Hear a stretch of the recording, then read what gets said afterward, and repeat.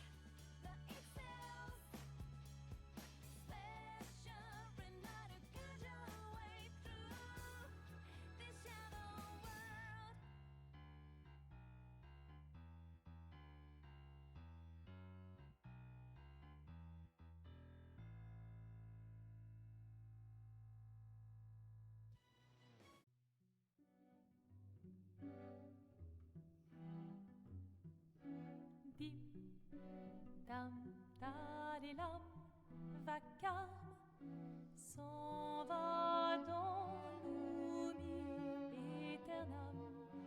Et Gustave dom guardiam dilim didididilam lutessera dodilom seram dim dim da da da dim da da da dim da di dam dim da da da dim da da da dim da di dam.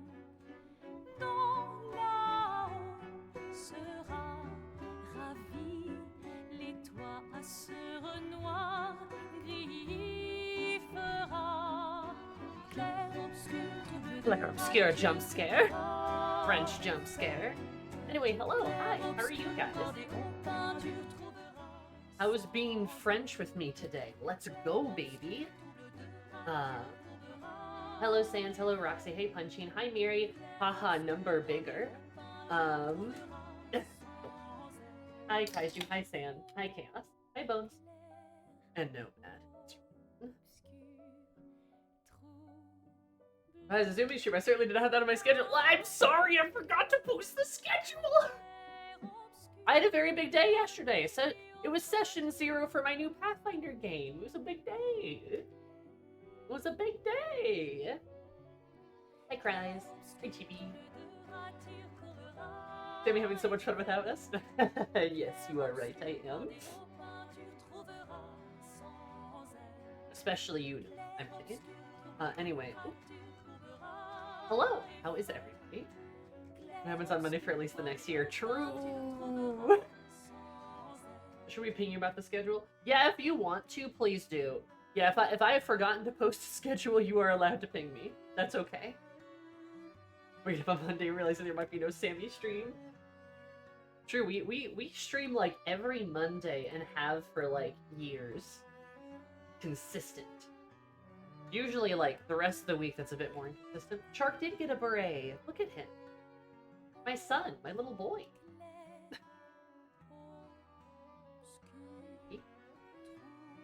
Also, Roxy, I love your emotes too. Very good. Oh, I'm so excited for Clair Obscur. I've been, like, vibrating about it this, like, whole time. Ever since we, like, last played it.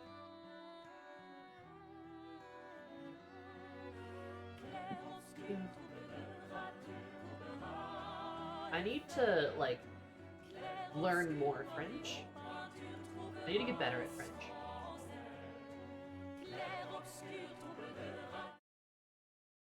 And I can play this game. Maximum immersion. I hear this, I can't get the image of Daniel Craig dance. Daniel Craig?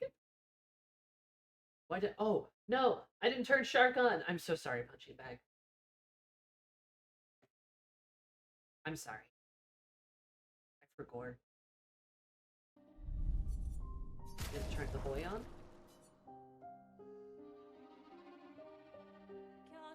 Oh, the mime is gone. How terrible. Okay, there we go. Shark is now activated. What?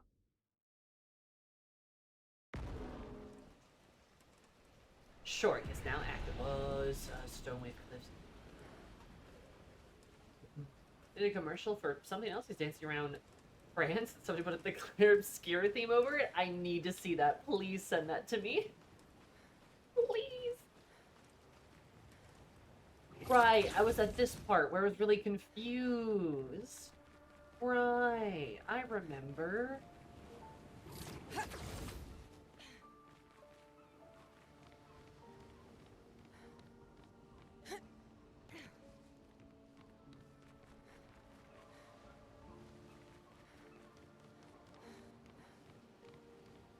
Basalt column zone. I do like me some basalt columns. Love me volcanic stuff.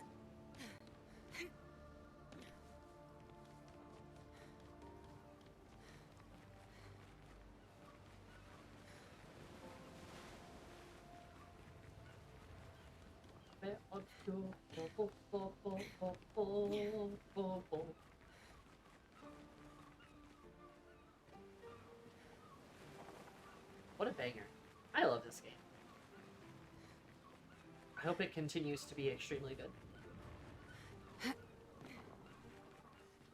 Was an ad for vodka. Let's see. Oh, here's one of these freaking guys.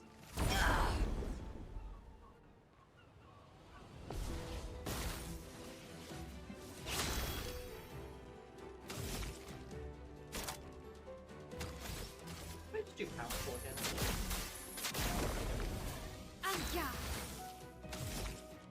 The nuclear teenager can just kill whatever she touches.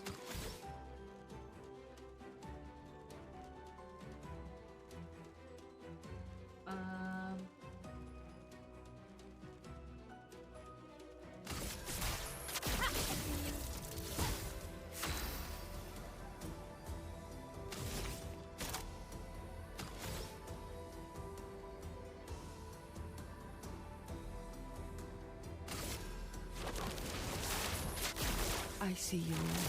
Okay.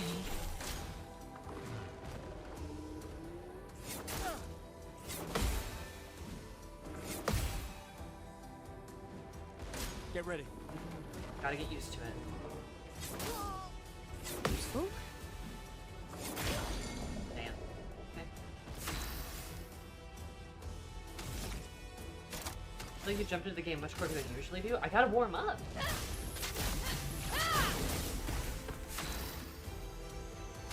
You know? That's bad.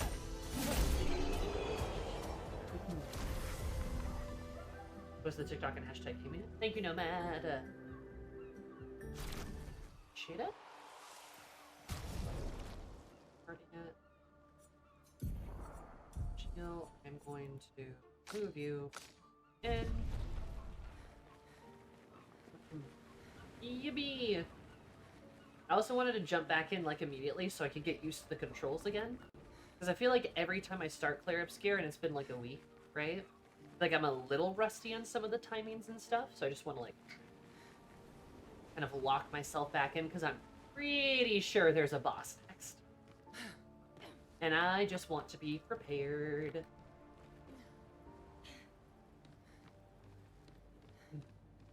So, that is also part of it, right?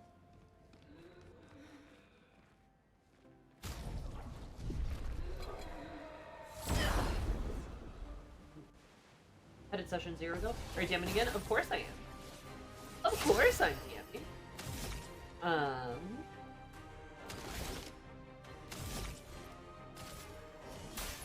Let me help. That means I need to stream this twice a week to keep up the muscle memory? I don't know. Have you heard of this cool game called Peak? It's pretty awesome. Strike!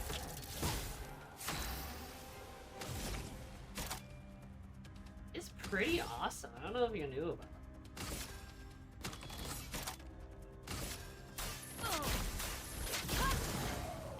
Brace yourselves. Ready to evade. Gustav, don't die!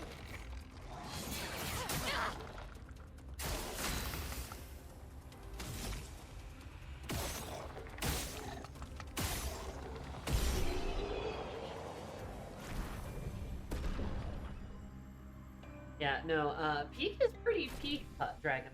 Peak is pretty peak. And I unfortunately have a JOB, so that does mean I also have time commitments elsewhere. Because unfortunately, I need money in order to live.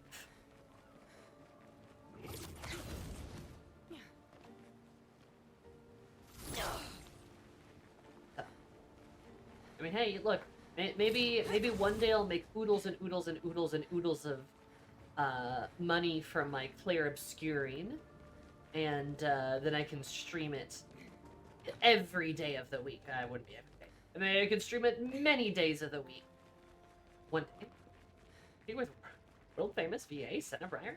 Yeah. Yeah. We're playing Peak with her and Bunny Hearted and also Ashley. And I am very excited.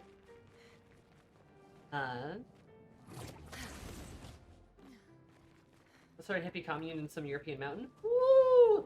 Yeah, just like the one group in like the John Wick ballerina movie, right? Well, I don't necessarily disagree with you, Serotonin. However, I still need money to survive. Yeah, that ended well, right? Yeah, it wasn't full of murderous psychos. This game we would do much better. There's too much chaos for my old bones. It's so fun. I love Peak. I was thinking Midsommar. That also did not end well, but I'm down for that too.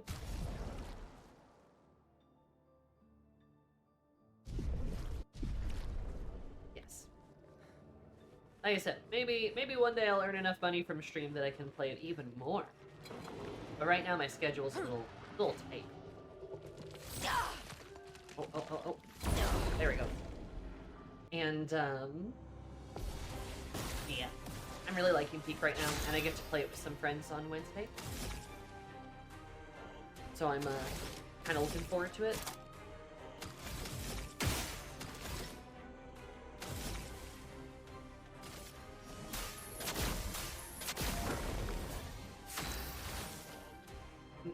Been enjoying with the other folks, been fun seeing her interact with the 14 folks. Yeah, no, she's great. I mean, we met with the, Shen's, subathon, right? The scuffathon is, where we met. And I am excited to be able to play some Peak with her. I met a lot of people through scuffathon, honestly, which is pretty sick. Kind of poggers.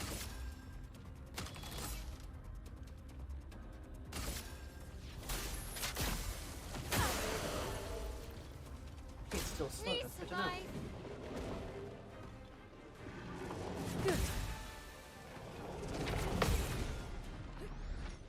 Get fucked.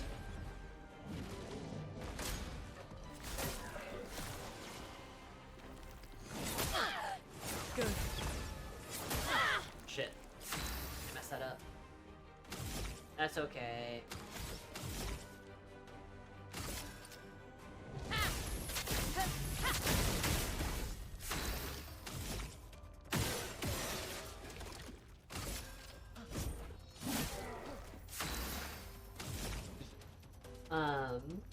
Also, but yes, no, somebody was asking about my session 0 too. I am DMing again, of course. My new Pathfinder campaign. The PC classes are Gunslinger, Rogue, Barbarian, and Cleric. The Gunslinger is going with a dual-wielder archetype because I'm doing free archetype because it's based. Barbarian is having a Fire Kineticist archetype. Psychic, the Rogue is doing a Psychic archetype, and then the Cleric is having a Dandy archetype. Ashley is the Barbarian, whom all of you know, I'm sure.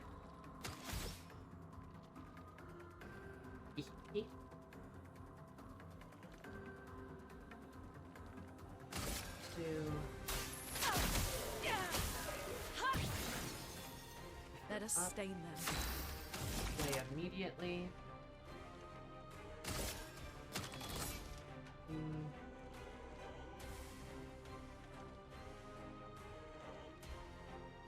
Don't have that. Let's just do rock climb. Quake in fear. Big ad. Another month on the pile. Oh, yeah. You have no allies to shield. 5e Pathfinder. Pathfinder. Definitely Pathfinder, yep. Yeah, the previous campaign was my last 5th edition campaign. At least for a while, just because, like, I've been playing / DMing D&D for almost a decade. A decade, y'all. That's, like, a lot. Like, that's a lot. I kind of don't know what else to do in the system, and I really want to just do something different. So, we're doing Pathfinder. What are archetypes? Are they like subclasses? No! They are kind of like subclasses if you get a second subclass. Archetypes are a sort of additional class or subclass you can take on. So, for example, the Cleric is playing a Cleric, and they are a cloistered priest subclass, meaning they have a magic focus. But they're also taking the Dandy archetype. The Dandy archetype is an archetype focused around social situations and charisma, right? So the Dandy archetype will give the cleric many options in social environments as well as some charismatic abilities to use in combat. That's kind of how it works. Or, in the case of Ashley, who's playing a barbarian, whose subclass I believe is Fury barbarian, like big angry barbarian. She's taking a fire kineticist archetype. The fire kineticist is a class within the game, or a kineticist is a class, and fire kineticist is a subclass. So she's taking that subclass and adding it to her barbarian to give herself some fire abilities both in combat and out of combat.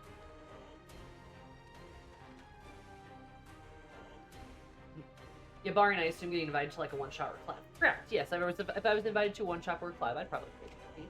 But playing D&D is fine, right? It's like I've just been DMing it for so long. It's like, God, what else am I gonna do? Like, I don't really have ideas anymore, you know?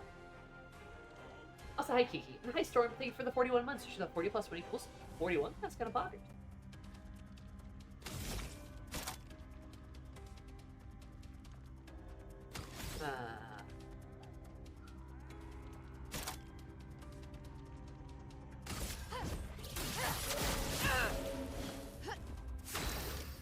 Oh.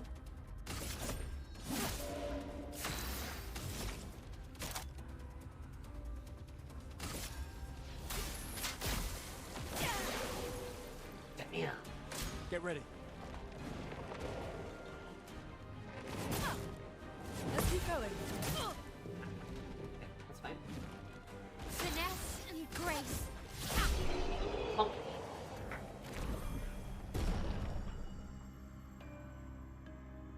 But, yeah, does that explain, what archetypes are? Archetypes are sort of like backgrounds, but better. Yes. Mechanical feature that helps flesh your character out in a direction that your class does not. Yeah.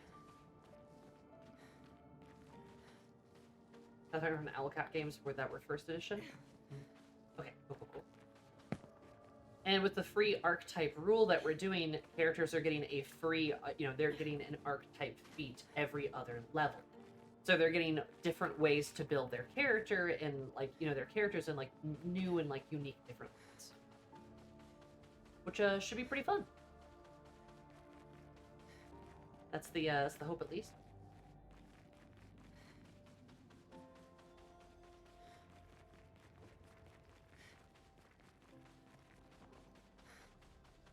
I'm trying to figure out if I came from... This place is a loop.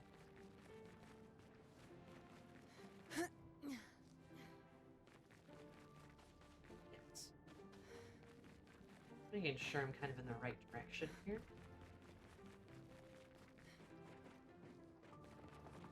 Yeah, Pathfinder 2nd Edition has a lot of really interesting options to, like, craft characters and to build them in, like, very unique ways.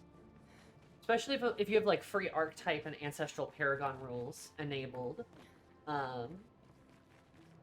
you're going to have, like, you can make 2 fighters, and even 2 fighters that are both elves, and they can end up looking and feeling like wildly different characters. They're gonna end up playing like wildly different characters because there's just so many options to, like, customize and change characters.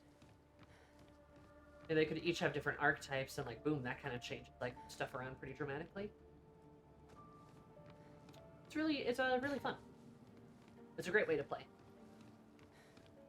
The free archetype rule typically makes characters a little bit stronger too. That is not something I'm even remotely worried about.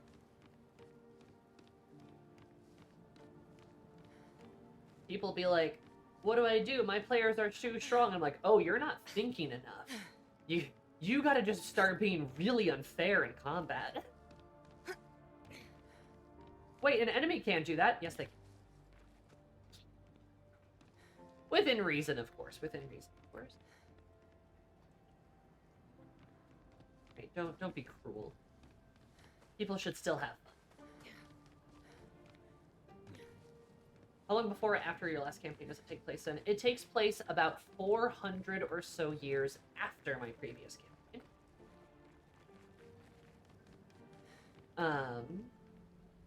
Yeah, about 400 years. There's not a hard number on it because I like can't be fucked to like do perfect math.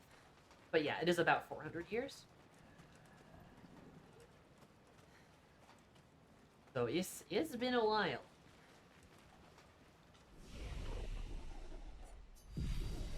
That's a long time, it is. It's it's a bit of a necessary jump because of how the first campaign ended. It ended up pretty dramatically. Uh it was kind of a lot happened. So you know, it's kind of a necessary gap. How much has technology progressed since the time jump? It depends on where you're at. In some places, it's progressed to be a decent degree. In other places, it has not because they were left in such a bad state at the end of the campaign. They have taken about this long to recover. They may or may not alter the verified like reality. Who can say? You know, it's funny you mentioned that because yeah, Nomad, you're right.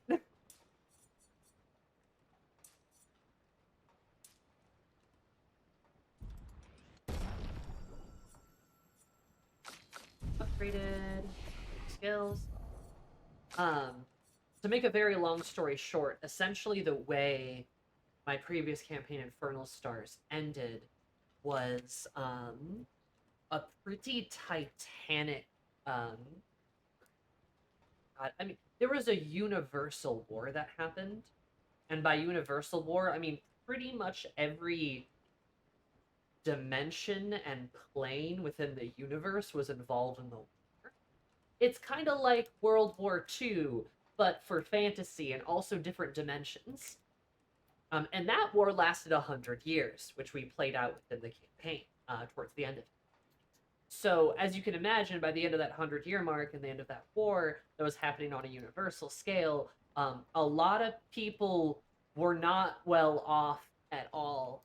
Like we're talking like societal like total societal destruction in some places.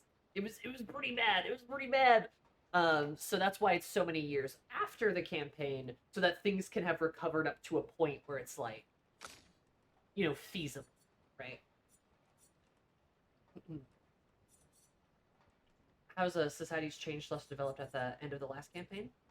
Some of the major ways that they changed is essentially the winners, the big winners, the demons, big winners, and their society has changed by so fact as they have maintained a united government, and they have also maintained a relatively peaceful government. They are now focused on restoring their world, since it was quite literally destroyed in the last war that happened like this. That was like 1 million. So now they're focused on doing that. So they're in a very like restorative kind of project. A bit more insular. They don't care as much about like the people around them. They do, but like they're a bit more focused on themselves. In a more mortal sense, another big winner was one of the mortal empires within the like prime material realm that helped the demons. They were one of the big winners because they kind of were on the winning side, and their technology progressed a lot. You know, like Garlemald in Final Fantasy XIV. Those are those guys now. In terms of like technology, in terms of how they operate, I guess my players will find out. Teehee. I'm looking forward to that. It's gonna be fun.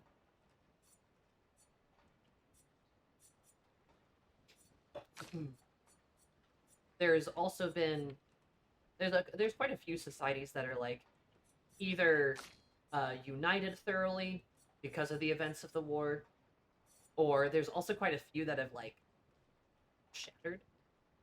Some of their societies have like dissolved their governments and like completely changed things. There's a few that have entered into a civil war. The Fae are having a sort of leadership crisis. There's a fight for an empty throne right now. One of the empty thrones. There's a bit of like a civil war kind of like political game thing happening. I'm gonna kind of like midsummers it a little bit with like a little plot line that's gonna happen within like the next campaign, but like they're not gonna see like the whole gambit of that. Oh boy, Fae Civil War. Kind of, yeah. A little bit.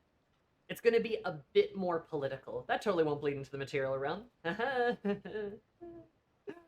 Yeah.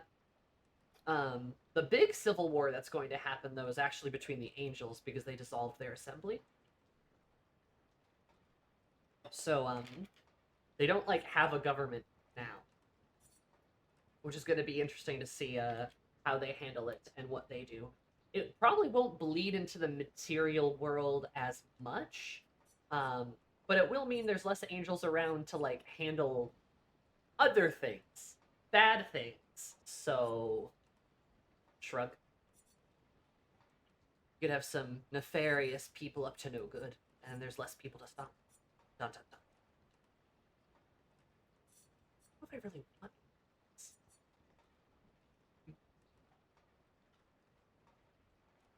We'll just do harvest. Well, we'll just save that ability. Yeah.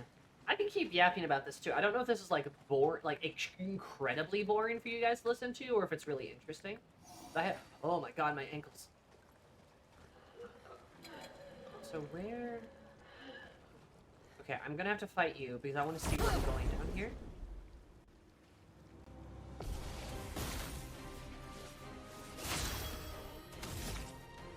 Have we ever been bored with your RPG table talk? I don't know. I just don't want to bore people.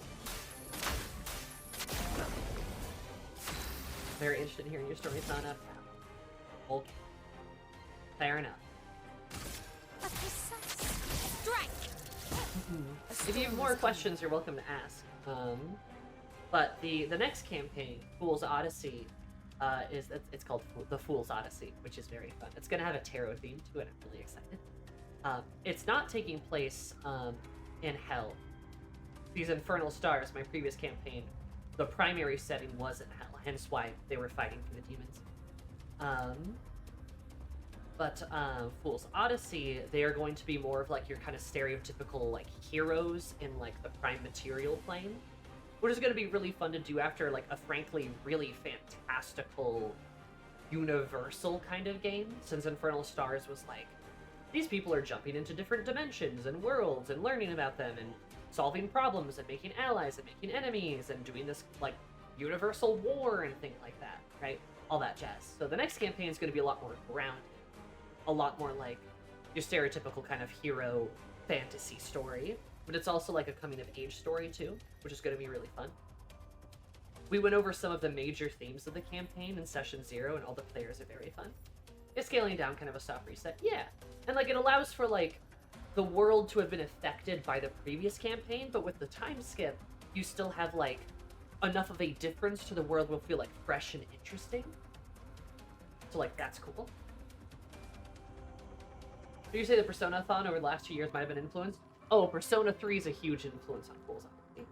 Yeah. Like, Persona 3 in particular is going to be a big influence on this campaign. Something I'm doing, and you're going to make fun of me for this, chat. I know you are. But I am... There is going to be sort of a magical element with the tarot. And one of the kind of plots of the campaign is that the characters need to collect 21 other people, other characters, that are going to be very important for them and for the story in general. And each of them has a tarot card assigned to them, a major arcana card assigned. Of course, the fools have the fool card. The party has the fool card assigned itself.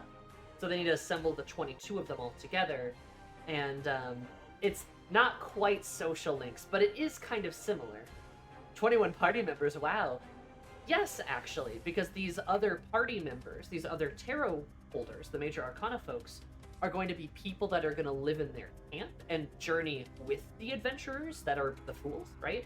That are the main characters. And they're going to help them do things and like provide buffs, provide assistance. Each one of them is going to have a boon, and they each have their own stories that are going to direct the party in different directions as well to kind of flesh out the world. Did the party have to go on dates with them? Well, I'm glad you asked! So, it's kind of interesting because every character has a planned romance for them to interact with. Each romance is, in fact, a tarot major arcana holder. They all have these planned romances because romance was a big thing my players wanted, so we're doing that. There's also going to be a poly romance for one of my players. They're going to have a throuple. So there are two lovers that they will have. Each one with their own tarot, of course. None of the tarots are repeated. And none of the like the major arcana cards are repeated. So that's going to be really fun. It's my first time like running like a poly, like a throuple romance. That's going to be really interesting, but I feel pretty confident about it. I'm seeing all your plays want to smooch you, Sammy. Oh, yes, they do. They're so jealous. But apparently. Anyway, Jimmy's TTRPG campaigns are interesting, even though I'm late to the show and oblivious to the whole context. Well, I appreciate it. Well, thank you for your feedback. And also, hi, Kyo. The Arcana is the means by which all is revealed. That's definitely true. But yeah, so they all have a romance that's designed for them. That is one of these, Arcana characters. And, it's gonna be a lot of fun. And they're gonna have to smoosh some of them. Some of them have to get smooshed. I find it cool to see how others use different sorts of media to enjoy and influence their own sorts of stories. Oh, it's cool to see something, and I do it a lot of it as well, so it's interesting. Hell yeah. No, it's gonna be a fun idea, and like, there is like a game mechanic and like a story mechanic with the tarot stuff. Like, they might see some things or have some kind of visions or have some direction. There might be a bit of a mystery with like the tarot and whatnot. So it's gonna like have like a story purpose. It's not just like stuff that's happening in the game because it can happen in the game, if that makes sense. Which is the first magic field engine, the next campaign. 700 years in the future, massive war with few remaining sources of magic due to being drained by the engines the PvP had invented. Oh my god. Damn. That sounds kind of cool, though.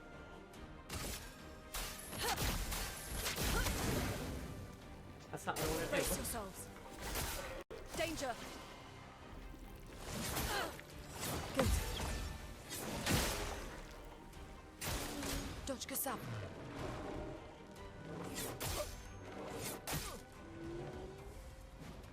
Spill some ink. I am being big silly about it. Take down their shields. Hey, you remember to jump? True, I did remember to jump. That's pretty cool.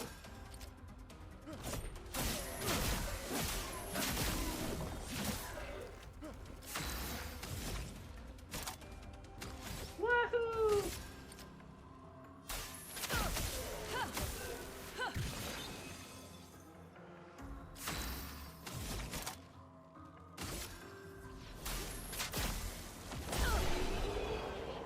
Good job, Nick.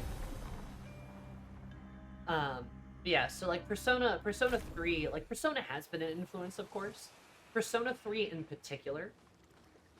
I'll also fully admit as well, part of the reason the Arcana mechanic does exist is to help communicate to some of my players. Item is still there. I knew it. It's to help communicate to some of my players, NPCs they should interact with. Because that has kind of been a problem we had in my previous campaign, is where there's been, like, an important NPC... Oh. An important NPC to interact with has appeared on the screen. And, like, one player will interact with them, but, like, another player won't. And it's like, hey, you should really probably talk to this guy. And it's like, I don't know. I don't know if I want to. And it's like, okay. And then, like, I have the NPC interact with the player. And then the player's like, oh... This was important! And I'm like, yeah. And then the next time, they won't interact with that character again. And I'll be like, bro. Like, what? So, the Arcana is kind of a way to be, like, very explicit about, like, where to, like, seek out interactions. Because they're going to get, like, kind of a big, giant beacon on some of these characters to be like, hey, this is really important. This is kind of where the quest is. Look at the quest marker above their head in the shape of a tarot card. You know. As a basis for a murder mystery, Claire was throwing victims in pocket dimensions onto what he was doing immediately real. He immediately relented. Yeah, I took the idea. Well, now. That's okay. Nothing's wrong with being inspired by something, you know? I think especially what I'm doing is, like, different enough to where it's, like, not the same. It's obviously not the same thing as Persona. Could you argue I'm using, like, a social links-esque system? A little bit. It's a little bit like that.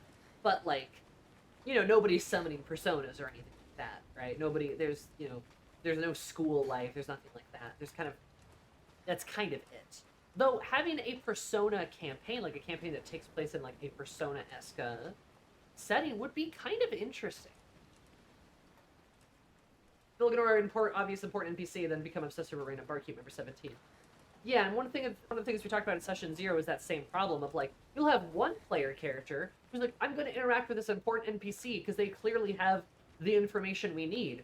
And then important NPC and player begin to interact, and then you have, like, another player or a couple other players being like, oh, I guess we should go, like, be a part of this conversation. And then sometimes you'll have a player character just sit there for an hour going, and it's like, you can talk to them, my friend. Like, you as a player, your character can talk, you can participate in the conversation, and they're like, I don't know, they're kind of, like, this person's NPC, so I don't want to interrupt. And I'm like, no! No! That's only the case because they were the only person to talk to them!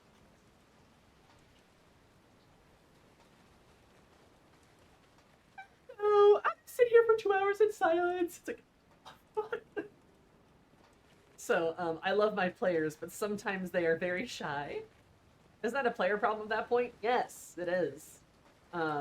That's why we talked about it, right? That's why it was in session 0, and I said, hey, don't do this.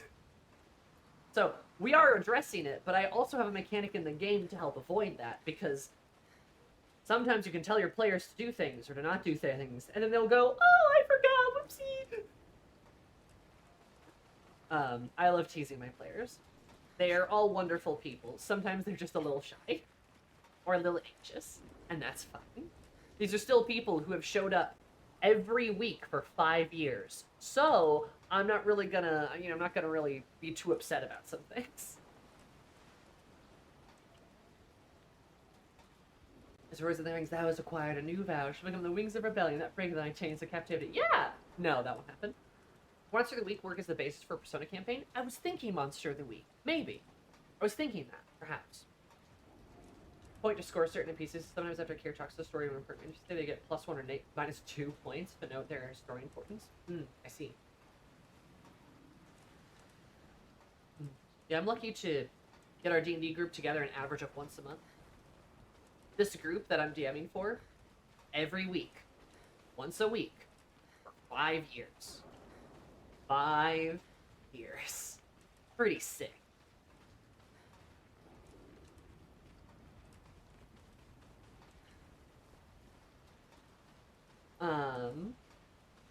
Send a recorded soundbite to play every time. Oh my god, that would be kind of fun.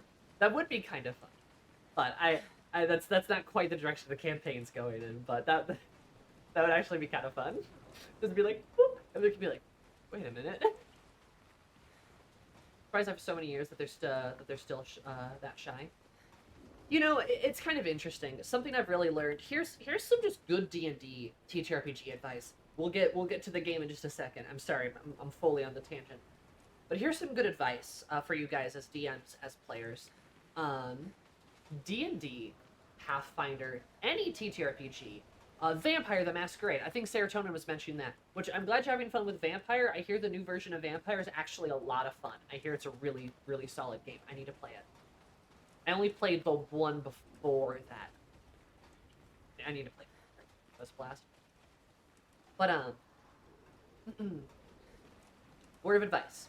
D&D, Pathfinder, Vampire, Monster of the Week, any TTRPG game you play is a social game that is going to be filled with, made by, and broken by social interaction. Communication is always king, because players and DMs, but people who are participating in these games need good communication. That is the only way you make these games a success, right? Good communication, and of course, like, commitment. Commitment's big too, but, like, good communication is king. It really is. You have to be able to talk to your players. You have to be able to communicate with them, and they need to be able to communicate with you too. And yeah, I have told my players, like, hey, you guys need to do this. In, you know, the reaction in session 0, some of them are like, yeah, of course, and then, like, you are not the problem, so that's fair. But, like, maybe some of the others that have had issues with it before, they recognize that, they understand that, and they're working on that, and that's okay. I'm sure they will improve. But some of it's just kind of like, you know, it's a bit of an anxiety thing. It's a bit of a social thing, right? Some of them want to make sure everyone's having a lot of fun, so much so that they kind of forget about their own fun sometimes, right? Well, that's very selfless of them, and that's wonderful, but this is a game for everyone. And I remind them of that sometimes. Because I just have some people who, like I said, are a bit shy, are a bit anxious, and that's okay. Because, you know, we all have things that we deal with, and it's important for us to be able to manage that and to be able to talk about those kinds of things. And my players know if there's anything I can do to help communicate to them that, hey, you should talk to this character, you know, they know I will do that. That's why I made the whole, like, Arcana thing as an indication, because it was requested that we have some kind of better indication, so I did that. Because it will help. Likewise, I expect them to kind of act on it, because I've done it, right? And I'm sure they probably will. A lot of these players, all of them really have become a lot better of this kind of communication and have come more out of their shells as we've played over the past 5 years. And I'm sure it will continue to happen in this game, right? Just people move at different paces, you know?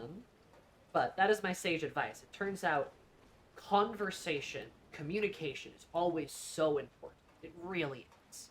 If you feel like you can't have a frank discussion about things like boundaries or scheduling or just even like commitment and your feelings and other people's feelings at the table, you should probably get a new table. I'm gonna be honest, you probably shouldn't be playing games with those people. Role-playing games can make you a very emotionally vulnerable at times. They can become very emotional. They can also not be. If you guys are just there to dungeon dive and like stab monsters and shit, that's great. You can enjoy that. Nothing wrong with that. But if you're doing role-playing and like TTRPGs and you're role-playing in your role-playing game, chances are things can get emotional, and you just want to make sure everyone's safe at the table. A big thing in accordance with that, I'm introducing a new system. Another thing, I'm calling it the Malice system. This is from Pointy Hat on YouTube. Can't take credit for it myself, though I have modified some aspects of it to fit my campaign. But the idea, the core idea, came from Pointy Hat on YouTube. Gives great TTRPG advice. Love that guy. The Malice system that I'm doing is sort of a personality flaw that all the characters have. For example, one of the characters has anger issues. And because of those anger issues, they have this sort of malice, right? Which their malice can activate to kind of push them towards a certain kind of action. For example, with their anger issues, with their anger issues, the character, you know, will feel compelled to either break something or hit someone. That's not good, right? But they will feel compelled to do so. They can resist that. They can choose not to do it, but they will get a penalty. If they choose to do it, they actually get a bonus in their rolls to make that happen. If they fail, they get a penalty. If they succeed, they succeed. And that's all that happens. And you might say, wow, Sammy, that kind of sucks. And I'm like, yes, because that's the point, right? It's supposed to be this sort of default flaw that these characters all have, unique one. They each have a unique one with unique different penalties. Sounds like some stuff they use in Fate. I think that's where Pointy Hat got it from, is from Fate. And that's kind of the design of it. The design of it is to give yourself a flaw that can hurt you and hurt other people around you, because this is a campaign about coming of age and understanding people, growing up, maturing. And because of that, you have a lot of really interesting things going on. And you can have people that might end up harming each other. Or, you know, harming themselves, harming people, harming, like, you know, there could be a lot of emotions, things like that. The idea is that the characters will help each other through these problems, and perhaps about halfway through the campaign, they can potentially solve their malice. And if they solve it, it goes away, and in turn, they get a bonus. They get some kind of boon, right? Because they have overcome their tribulations, right? Maybe they'll get another one later, maybe not. But it's a really cool thing to start the campaign. That's what we're doing. Kind of like Fate and Thirsty Sword Lesbians. I haven't played Thirsty Sword Lesbians. I have a copy of it right over there. Yes, Serum, exactly. Like I said, I believe Pointy Hat got it from Fate or something. Can't believe TTRPGs are polycules all along. True! I mean, all my players are dating me in the fantasy games. Different NPCs, but, you know, they're... You are a Thirsty Sword Lesbian. Yeah, and? What's your point? What's your point, punk?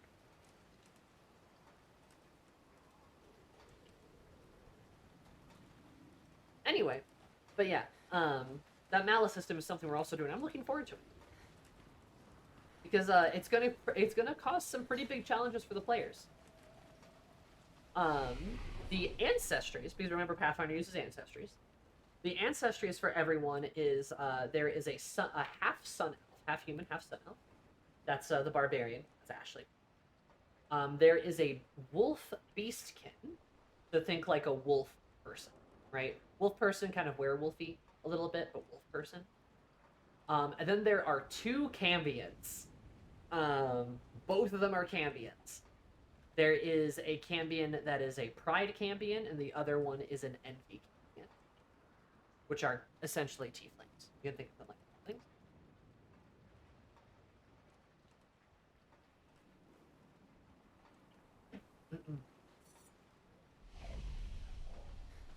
A wolf furry? More like a wolf girl. She can become a wolf furry, but she's normally like a bit more human-like. She does have fuzzy ears and a fuzzy tail, and like big teeth and stuff. But she can shift to become more wolf-like.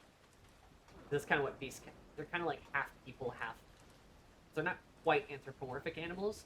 Anthropomorphic animals in Pathfinder are the awakened. Well, some of the awakened animals. Some of them are other species like the cat folk or the Naro, which are like monkey people, or rat folk, which are like, you know, rat people, or puglins, I think. They're like dog people. Or like small dog people. That's the one with the anger issues? Nope, the one with the anger issues is the elf. The barbarian. Any opossums? No, but there is one of Paizo's, Pathfinder's lead designers made a possum people. They're called like so what are they called? They're called like Noplins, I think, and they are a possum people. So they're like homebrew technically, but they're homebrew made by one of the creative design, like one of the lead devs. So like good homebrew. Pathfinder's ancestry similar to Dragonborns and Warforged? Yes, there are dragon people. And Warforged, you actually have a couple of varieties. There are automatons, which are like your more Warforged type. They are like your robots. There are also androids, which are meant to be more of like synthetic humans. There are also Anarsu, which are shards of cosmic sentience that have possessed earth material to kind of make themselves these like sort of magical robot golem things. They're kind of more like golems. So there's a couple of options if you're looking to play like a Warforged or like a robot kind of character. Or you could play a puppet if you wanted to play like a puppet character. There are like puppets. Puppet or like a doll. You can play those. I like impulsions from the new edition of VTM. SC critical or bestial failure, you can get like penalty rolls until turn action, like feeding, dominating something, destroying something. Hell yeah. No, sounds a lot like that. Yeah, those kind of like penalty mechanics kind of exist in games already. It's just fun to kind of introduce one. Are the Samsarun the ghost people? Maybe? You mean a real boy?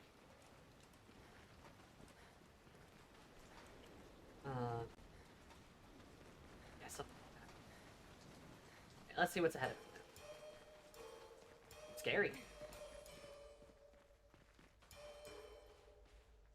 You know, hey, Shield, how about we do this?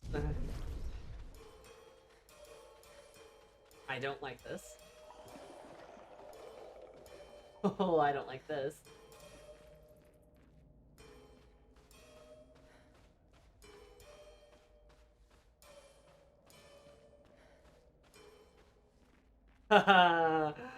Okay, what's this?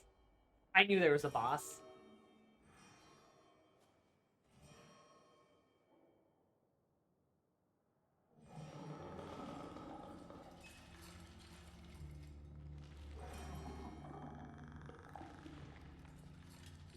Okay, you're all made out of hands.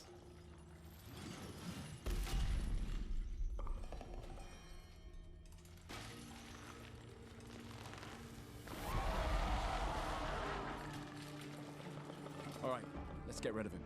The rock should be nearby.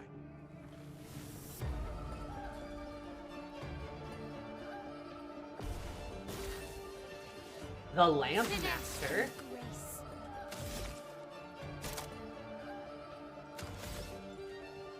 Bad vibes. Genuinely bad vibes. Aya.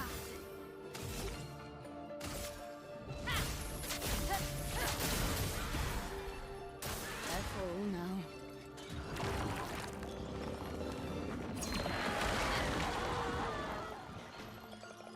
Dodged. Fuck yeah. Look out. Let's start. Danger. Chroma is flowing. Interesting. Okay. This guy's kind of freaky.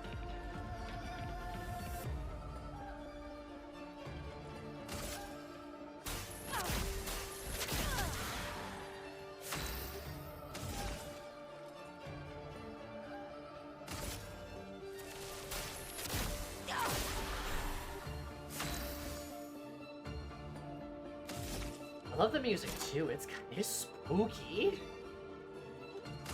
From fire. Dodge CL.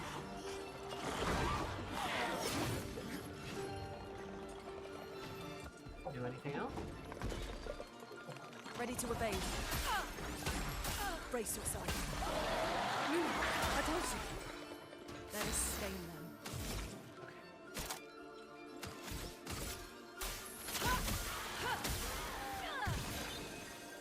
Let us stain them.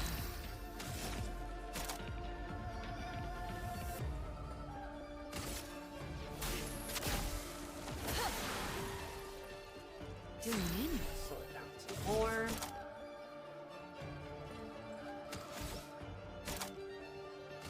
Let's speed Rush. things up. Finesse and Okay. grace. Well, shoot.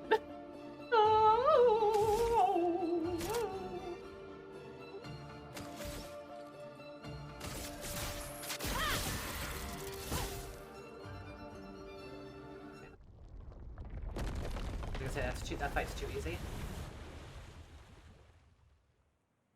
Easier than expected. Hey, don't jinx us. No need to invite misfortune. We need to invite I this. don't see any stones. What's happening?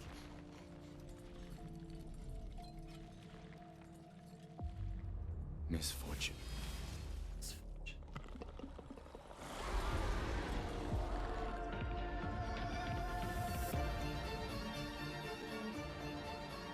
second phase. Okay. Shoot. Okay. A storm is coming. Character can't use skills. Damn. Okay. Well. I guess we're gonna go for a heal then. Good. Deep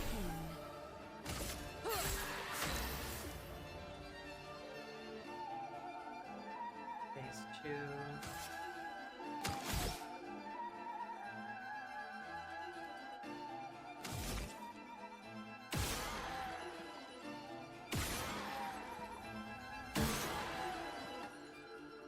You failed the lamp trial. My master's about to launch a dangerous attack. You have to hit the lamps in order, I bet. Take cover.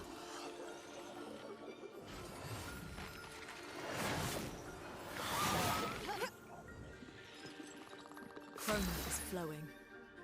Okay.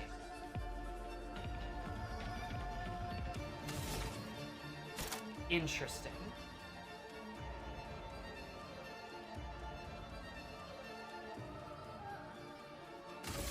Quake in fear. Here we go.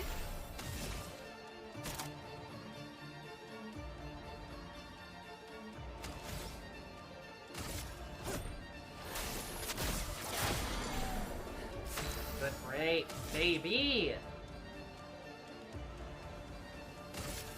Flames. Rain.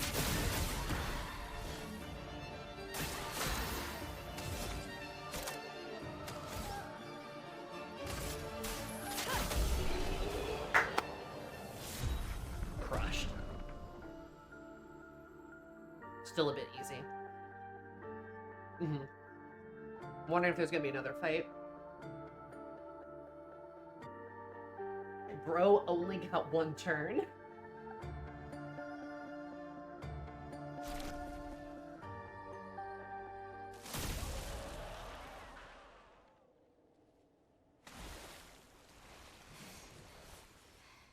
Is it really dead? Looks like it. Is this it? I love him. Flory. All right. Ready to sail like a snail. Just jump, mes amis. It's not that high. We can finally cross the sea. You don't happen to have some wine stashed away, do you? Wine? Hey. You can do this. I hate water.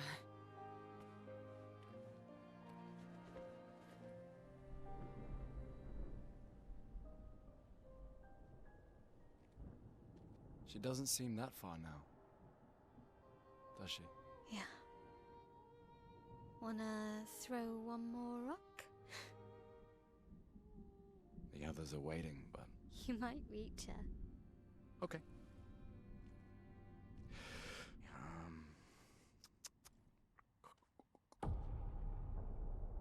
Something bad's gonna happen. Yeah. God, how did I know? It was too sweet. What about that one? How did I know? Does it really matter?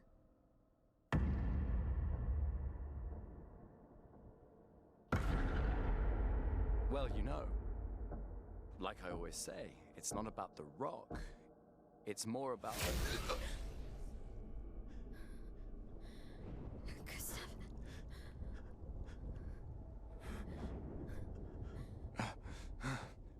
Run.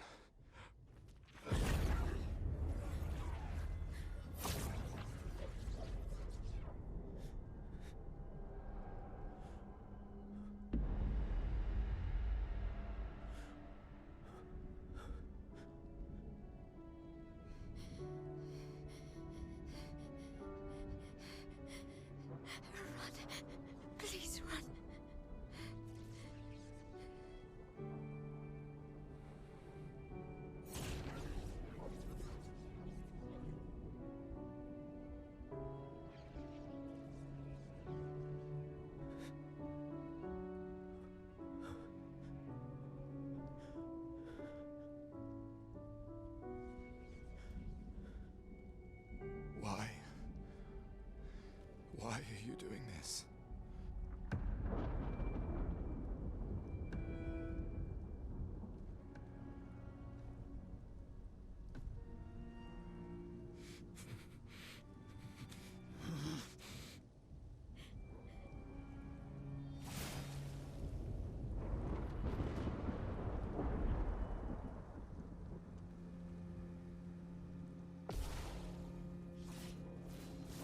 Oh.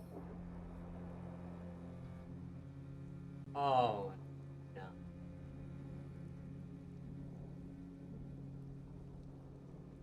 Oh.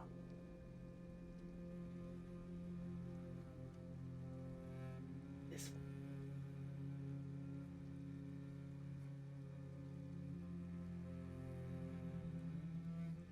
No. Yeah.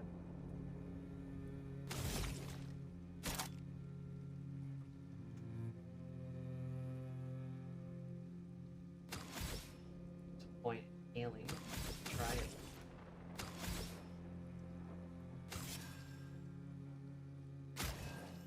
Oh, there's We've done nothing to you. We should be on the same side.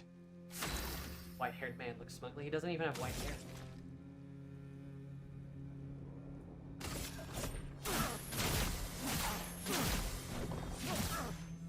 HP 7.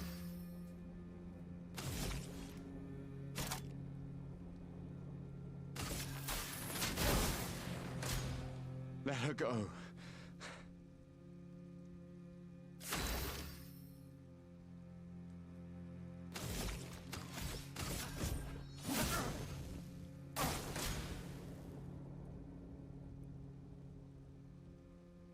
Something's going on up there. Eskie, get us up there! I can't. Oh. Fuck, fuck, fuck!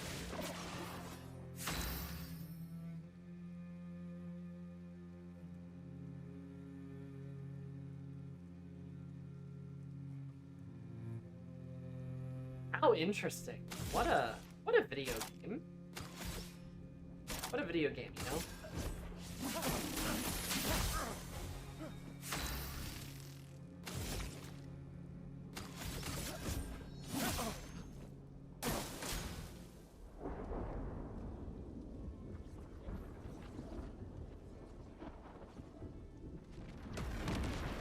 Here we go.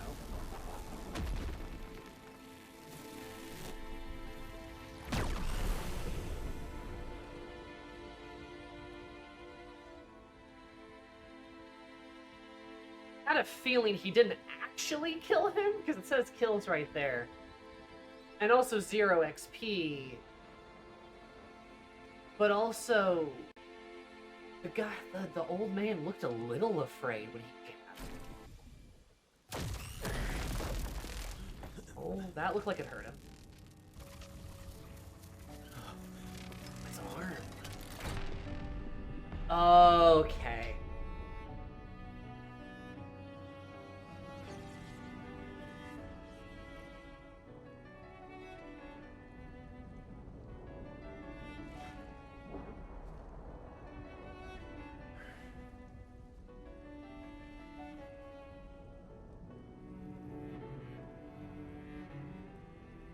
For those who come after. Right?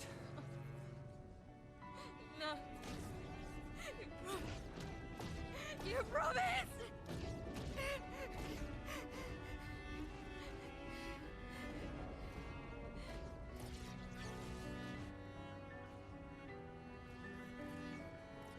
Jacket looks like the arm.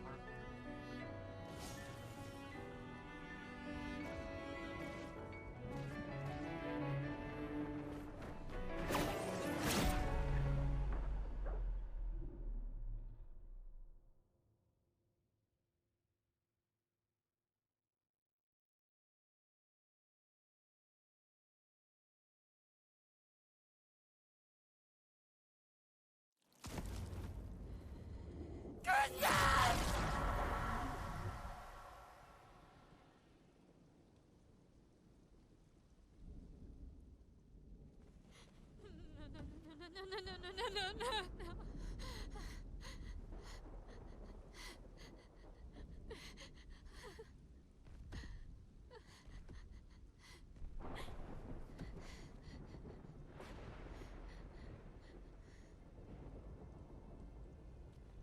You won't yet understand. But this is a kindness, not a cruelty.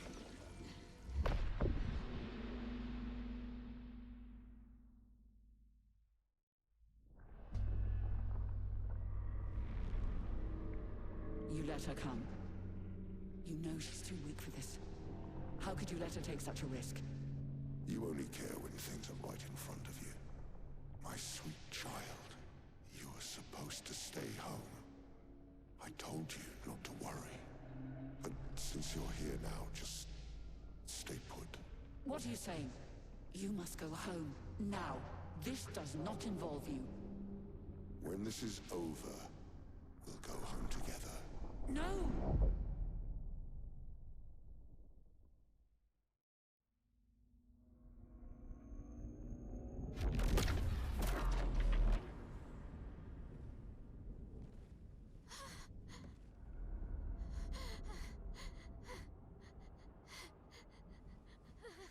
This won't make sense to you now.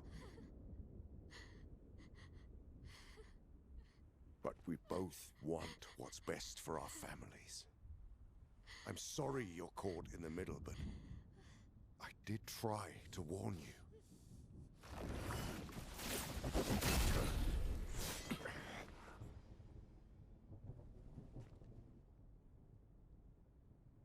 It's been a while.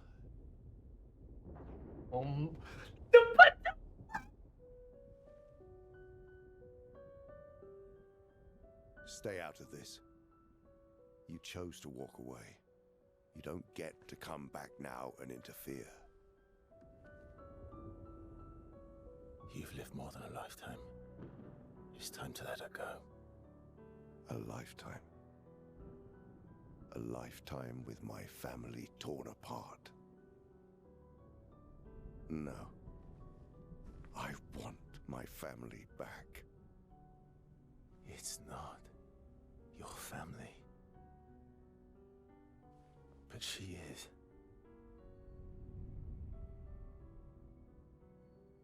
There she is. You would use her. She chose to come. I didn't make the rules between you two.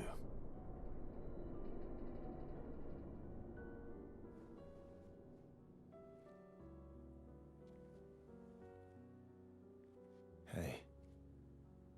You all right? It's okay. I'll handle things here. Does he have a mark on his eye, too? Get back to your friends.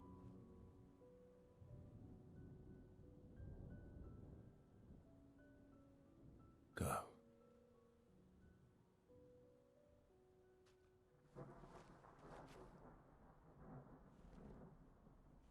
So that's it.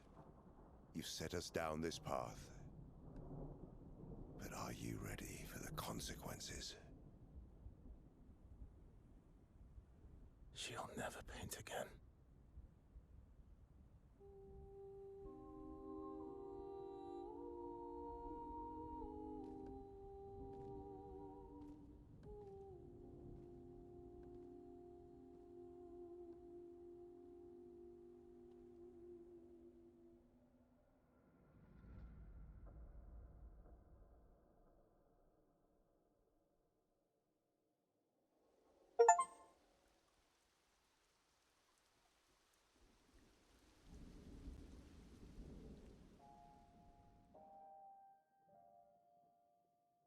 What?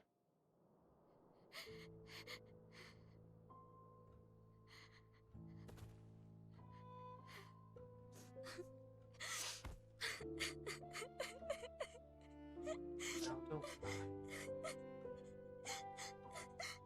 I mean,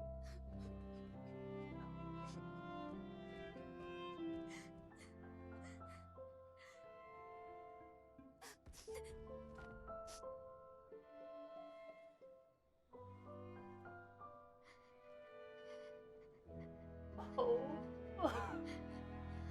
A skay hug.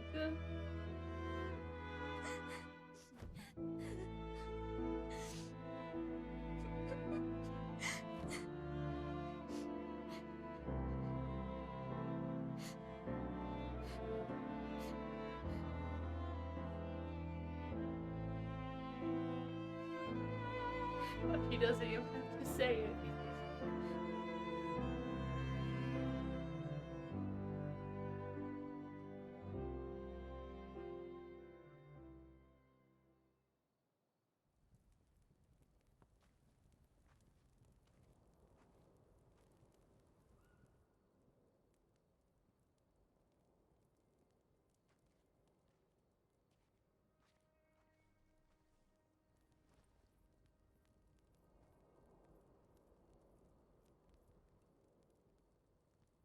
Last time we sat together like this. In Lumiere. Mourning our parents. Seems like every time we're together, it's to grieve.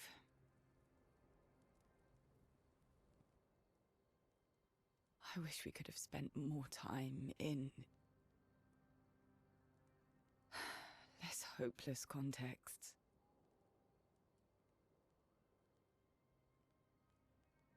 The plan doesn't change. We aim for the monolith. We keep heading north. With SKA's help, we can make it. But we lost the Lumina converter, so... It's okay, we can think about that later. All the backups were destroyed by that man, but Expedition 32 will bring more. Their chances will be better. We need to prepare them. I should update our journals. Hey.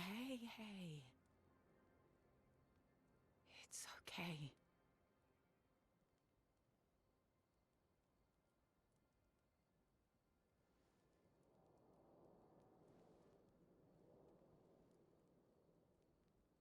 Tomorrow will still come.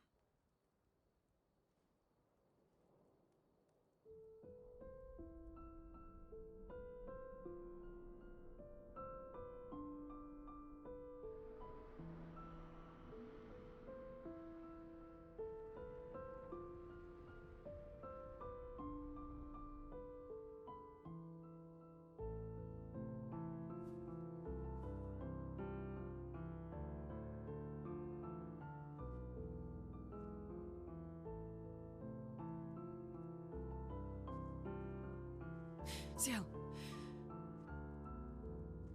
This seemed important.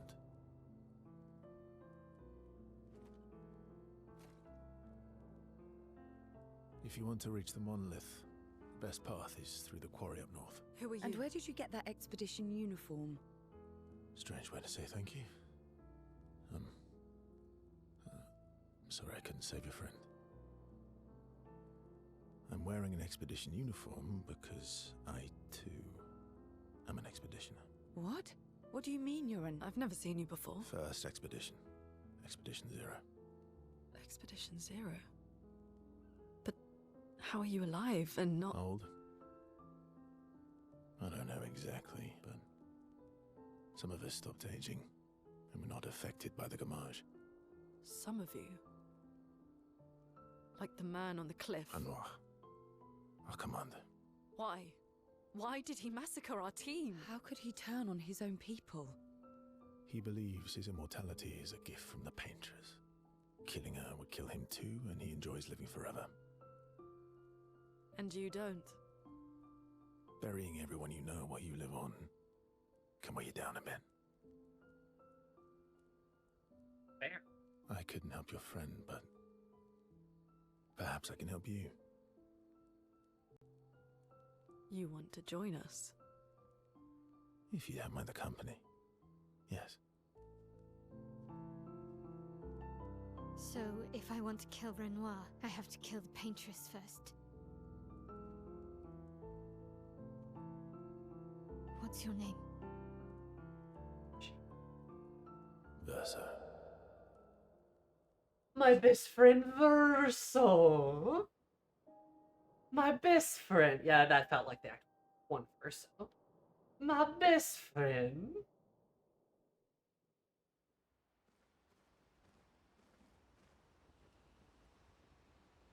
My best friend, Verso. He is my best friend. There is Yuri in this campsite.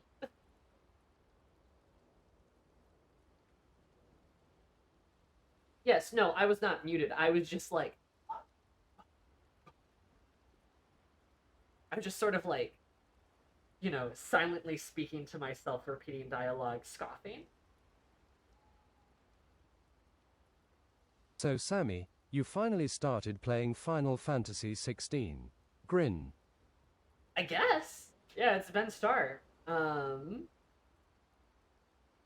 God. Okay, so this is kind of interesting. So, first of all, time to update my... Let's see. Act 2. What the hell just happened?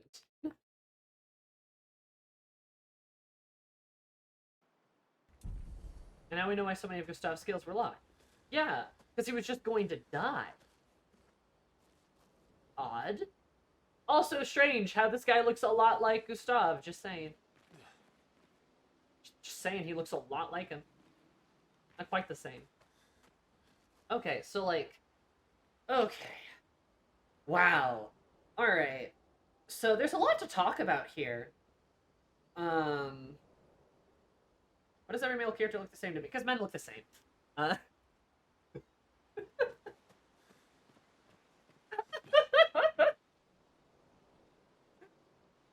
Sorry, that one kind of just ripped right out of me. That one just exploded right out of me. But, like, come on. They look a little the same. If you ignore, like, the obvious wear and tear. Right? If you ignore the obvious wear and tear, the hair, they look a lot the same. Also, yeah, apparently I was using Gustav's hair, which is just this guy's hair. So that probably helps, you know, that probably makes it look a little different, right?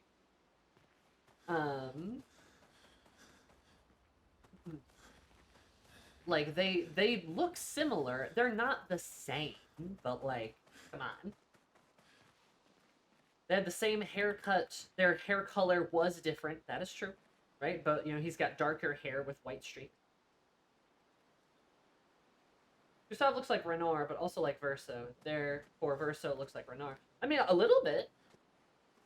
They all have, like, the same freaking facial hair. Like, they all have the same facial hair. And two of them have, like, the same scar. Right?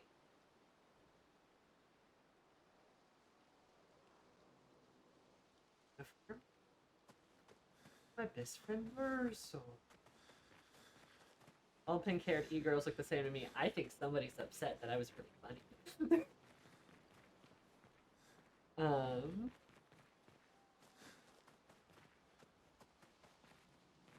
Same Sammy before writing a Google Doc apology. Look, I don't think I think if you don't think that they look at least a little similar, you're insane. Sorry, but womp womp. They do. They have the same facial hair. They have similar haircuts, right? They have similar hair colors. Yeah, if we want to get, like, really pedantic about it, because you guys love getting pedantic, like, sure, he has a different hair color. He's got, like, his bangs are slightly different. Sure, his nose is a little bit different. Come on. Anyway, you probably don't want to argue with me forever, because that would stop you from hearing any of my thoughts. So, I'm insane. I thought it's reasonably similar.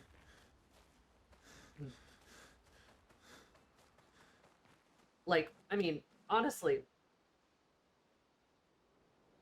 that's wild that watching back on Act 1 and seeing how often his name comes up before you know anything about him. We're being gaslighted. Alright, but I mean, I honestly didn't even think Gustav was actually dying at first. I'm gonna be real. And then he did, like, died, which, wow, I didn't expect that. I didn't.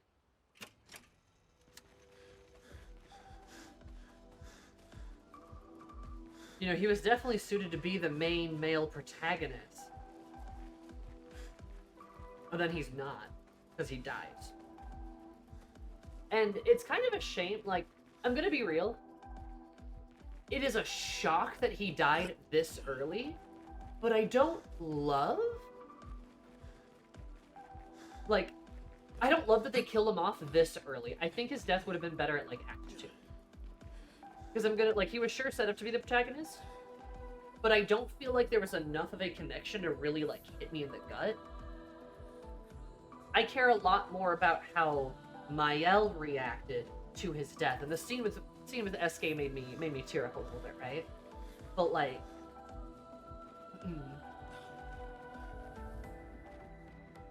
It's interesting because, like, they had a lot of cute scenes. They had a really nice, like, relationship. It was cute. It was adorable. They had some good stuff going on, but, like, there wasn't, like, enough because it feels a little early. It feels like they pulled the trigger just a bit early, right? I liked Gustav a lot. I feel like by the end of Act 2, if they did this, yeah, I think that would hit me really hard. But, like, we're in, like, the first 15 hours of the game, and they like, kill the guy off, right? That is early for a character death. But if you want to think of Gustav as not the main character, but more of, like, the... Like, if you want to think of him as less of the main character, Mael is the main character, and Gustav is, like, the mentor figure, then his death kind of makes a bit more sense. Do I still think it was a bit early? Yeah, because I'm not, like, super attached to him. I think it's interesting, though. It's an interesting move to kind of take this main character and be like, okay, he is not the main character anymore. We're running around as Verso, so that tells me, well, Verso's now going to be abruptly important. The problem is, like, I don't care about Verso at all. I might end up caring about Verso. He's interesting. Expedition 0, there's all this weird shit happening. Also, eat shit, chat. There's time stuff happening. I fucking knew it. I literally fucking knew it. There's time shit happening. So, like, this weird parallel between Mael and, like, Gustav and, like, Renard and, like, the little doll girl, there could be something going on there. Because there's time shit happening. I fucking knew it. like, there is something happening here. Like, clearly they're not aging or not being affected by the gourmage, or, like, time just isn't affecting them in the way that they should be affected. You know, like, that's... I knew it. Like, I knew something like that was gonna happen. Time is not happening correctly here.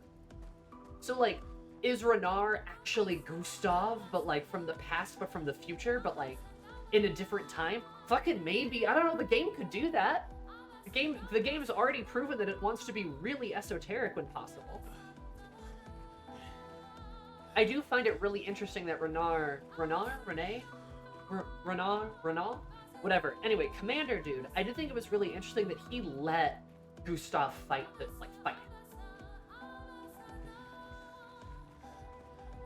Like, Renoir. But, like, he let Gustav, like, kind of beat the hell out of him for a little bit, and then was like, okay, now that you got that out of your system, I'll kill you. Because he doesn't look happy. And there was a weird conversation that the commander had with someone else, maybe who was the paintress, an older woman. It sounded like they were having a little bit of a domestic dispute over Mael, which is interesting, to say the least. And then, you know, then Verso just shows up. He's just here now. And it's like, okay. Like, I'm interested, but also like, what?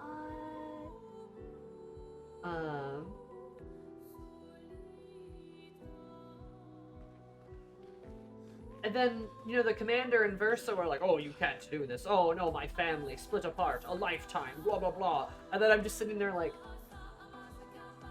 huh? You know, it's very... And then now Verso's just here. Like, that happened a bit quickly, don't you think? Like, it's clear they're like, okay, we need to like replace this guy, throw a new character in, but it's like, I feel like this happened a bit fast.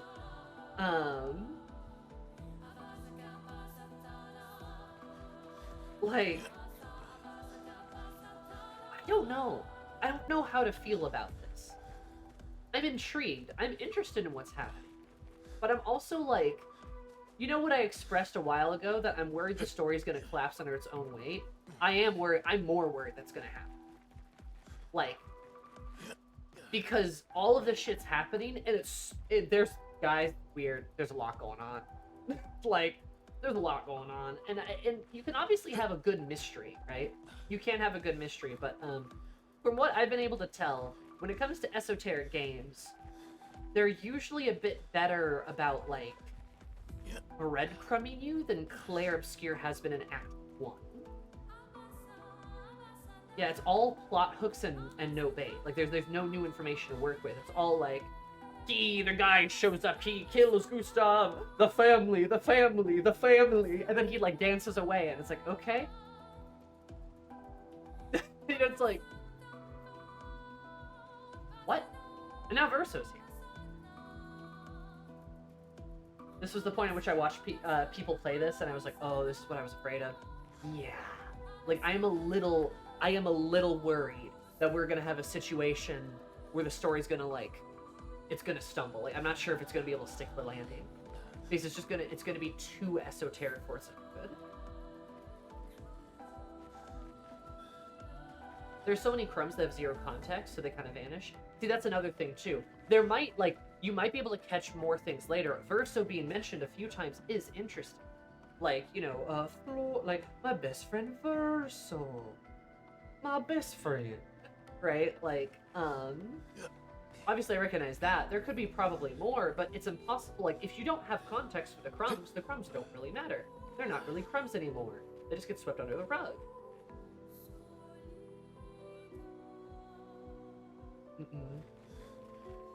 His prologue in Act 1 was surprisingly strong, and then Verso shows up.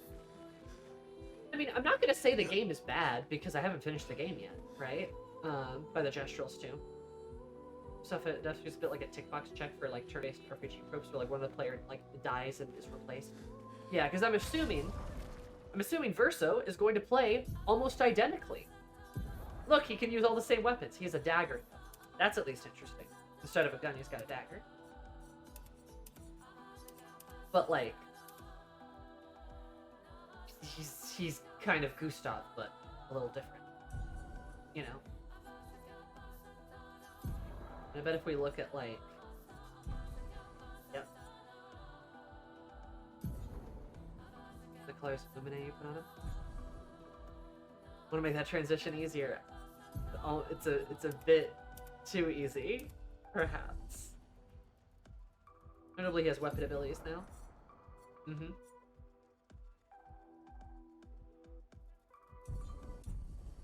They just don't waste anything. That's good. I'm glad you don't waste anything. That would suck if you did.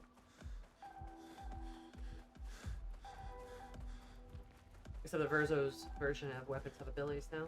See, I was kind of thinking that something was going to happen to Gustav, and he was going to, like, transform or, like, level up in a way where, like, maybe he was going to get, like, another mechanical arm or, like, a stronger arm, and he was going to, like, do, you know, different kind of stuff. That's kind of what I thought was going to happen, but no, they just killed him, which is interesting. But, was it the right choice? I don't know. I don't know enough. We'll try to get refunded any points spent on Grius, yeah. And I don't disagree with you. People hit by this part really hard, but it relies really heavily on completely buying into the vibes of the scene without digging into the mystery. But I want the mystery. But whoever mentioned the TTRPG, or like, not, sorry, TTRPG, the RPG checkbox of having like a mentor character die, it does feel a little bit like that. It's kind of like Grius dying and being like, oh, this is the most march for death dude ever.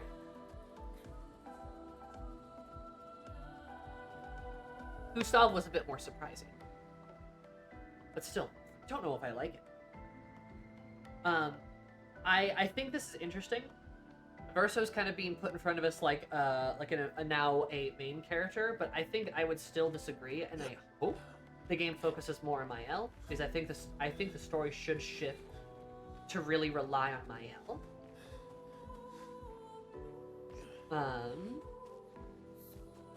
I think it should shift to into her being sort of the main character. Verso can be the camera, that's fine. But like I think it should be Mael. Especially with everything that happens, it seems like a lot of the mystery is centering on her. There's a lot going on with her. So yeah, I think it's her. Also, the spooky doll lady was there again. She's standing on a cliff. That's interesting. But, chat, we haven't actually talked about the most important part of that entire sequence. Yuri. Actually saying Shiel and Lune are, they got some potential. I gotta say, I think they got it. Baby! That was so Yuri-ful. That was so beautiful. Like, them just, like, sitting together, like, getting a little bit closer. The fact that Shiel, even at the end, literally puts her head on, like, Lune's shoulder, and they kind of just, like, sit there together. They kind of even, like, fall asleep there a little bit. They just, like, sort of, like, cuddle. You know? Also, like, Yuri. You also have, like, the bit of, like, you also have, like, the bit of, like, Lune, like, spiraling and being like, oh, no, like, spiral, well, maybe we can do this or that or that or this, blah, blah, blah. And Shield's like, calm down. We're okay. We can still do this. Like, you kind of have the balance, right? You got the emotional girlfriend and the logical girlfriend. And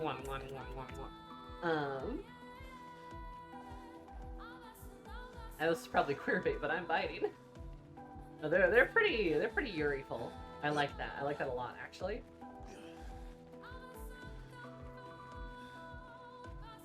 No, God, I really like them.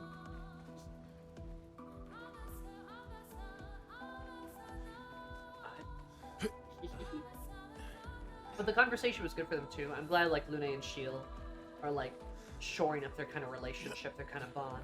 That lamp master fucking popped out of the water a third time. Fuck that guy.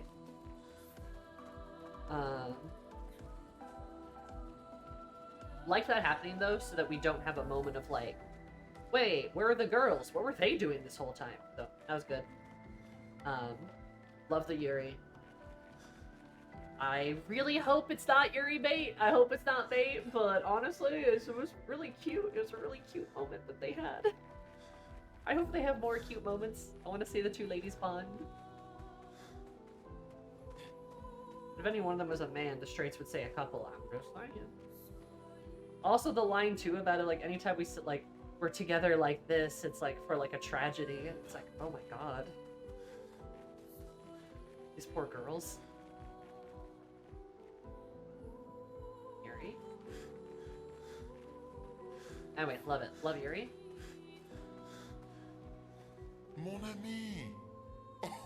Oh, you've put on a lot of weight. Escape rude. I could say the same for you, you giant marshmallow. Bet you lost your stones again. Oh, you know me. But now you're here. We can go find them. Yeah, buddy. We'll find them. Tell me, did you tell them about... you know what? Oh, Maman's the word. I promised. Mum's the word. Mom's the word, yeah. Great.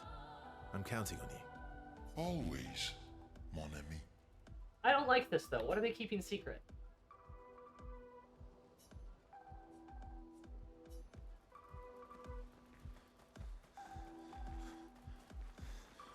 Hey, what are they keeping secret? What's going on? Expedition Zero left 67 years ago, which would make you... About 100. Yeah. Tell me about the fracture.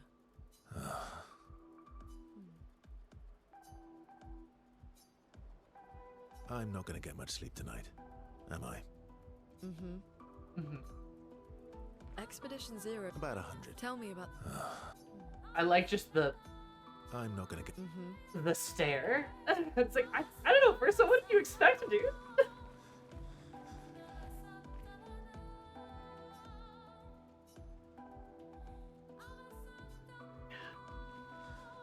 Multiple lines of dot dot dot. Playing time does not cause the night end to end. That's true.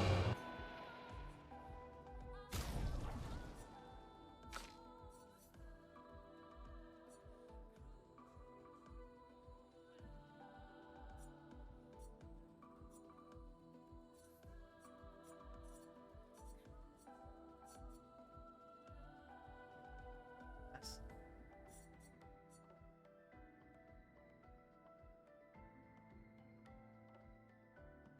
Sure.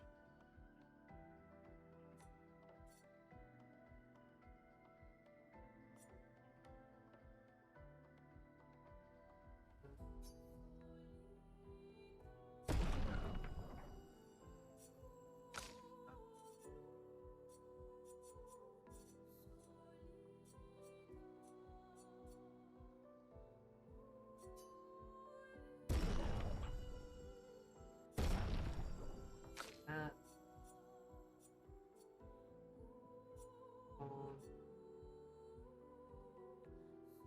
Battle timer's taking it double. Yep.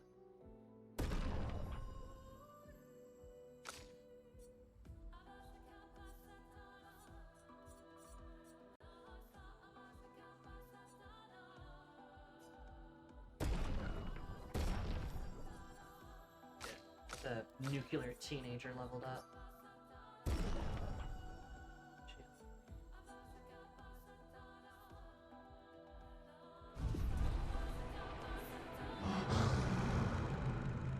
Easy, he forgets, gets confused, or tells a riddle. True. You know, honestly, yeah. I mean, SK is apparently this legendary being. He's probably pretty smart. He comes off as very dopey, but like... he's probably not that dope.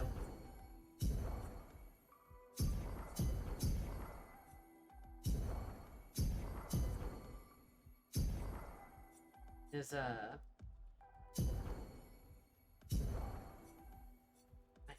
wrong with you? Oh, yeah.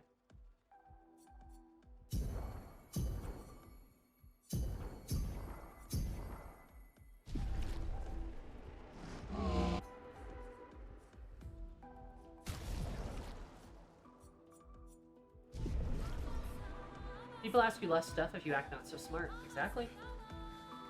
If you act like a dweeb, people will treat you like a dweeb. Getting people to underestimate you is a classic tactic. It's a very good. And that was kind of Adachi's entire crux in Persona 4. This has to misdirect and stall them. Yep, get people frustrated when speaking with him, and then they won't cry further.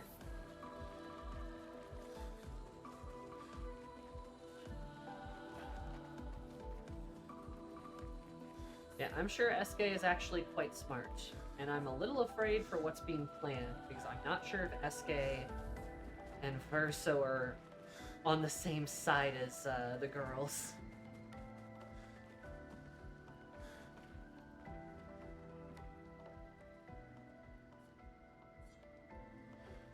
Now we can't even write in Gustav's journal.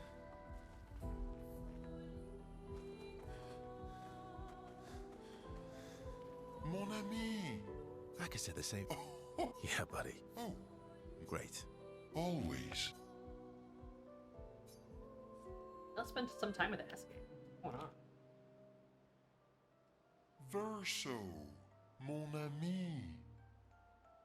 Mon ami. Esquier, mon ami. I feel like I haven't seen you in years.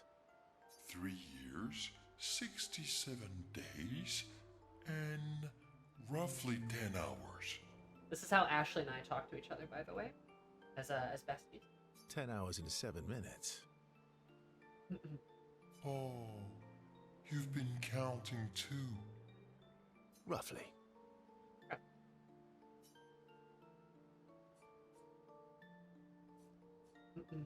Did Francois finally move out and get his own cave? Francois would miss me too much. He hates napping alone. What are you saying about time? I'm telling you, time's fucked up. Time's fucked up here. If you're here, then isn't he napping alone? Oh, he must miss me so much right now. Poor Franfran. I'm sure he'll survive. Yes, yes, yes. So how did these expeditioners convince you to leave your cave? They're all so nice. Well, the super nice one died, but the others are cool too. The others were. You can make some friends too. It's been a long time since you made new human friends.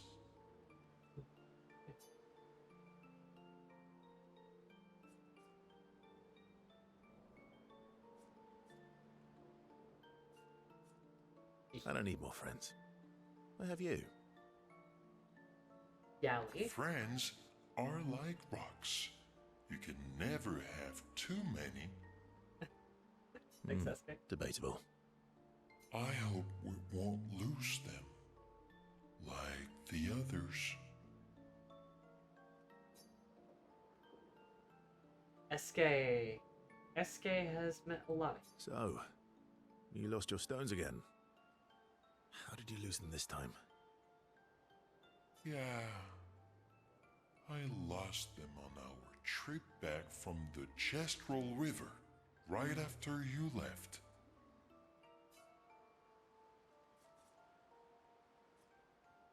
Oh, don't worry. I hope you get them back. You are the best. I missed going on adventures with you. Me too. Rekindle their flame of their friendship.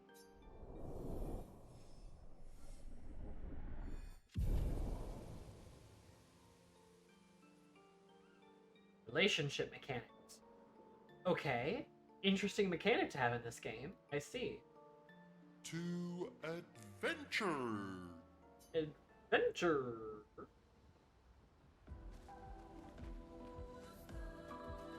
Okay.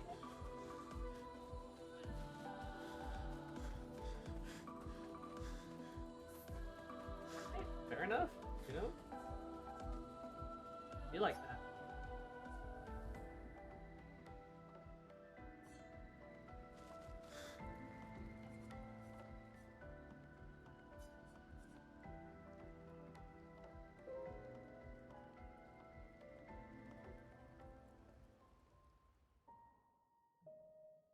The next morning.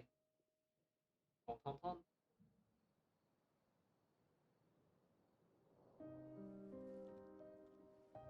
Rock, yeah.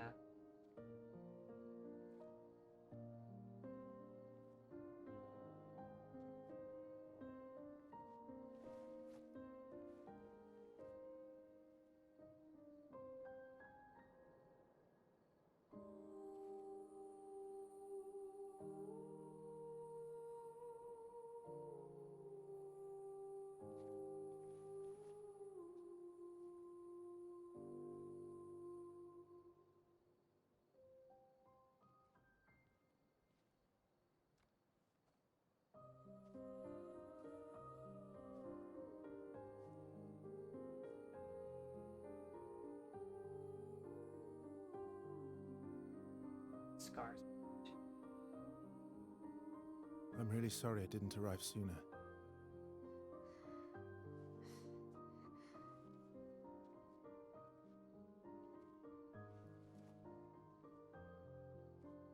He was your brother?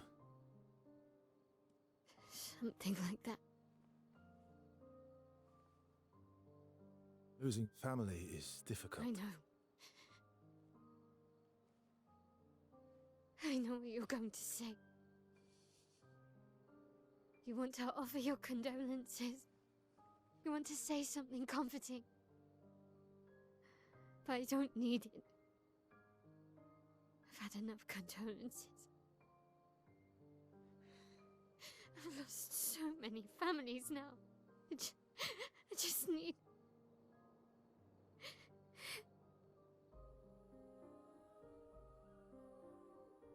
Can you please go?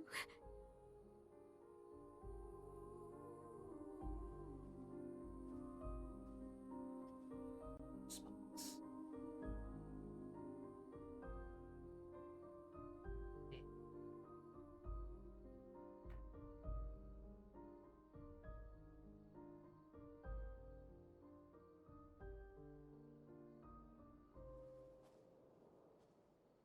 Getting that.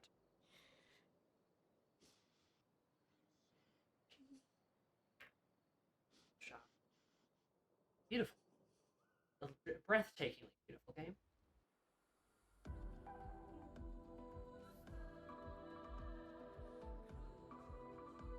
You save the arm and the journal. SK ability unlocked. Swim. Oh. Head for the monolith. Through the quarry to the north.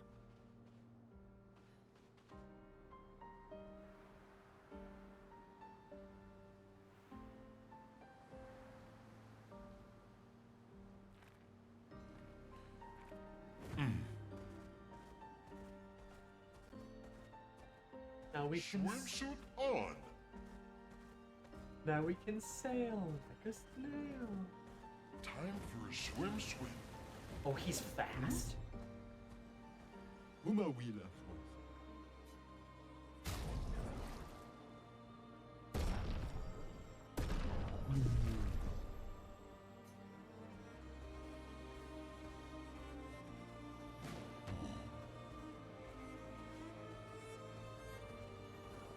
Time for swim. Swim. He's the bullet in the water. Holy shit.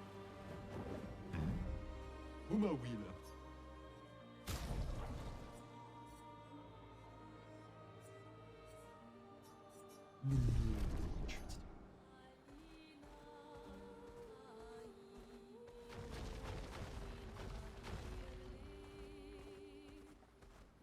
He is speed.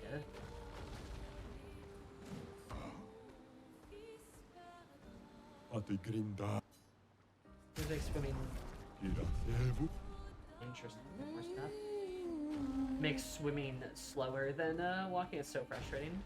Yeah. I'm kind of glad it's actually faster. The stones of stones that'll chase you down like a shark. I guess I could see that. I am speed.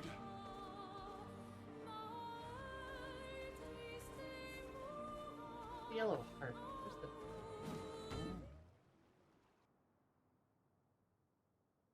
the inversion? That is fun, yeah.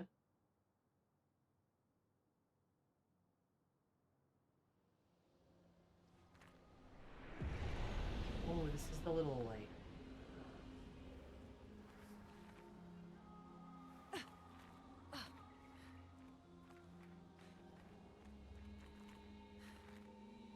Oh, maybe it's not. But this was that.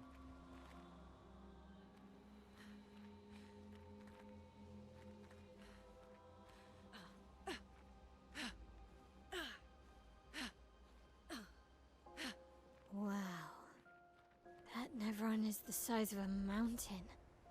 Is it eating the mountain?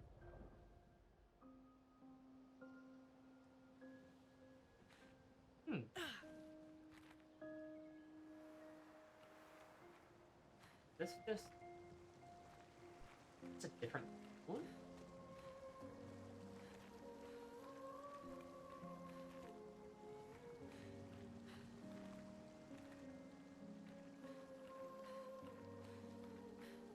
Egawiru kumu pomi kirasevu. Egawiru kumi pomi kirasevu.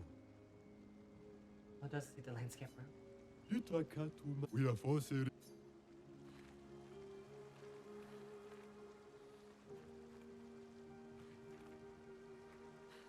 Christmas future in the Muppet. Oh my god, you're kind of right, though.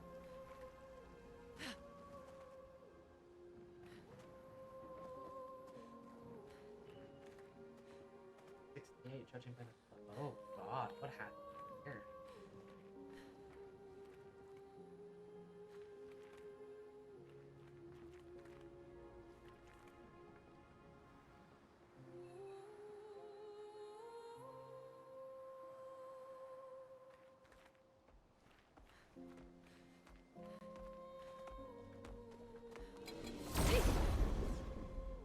See what level these guys are at. Let's cover path. Every time he deals damage or manages to parry or dodge, higher perfection increases his damage. Some skills have an additional effect at specific perfection rank. Gaining damage removes one perfection rank once per enemy turn. Alright.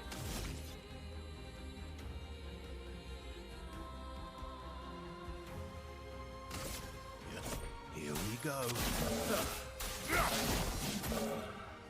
Let's spill some ink.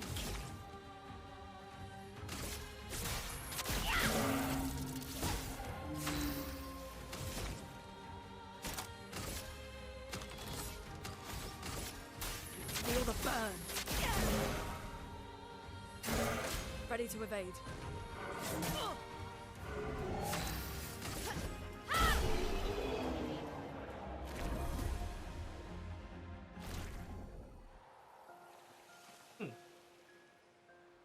Is this just like an optional zone, chat? Yes or a yes or a no is fine. It is. Huh. What do you do for reason? Just slice. Henry!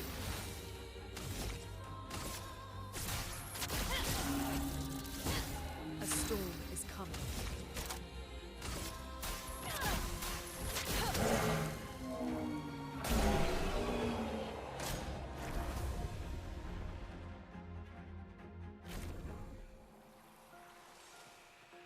It's just an optional area. Huh. Okay. Interesting.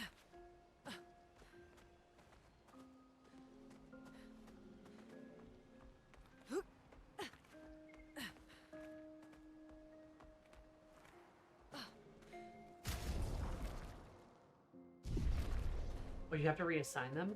No, I definitely didn't do that. Whoops.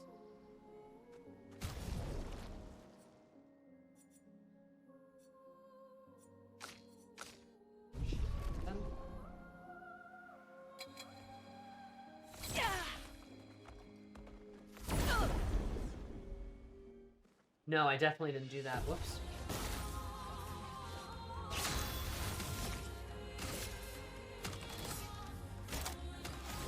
A precise strike! Feel the burn. Do me in.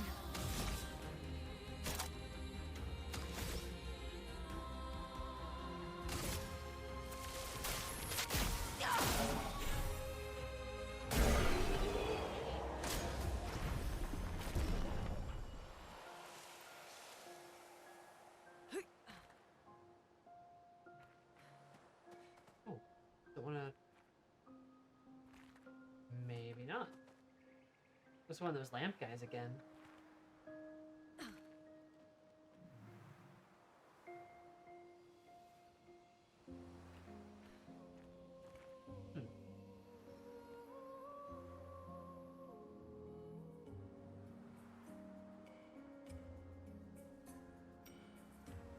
I feel like I might even be like a little over level for this area. I'm kind of just crushing shit.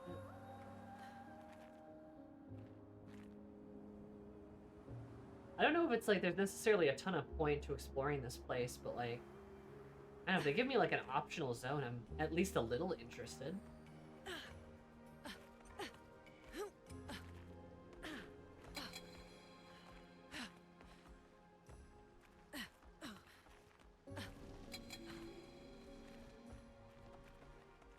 Yeah, there's the other.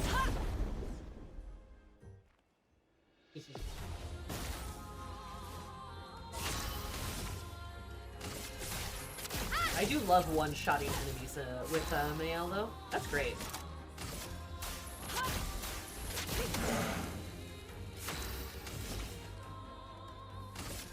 Take this. I feel better.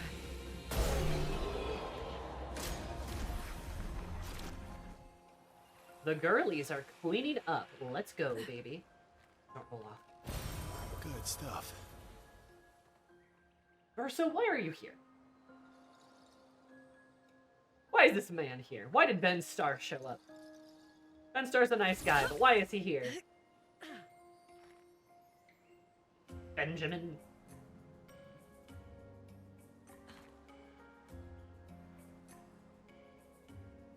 Love how Lune floats. That's very fun. Damn, rude.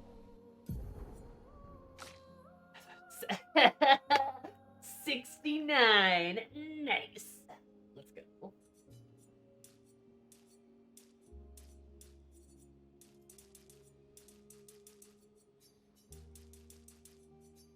Probably spec him the same as Gustav.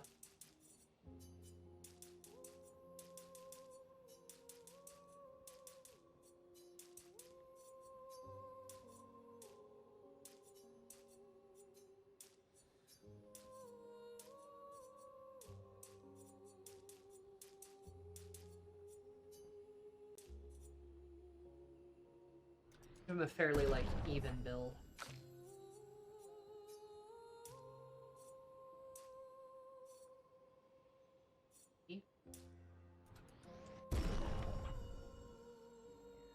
Critical rate at 50%, baby. Let's go.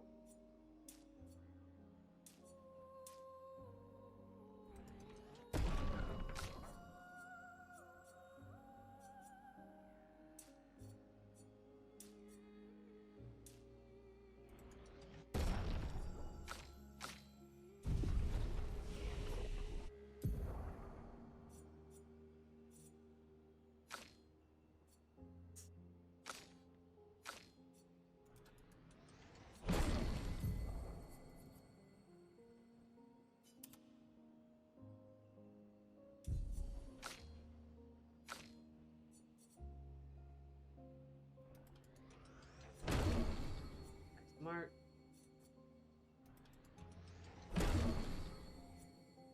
Yeah, he even plays a lot like Gustav.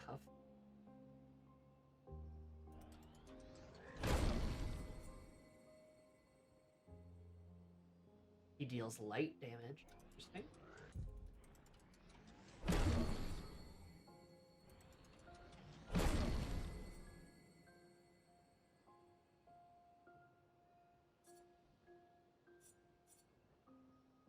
Berserker slash.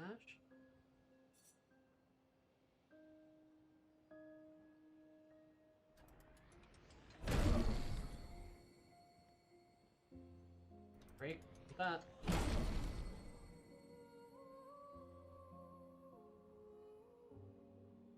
Follow up.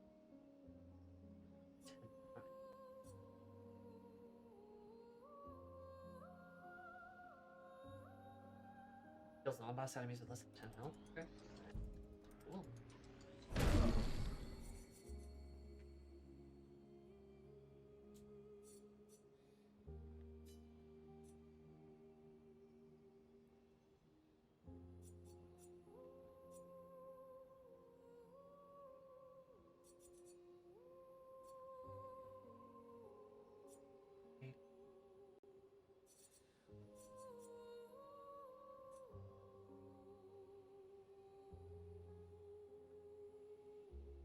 Health.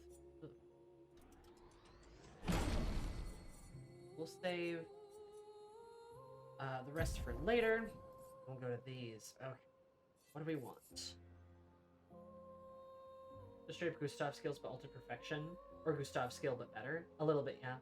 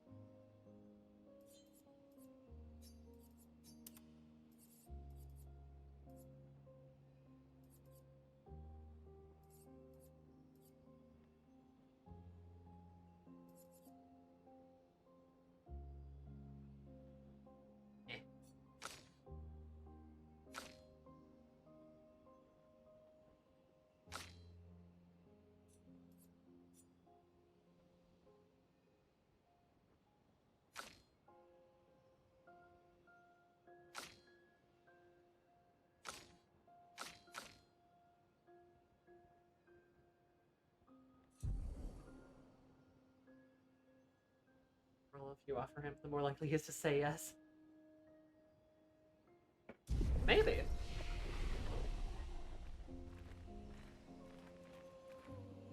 I hear he is a neat fellow. Surprised emotion.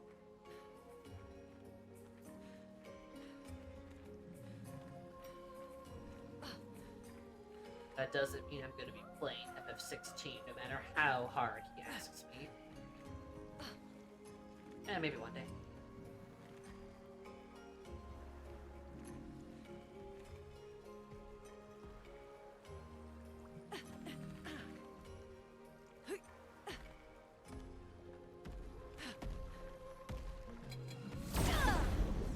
You're like the bad version I was fighting earlier.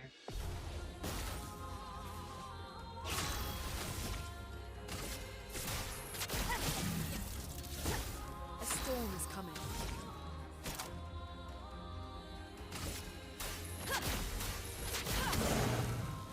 Well, well. Take this.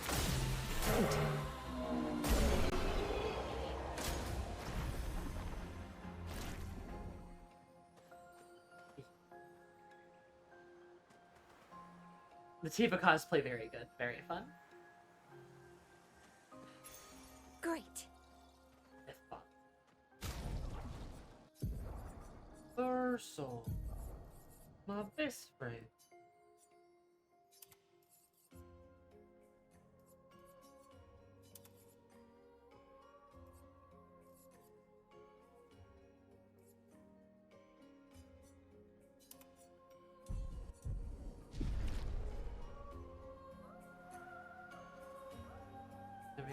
I need to do a collab in a game together, though. It might be the funniest thing to ever happen. It'd probably be pretty good.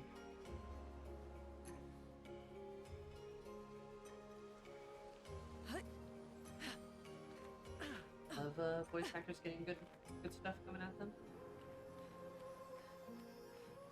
Must be 68 then. Expedition 38. Yeah. Genevieve. We buried Patrick near the lake, so he could be close to water. I know he really missed the aqua farm and his floating gardens. Pierre Obscur thinks it's a waste of time to update these journals, but I find it strangely comforting. I suppose at its core, it's a record that we existed, that we still exist. The Gommage is coming, but I feel at peace. Just the two of us, but we managed to carve out a tiny sliver of a life of our own. I should feel guilty, maybe, for abandoning the mission, but I don't. I'm just glad that when tomorrow comes, it'll be Pierre Obscur at my side. Until the end. Oh. They didn't even...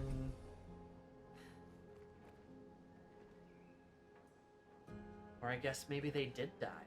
Oh. That seemingly implies that they survived the whole year, then were killed by Nevrons? Don't think they Gommaged.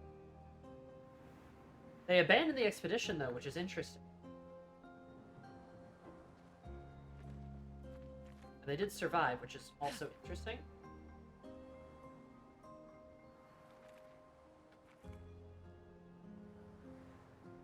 Implies that she's waiting for the Gommage. Yeah, but there's two bodies right there.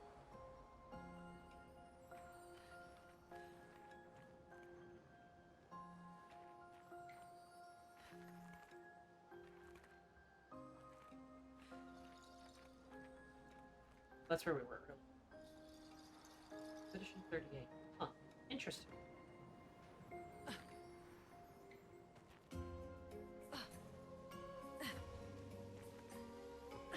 Well, one mystery unraveled. That was a more recent one, too, so they just kind of gave up on it. Though it sounds like there weren't many of them left, so they probably were just like, well, that's that.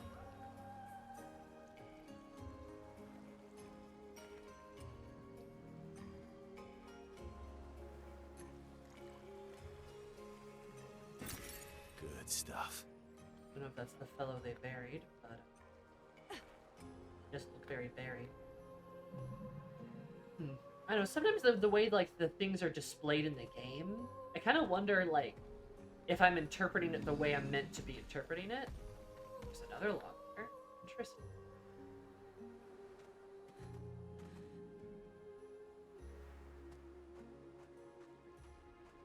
Oh, friend?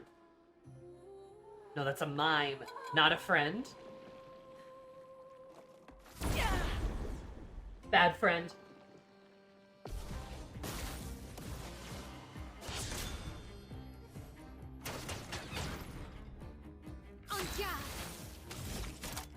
We have an ability for this. Down my shields. Fuck you, mime.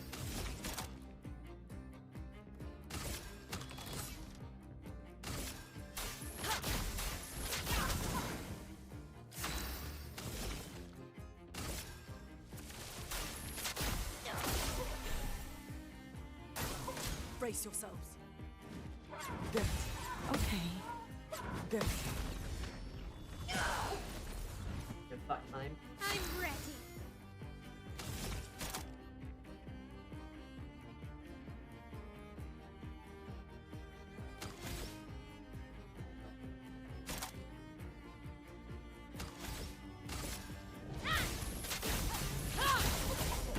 Let the ink flow.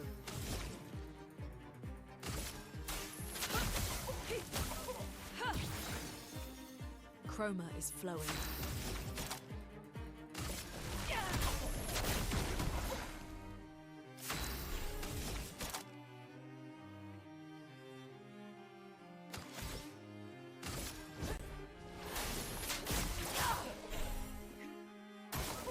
Lune, watch out. Shit. Finesse and grace.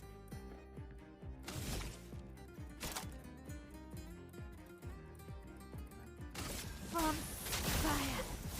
Till me in.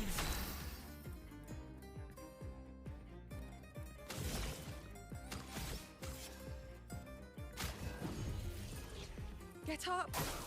Lune, attention! That attention was a little fruity, if you ask me. Also, I can't believe I missed that one.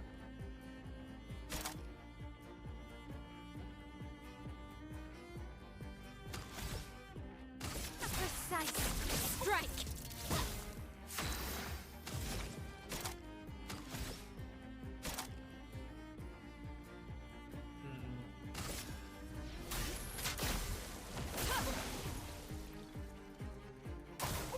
Ready to parry.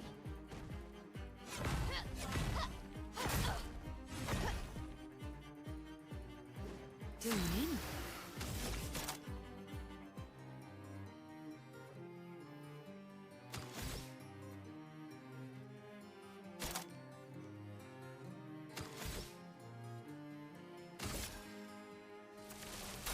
Take this.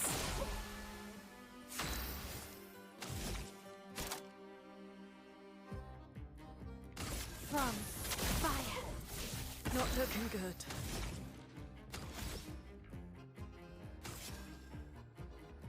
Let's keep going. Careful, Mael.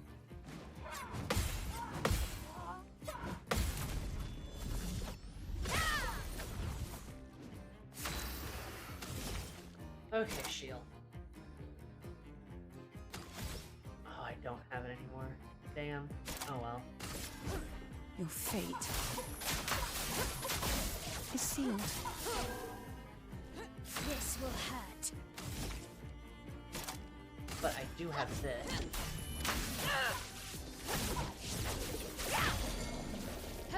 Let us stain them. Finally. Feel the burn. I'm ready. Shit. Anga. Again.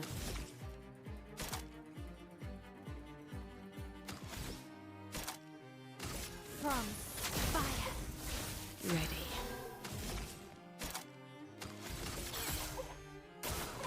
Careful now.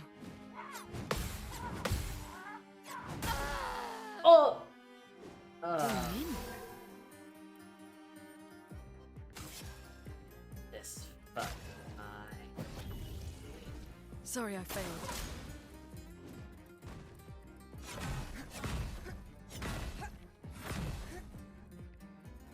Ass. Okay.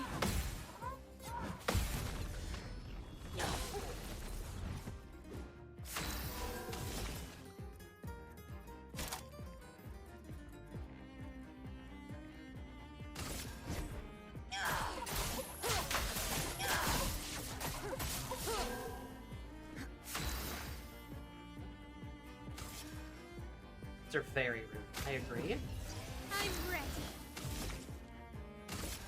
Flames. Brave. Danger!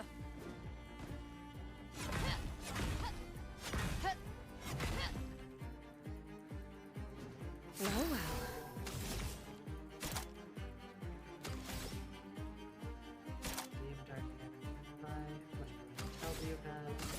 Not enough. Take this! The cards, the cards, the cards!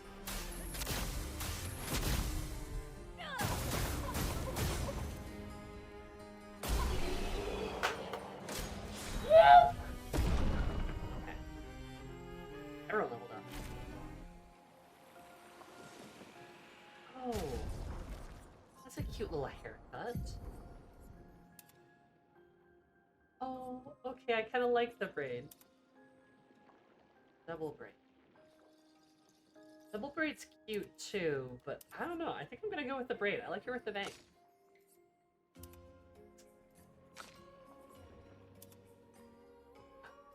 Nah, she'll needs bangs. Seeing her without bangs is kind of like seeing her, but she's like naked or something, you know?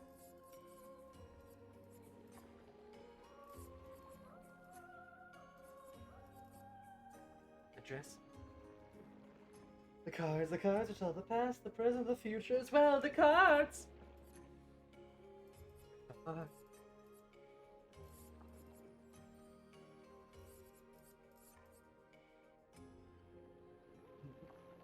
Hell yeah, types. Oh, hi, Zumi. Hi, types. How are you? Portrait the characters in the cosmetic community, see how their hair actually looks like from the back. Yeah, I don't like that.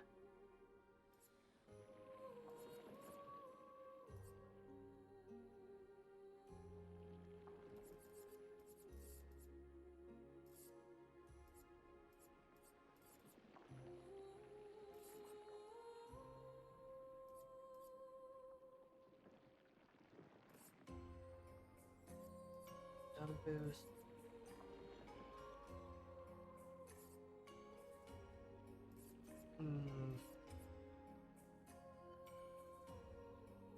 Senseless form. That could actually expose the attack. Because if they get that could be helpful. Did I actually put that hairstyle? Wait, no, go back. I didn't mean that.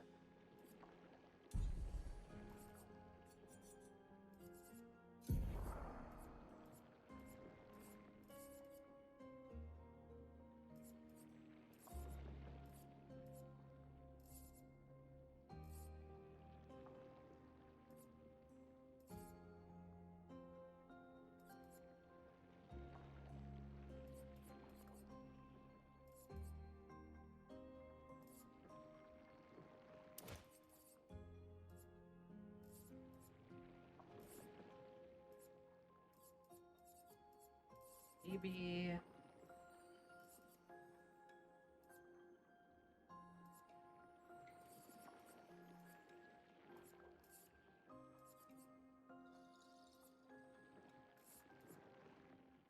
Not a great spot for her.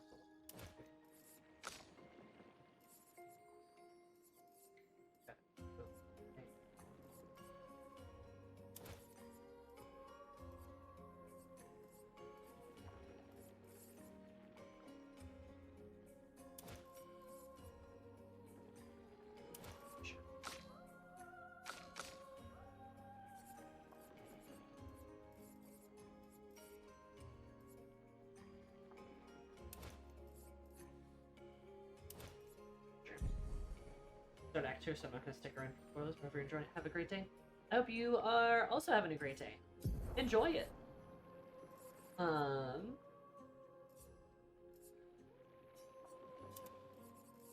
But I also just started Act 2. So, just trying to figure business out. Well, let's throw Verso.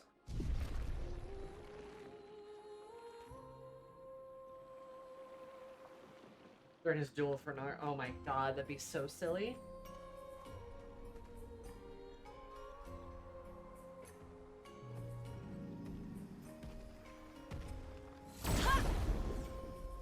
Be ridiculous. You can have some really funny outfits in this game. A precise strike.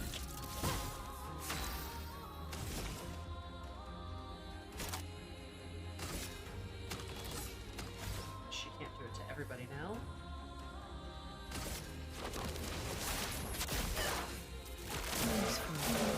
Let's carve a path.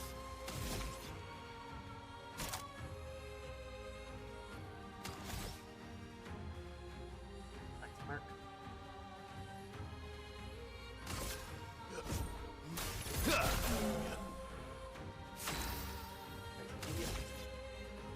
My best friend, Verso.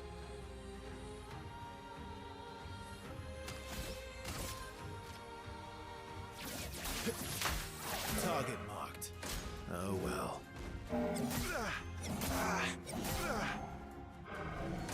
Careful now. Rude. Finesse and grace.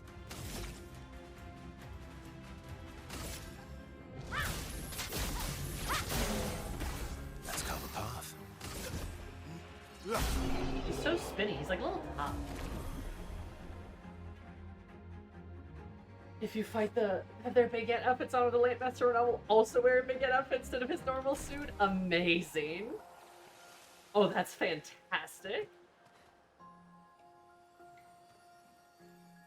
I love that.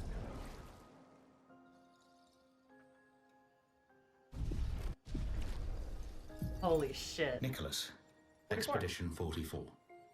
The idea was you'd only have to fool the first one. Then Jules can wear its carcass to trap the next, and so on, until we all have proper cover. But disguising ourselves as Nevrons has proven to be extremely ineffective, to say the least. Maybe they recognize each other by their chroma. Anyway, it was an utter failure.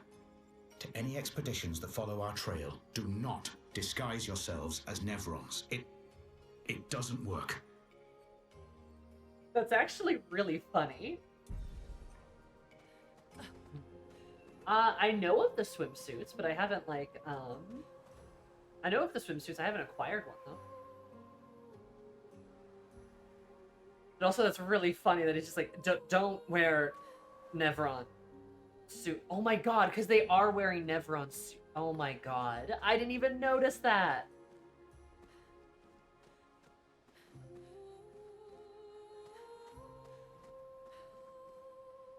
They've, like, stitched the corpse back together. Oh my god, that's horrible. They die so brutally. Damn. Doesn't work. Good to know, I guess. Died stinky.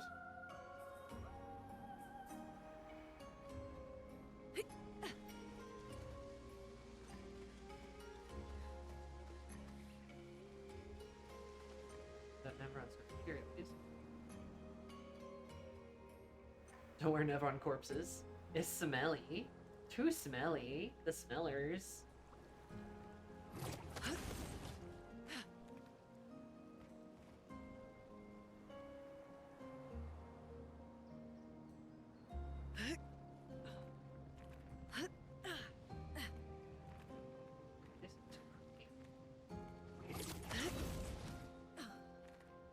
Kinda looks like it's like black and gold almost.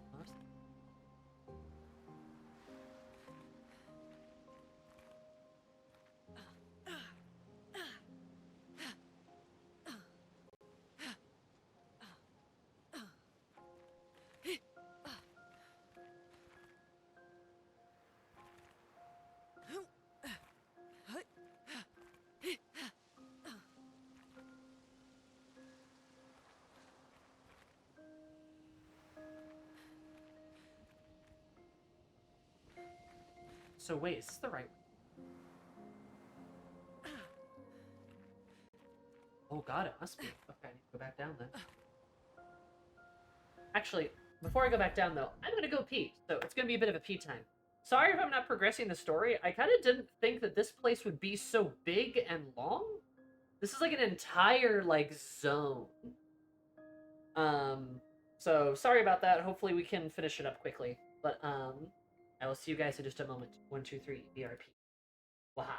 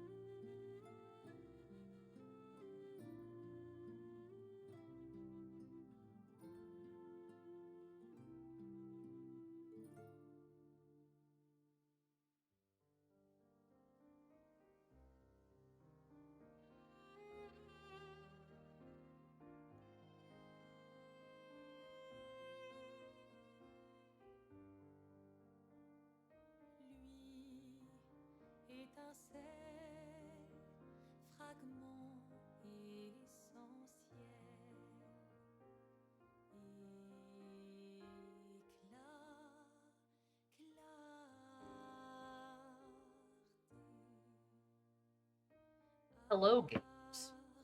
Are you ready to game? I'm ready to. That's right, I'm a gamer. I just talked about boobs with my roommate. So that's how you know it's gaming time. We were talking about some art.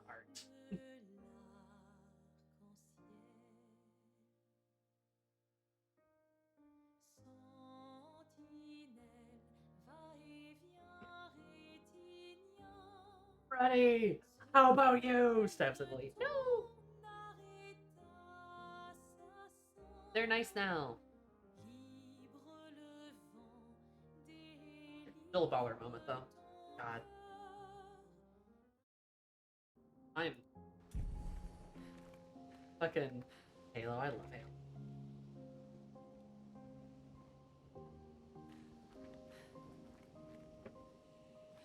It's 2 a.m. and I'm already dying. I hate my old body. Don't hate your old body. Oh.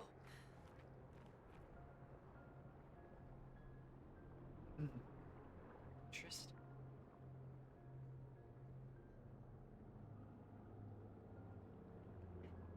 It is 2 a.m. That's pretty late, you know? Expedition.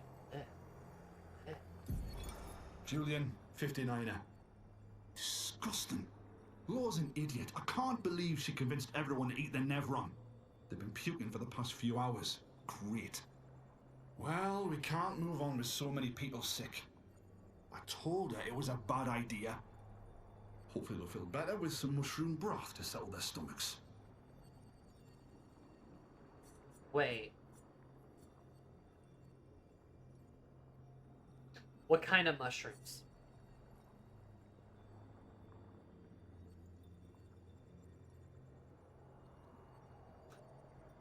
I like that he called himself a 59er. It's interesting to see how they say their stuff, like Expedition 59, 56 of the 50th, Expedition 62,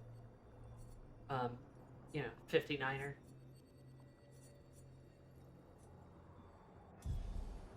Now I wouldn't have touched the Never-on meat. Never-on meat would be...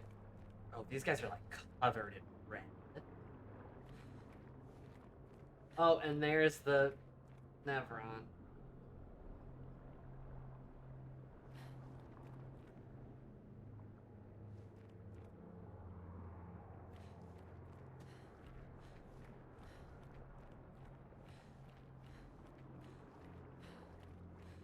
Yeah, am I the only one that's not really happy when you learn the final entry from the whole point of keeping journals to pass information for those that come after? And nothing but just like fluff from these. I think there's merit to that criticism. I am a little sad we don't learn more about the journals. I'd like it if they had a bit more detail to them. Oh no, those are the mushrooms from SK's cave. Right? It's these pink glowy ones. Yeah, they all poisoned themselves and fucking died.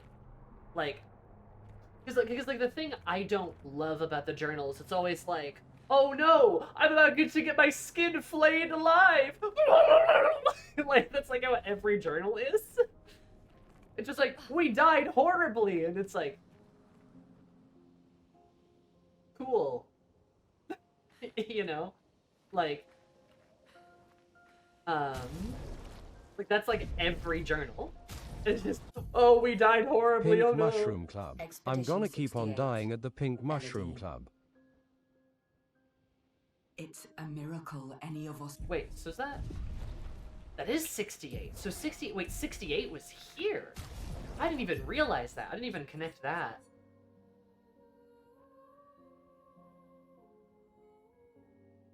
Interesting. So they died in flying waters, but they made it all the way over here. I'm gonna keep dying at the Pink Mushroom Club. That's a good bit. Good job, Tiki. That's a good one. All the other ones which told a story with the bodies and stuff. So that could be interesting, you know? I'd be fine with the implication that there's more info and Luna is analyzing, they're not just narrating it because it's going on long forever. But they kind of never do. Well, and it's just like there is lore in some of the journals. Not many, though.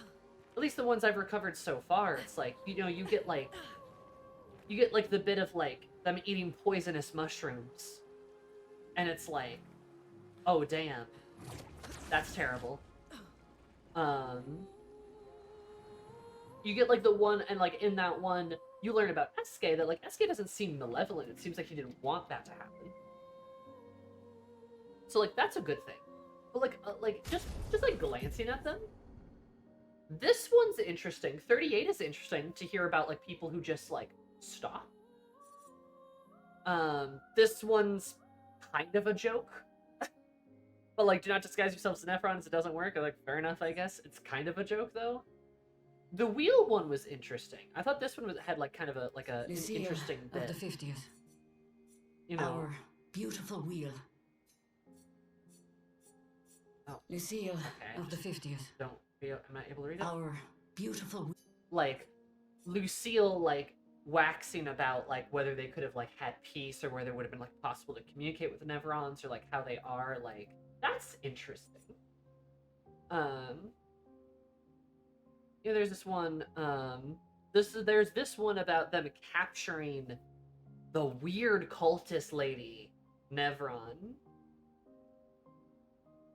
That one's interesting.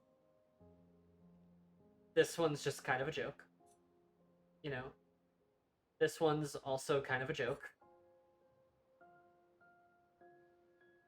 This one's also kind of a joke, except they have cars. That one, like I said, has the SK lore, which is kind of interesting. That one doesn't really, not really a joke, but like nothing really happened. You know? That one, you know, a Neveron who's able to communicate, but also at the same time it's just, I don't know, not much there.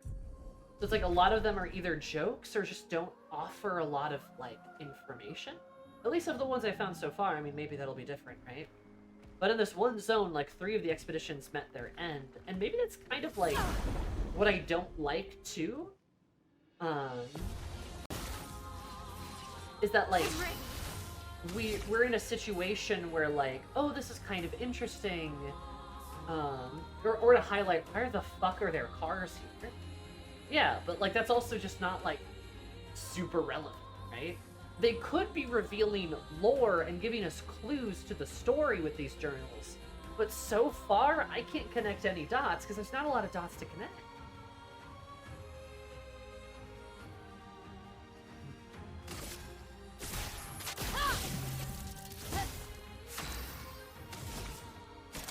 Like, do you see what I mean? Ooh.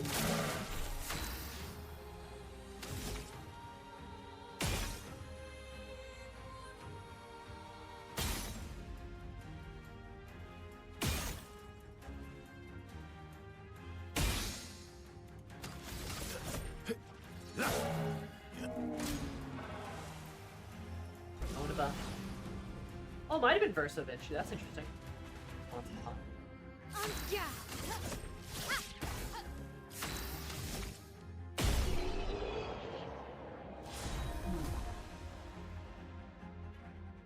But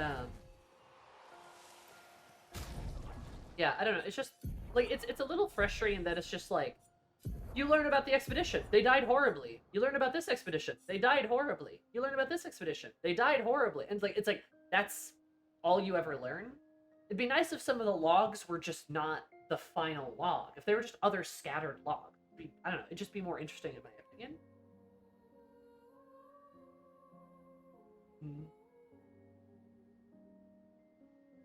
Not really, to be honest. I'm mostly feeling low energy. What do you mean?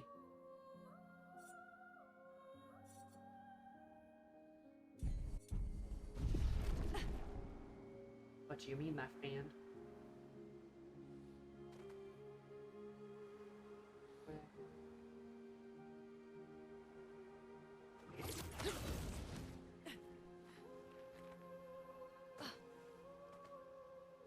So, I don't know.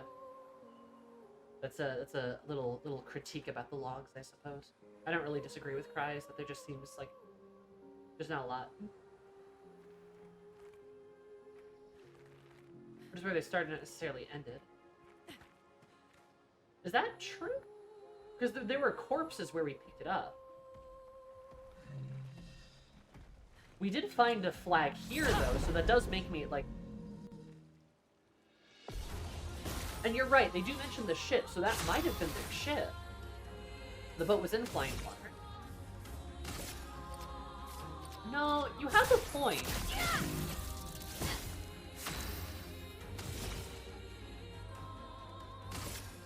I see you. Better. But, like... There's a lot of bodies there. There's, like, still a lot of bodies there, and... It's kind of hard to tell then. Like, if these haven't been the final logs, it's still, like, really difficult to tell, because almost all of them are drenched in corpses. Maybe that's, like, part of the problem, eh?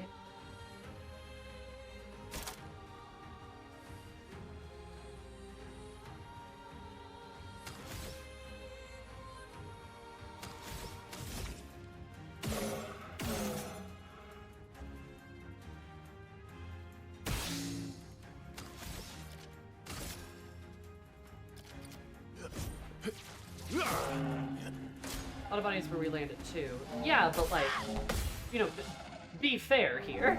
Like, be fair here. You can like, it's a little hard to tell.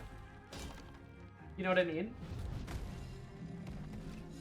It's difficult to understand what the game wants us to think.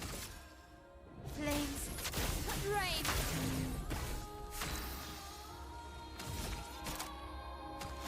Because it's like, okay. It's like, okay, so there's all these logs where a lot of them sound quite final. I mean, and 68's log sounds very final.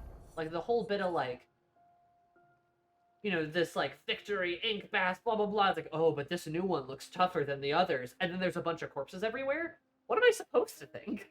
Like, you know what I mean? What? Where else is my mind supposed to go?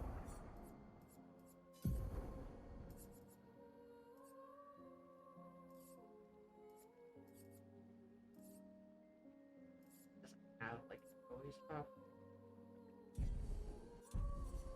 And then that's kind of like what my that's kind of what my point is. I mean, Eloise may have died, but the others continued to hear. I mean, that's possible. That is quite possible. We still just don't really have a, like, solid confirmation exactly what happened. Because, like, did she die? Or did, like, the log just get left there? You know, the original implication was kind of that, like, oh, they all died, but apparently not.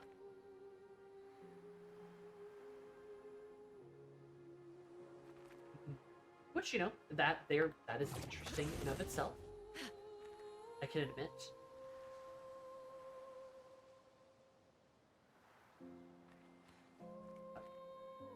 Dead Nevron? Freaky. Oh, it's the boy! Why would she be in the world, in our world? We used to have fun here, together. I wish you could still have fun. Sister. Can you trust your sister?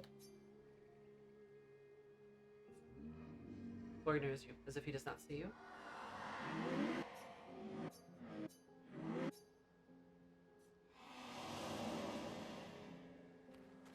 Interesting. Okay, that's a unique bit of lore. Antris is the boy's sister. What is the boy?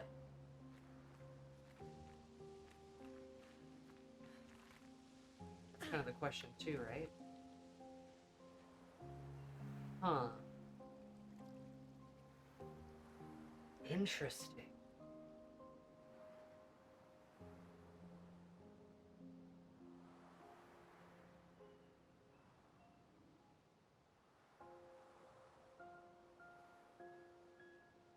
Oh, I'm curious.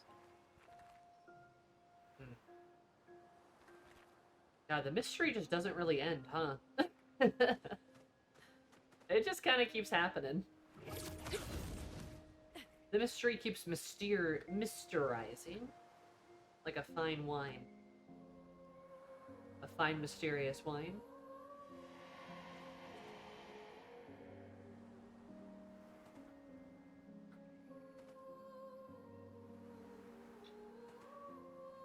Yeah, I don't know. I don't know how I'm gonna feel about the game when I finish it. I think I will have enjoyed my time with the game. I think that will be, like, definitively true. But, I have a feeling I'm gonna have a for stuff, you know?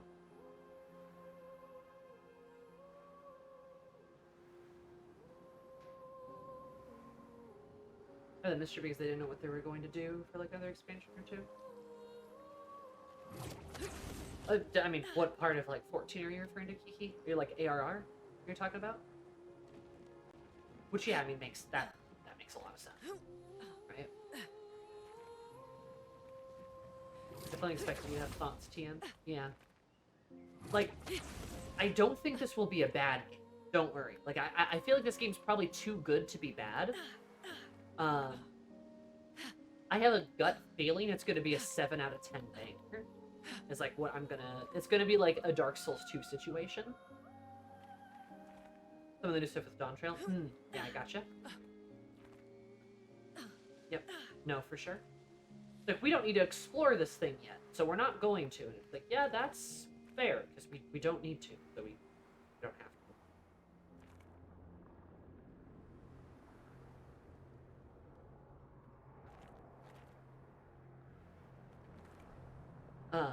But what I mean by, like, a 7 out of 10 banger, if you guys have heard, like, somebody say that before, but it's kind of like when you have a game that's, like has clear flaws, but the game also, like, does some things really well, and it's still, like, a really enjoyable game. It's just not, like, perfect. You know? Some of my favorite games are, like, 7 out of 10 bangers. And I don't necessarily mean it's, like, a 7 out of 10 game, it's just a phrase, right? If that makes sense.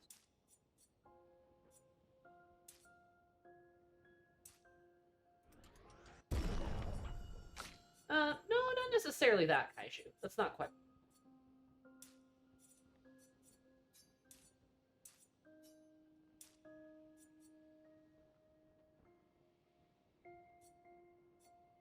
Not quite. I feel like out of 10 might be too broad of a category. Maybe like 5 out of 5.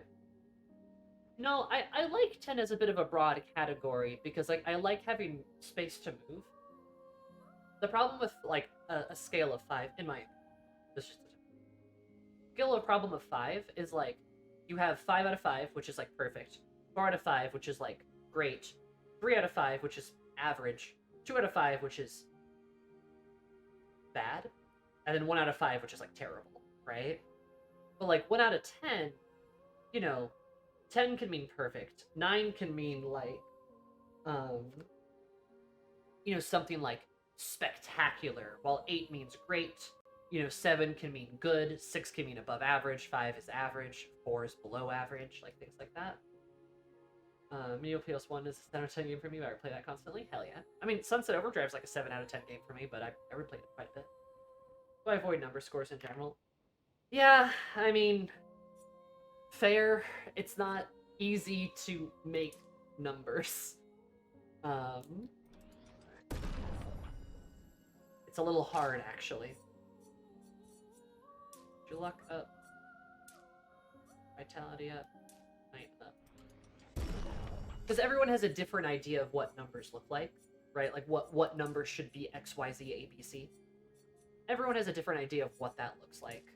But, like, I gotta say, it's like, well, how else are you gonna convey your opinion without explaining everything in depth? And, like, you know, sometimes people don't have the time or the words to explain that. So when you say, like, it's a 7 out of 10 game, you have a general idea of, like, what somebody thinks of it, right? Even if it's not, like, perfect.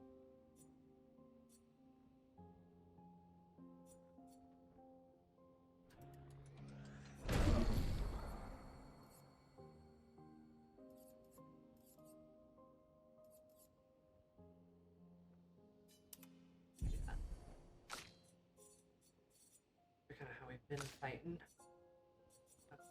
Got that one for you, so.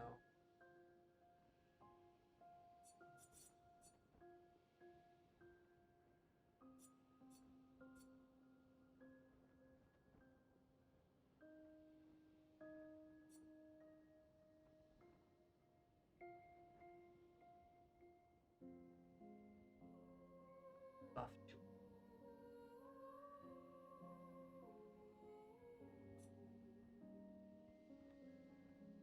It's 4 AP. That's good. Yeah, no, it's not a like the number stuff isn't a perfect system, but there's not really like a better way to convey a general like, you know, idea.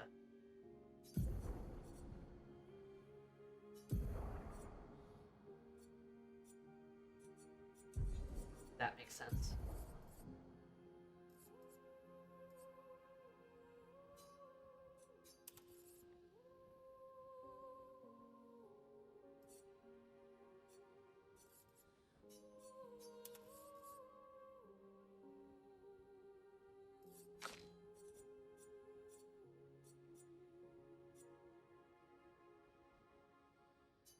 Can't be healed. I don't want that at all. Go.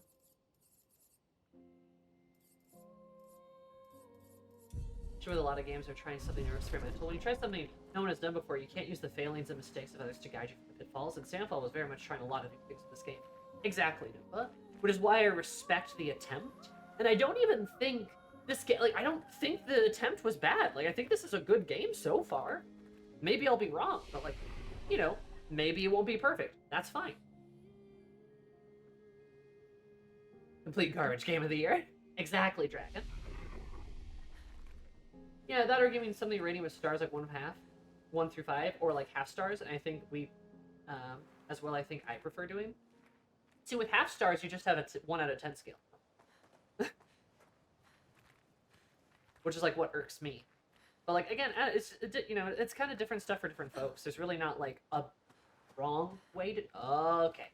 Okay, cutscene. There's a ship here too. Is that 68's ship?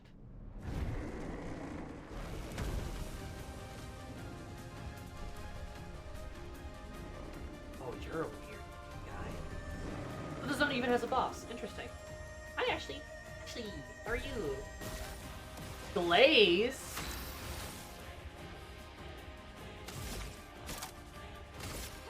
Take down their shields. Guard up. There's this new guy. What happened to the other dude? On me. Oh. It's locked on you. Interesting. I'm not giving up.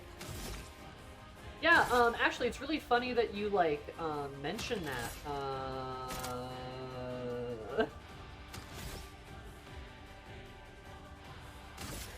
Their defenses are down. Make myself. I didn't make myself stand still. Well.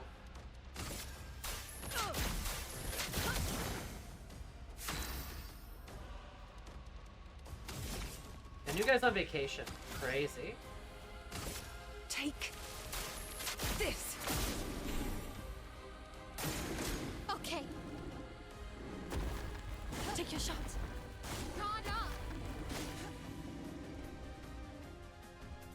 Interesting attack. Very powerful blow. Oh no. He's gonna blow us.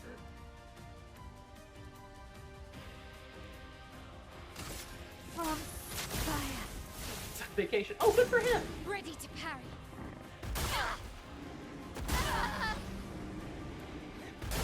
Shit. That wasn't even that powerful. Okay, it still killed my teenager, but still.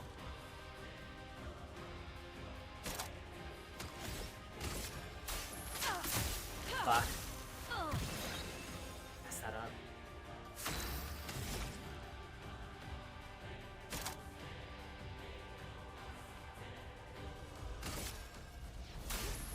Feel the storm.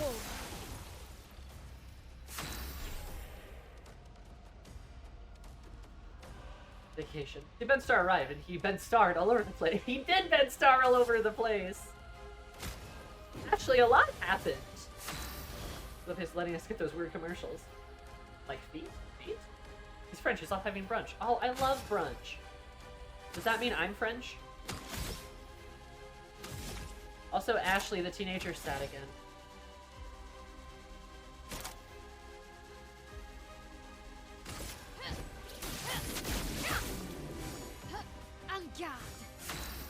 Haha, she gets to go again, sir. From fire. Danger! Not today. Danger! That messes me up. He's preparing a powerful blow. Shit.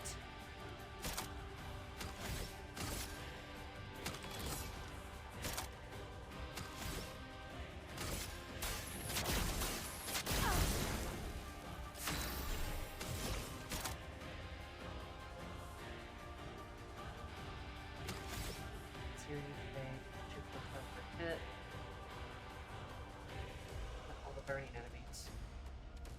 This would be all of her stuff, though.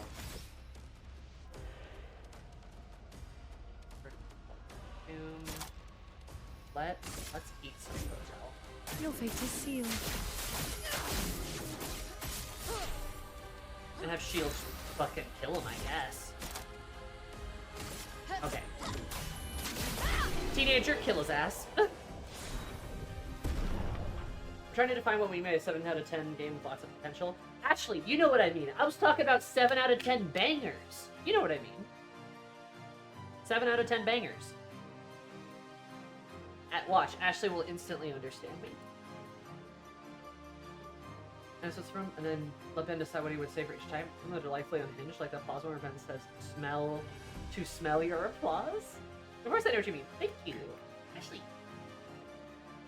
Another Shark Hayes did a full review of this game. Most of the voice actors make cameos in it. Obviously don't watch your video finish though. That's fair. That's amazing though, Storm. I love that. That's so fun. We lay the trail. We lay the trail. So, +1 AP on a base attack. That's pretty chilly.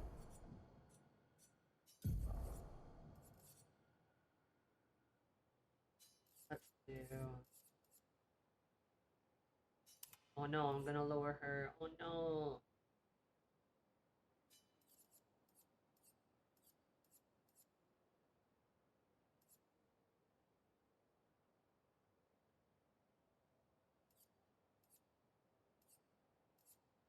Hmm. Actually.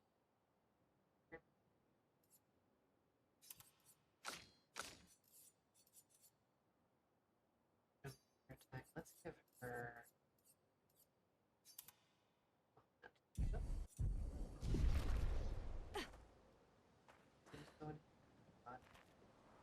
Yeah, no, we were talking about 7 out of 10 bangers, and I was saying that Clair Obscur might be a 7 out of 10 banger, because the game has a lot of really cool stuff going for it, and that's awesome. You know, we love to see it, but it's wow, so cool. But it might also have some issues as well. What if that is 6 issues? Maybe. I know they said that it might not be there. Okay, and then we're done with this. Interesting.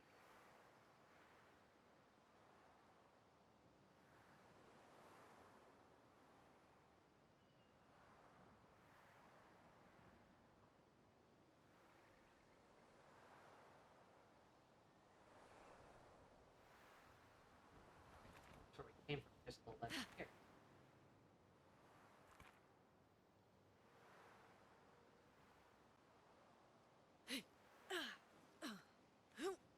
I knew it was a good idea to look around.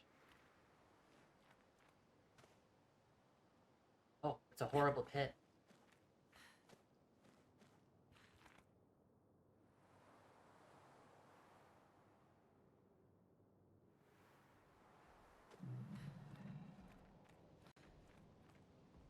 Okay, back here.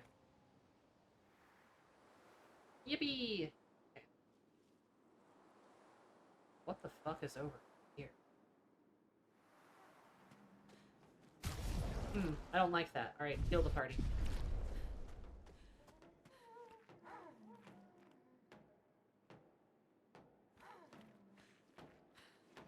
a gestural?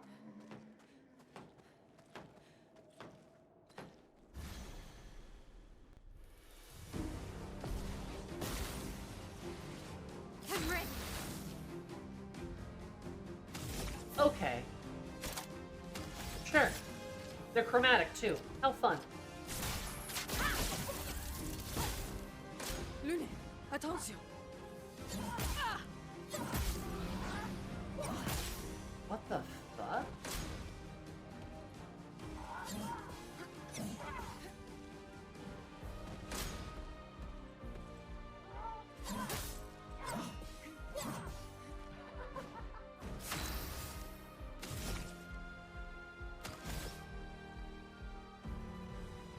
Chromatic, yep.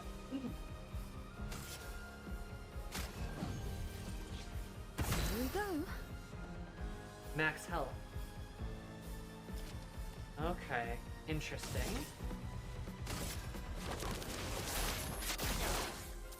Good. Chroma is flowing.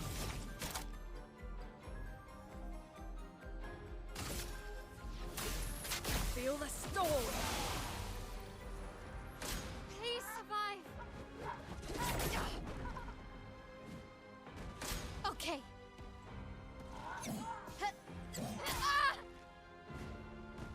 I'm ready. Lighting. That's just how this works, right?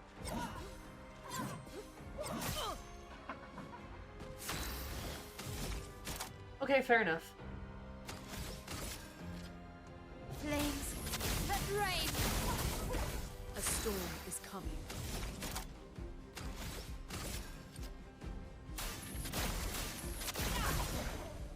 Do me in. Let's see if I can't focus. Try it. See if I can't focus. It's locked on you. I dodged.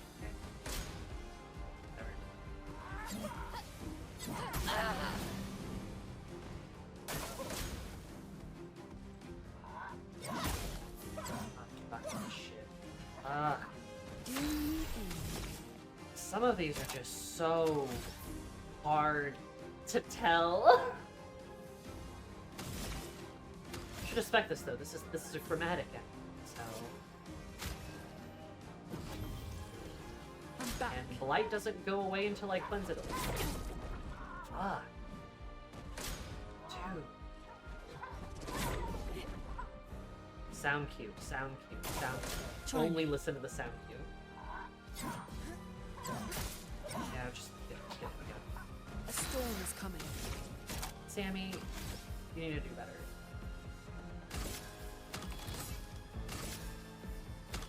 I can just like start this encounter.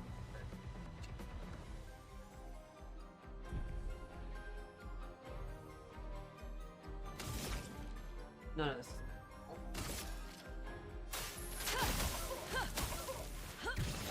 They have 10 million turns now.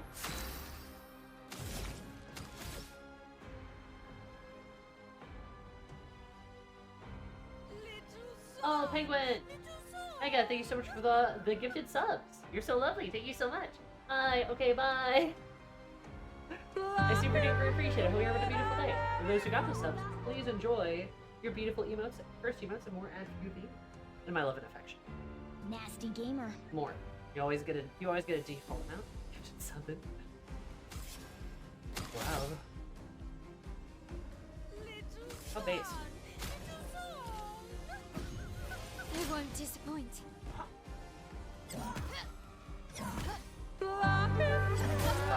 Ah!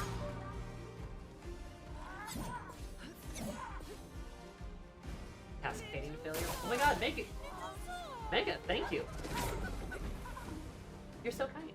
I appreciate it. Nasty gamer.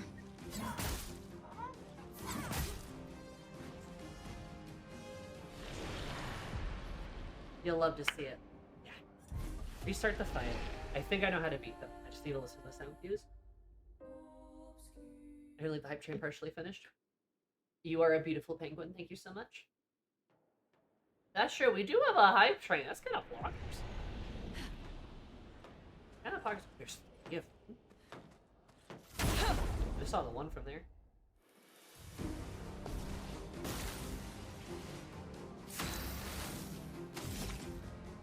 Strike doesn't really matter.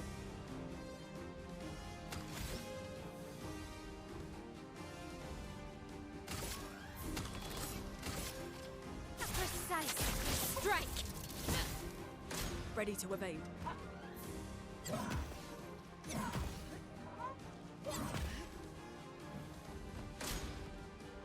Thank you, Penguin. You're beautiful.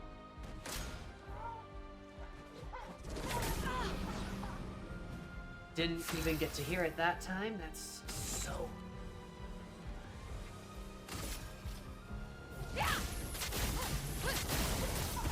Not looking good. Let's heal ourselves. Well, well.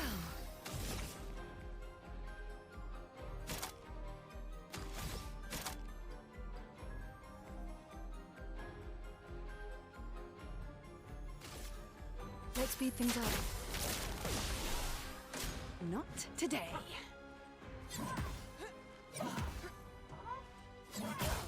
Shit. Careful now.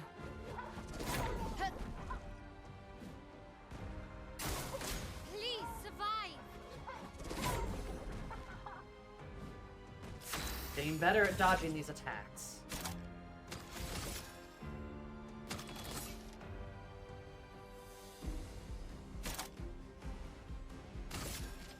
From fire.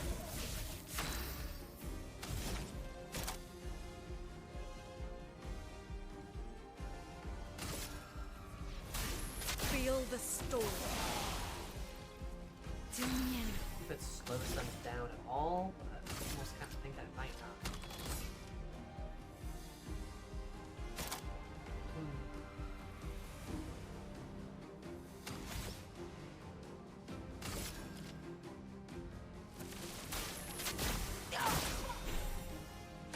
It's locked on you. Shit. Ah, damn it. I'll do it.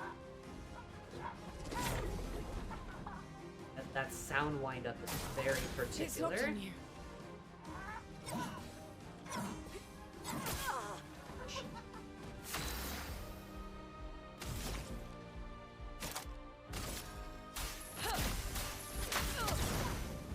Do me in. Not remember yet.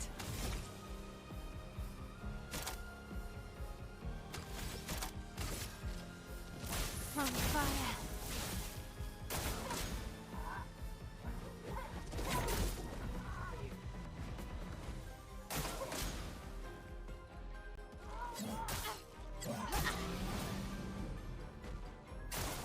Okay.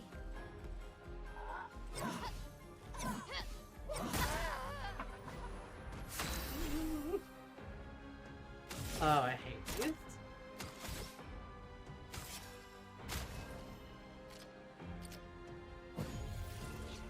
Get It is rare for a game to get me, like, actually...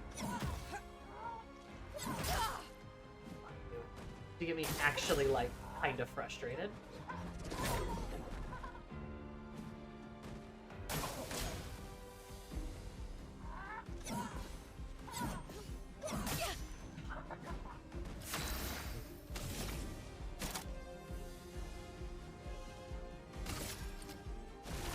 Quake in fear. Speak to Earth, good to know. I'll do it.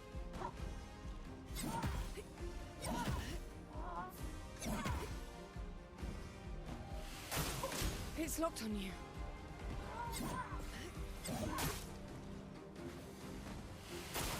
I'm ready. Well, well. Also, do these guys just, like, do they steadily speed up? It kind of feels like they do.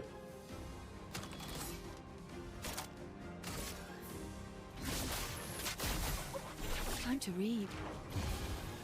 A storm is coming.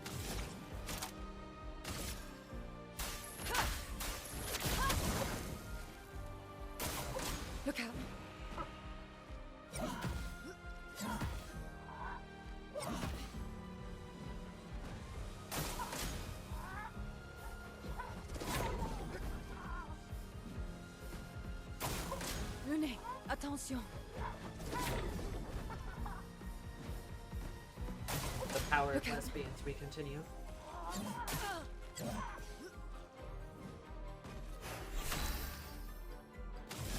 Holy shit.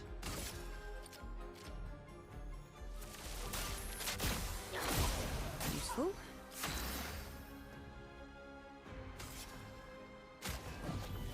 I won't disappoint. Careful now.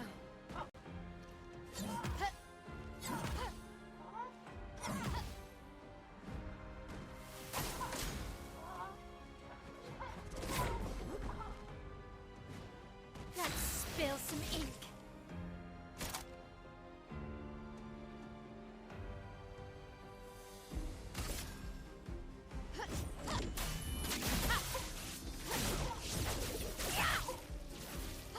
Let us stain them.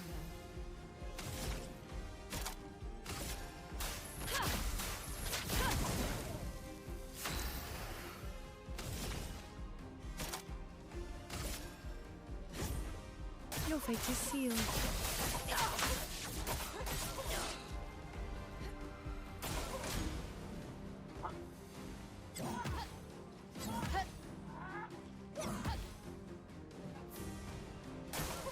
Parry it! Oh. Finesse and grace.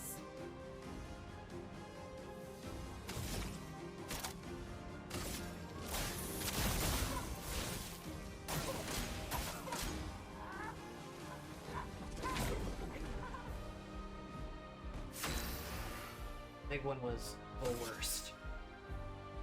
Can't revive. Okay, that's fine. I don't think we're fucked.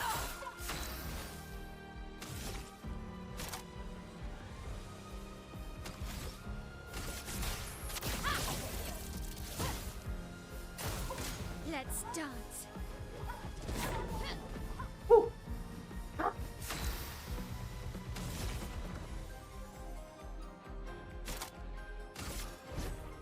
Your fate is sealed.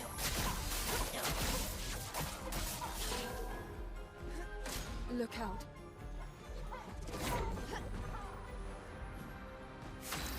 Do the triple nunchucks. Yeah, it's like a three-quarter staff, I believe.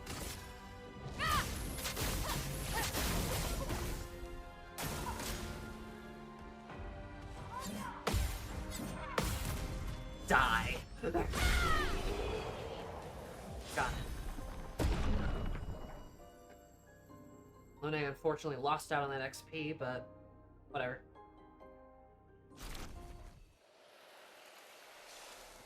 Oh, shit. Big balloon. Woo! Oh, the item. What?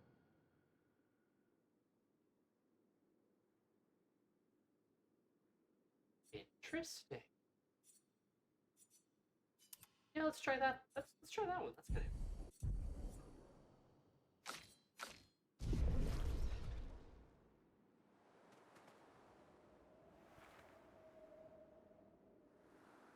Woo. Okay. I'm so gamer. Pitch black.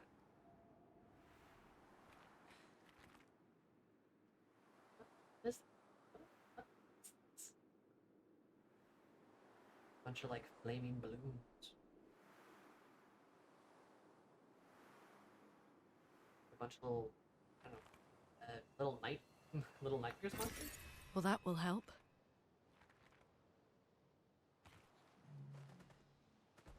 Like I said, you get the weapon. Oh, that's nice. No, you don't see me? What? God, you jump scared me. Oh my god.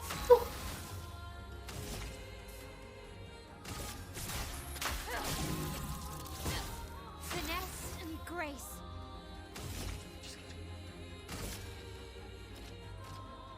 Flames. Rain. Let us stain them. Feel the storm. Gosh, damn. He literally did just teleport behind me.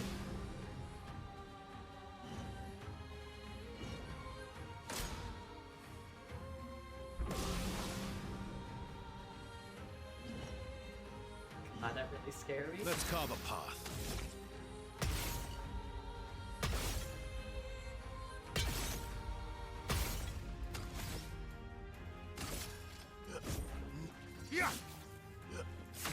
Nothing personal, mon ami.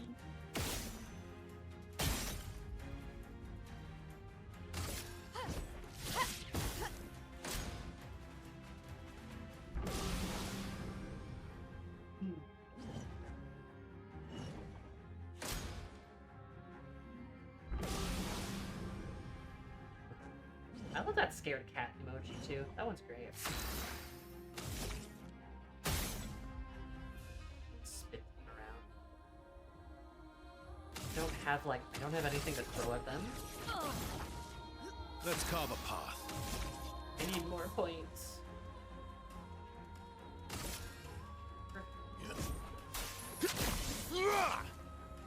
Take cover! Ready to evade. Okay.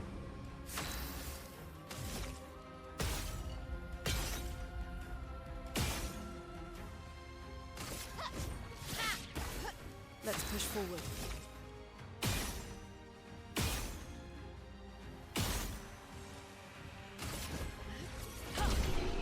Got it.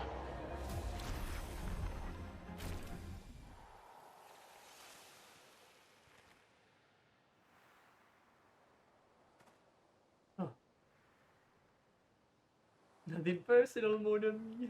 Top 10 French marshmallow betrayals. I love SK. He is my best friend. He is my best friend. My best friend, Verso. It's just such a unique way he speaks.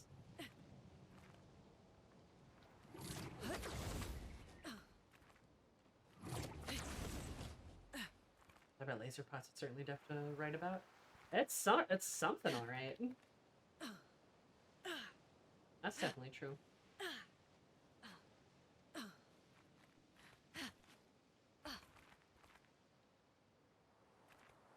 They make guns, hot guns.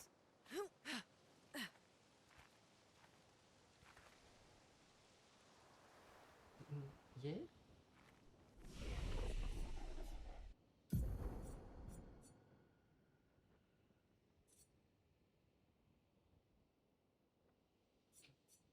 Good. Poultry.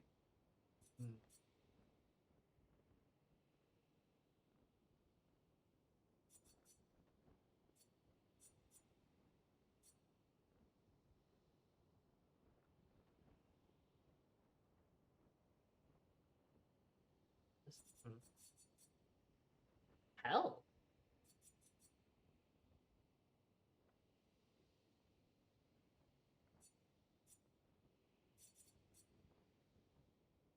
Oh, PlayStation. Terrible. Kind of tempted to just bring her into more damage, though. You. Yeah.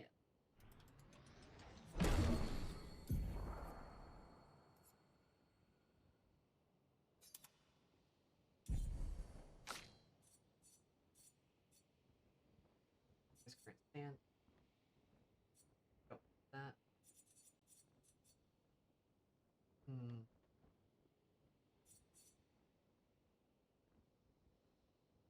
And burn.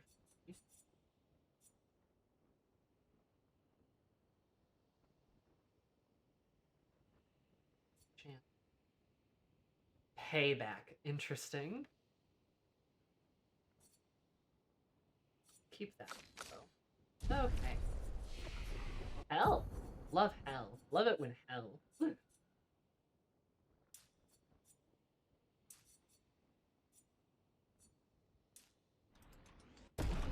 Make her a bit tougher. Make her a bit less fragile.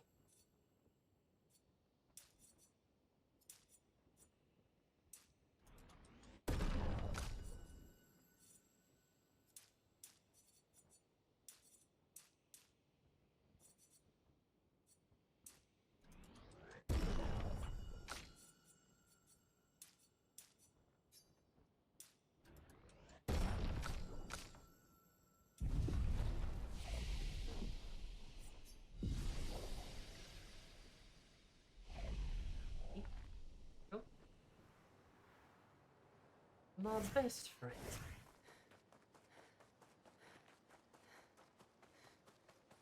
That was a mysterious pit that I fell down, and I guess then the only way forward is this way. Weird that a ship is up here, though.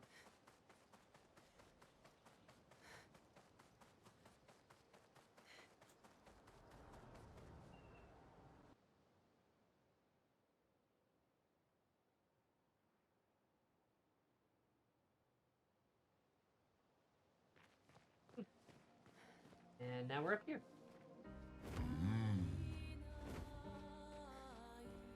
Music. Purple.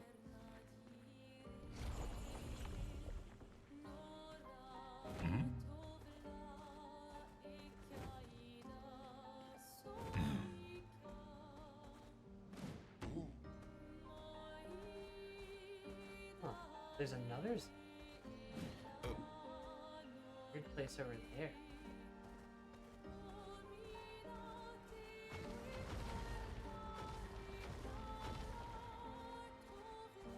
Oh, you can even see the giant guy up there.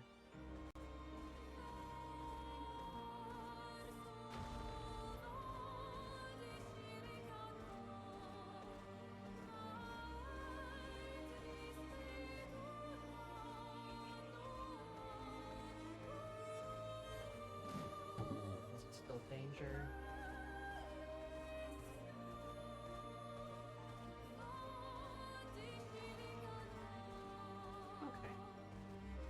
I think I'm ready to continue on with like the game itself, like the story. That zone was kind of a nice little detour to let some of the thoughts settle in, but I do quite want to actually like see what's next. Swimsuit on. Swimsuit on.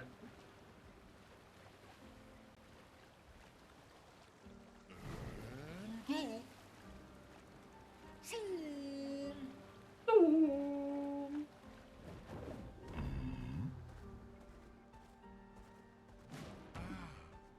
Adam. I'm the fastest ball. I'm the fastest ball. Item over there. I don't want to fight one of those big things right now, though. We'll do that later. More boat. Oh, this must have been like where our landing was. Time for a swim. Or where it was intended to be.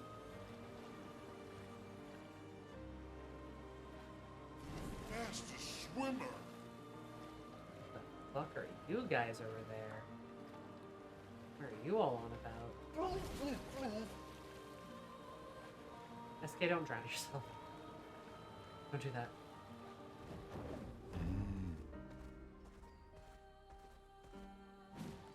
Dark shores. Interesting. Expeditions landings? Yeah, Let's maybe. get wet.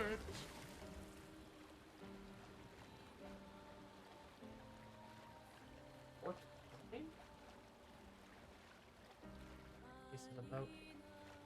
God, there's just so many boats.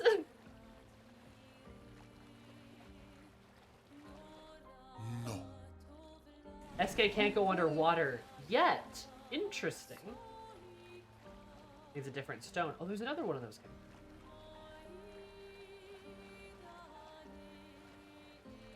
There's a crazy tower over there. There's a couple of those guys. Is that tentacles? Are those tentacles over there? Are they getting dived? Marshmallow slippery. Ooh, raid for Luna, yeah. Pussy.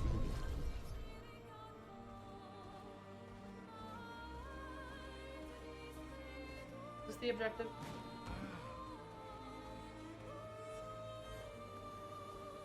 I think that's the objective.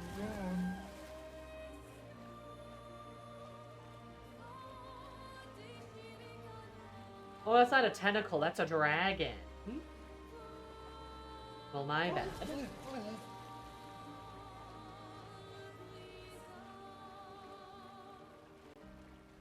Bunch of coral.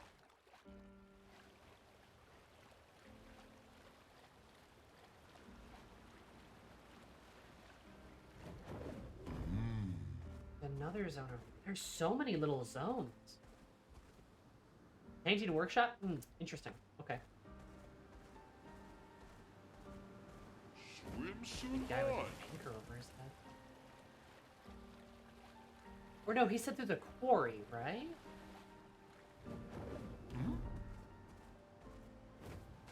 Everyone okay? This is right. The fastest swimmer? Deliver you in flying waters at one point? Really? Huh. Wow, yeah, that's a lot of boats.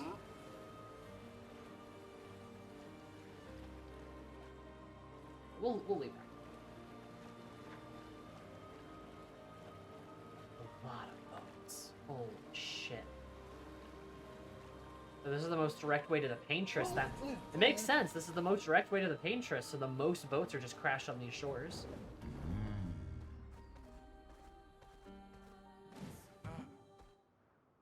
Forgotten battlefield. That forgotten.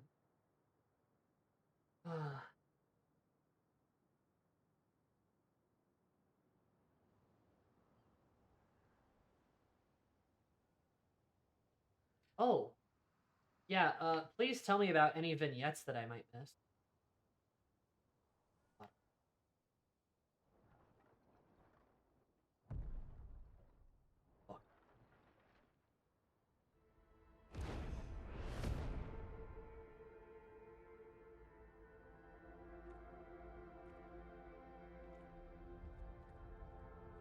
You'll get used to them.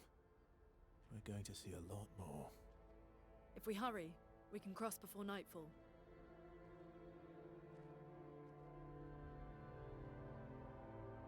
Wait. Could we bury Gustav? I wish we could, but protocol is to keep moving. Gustav would understand. We can look for a suitable place along the way, yeah? We'll find a nice spot. Actually, there is a place. Past the quarry, out of sight of the Paintress. A tranquil haven, protected by magnificent trees. I think you'll approve.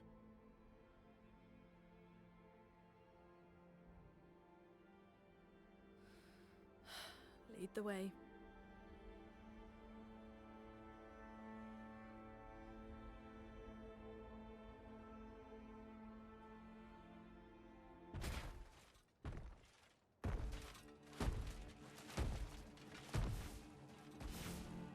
Let me show you something.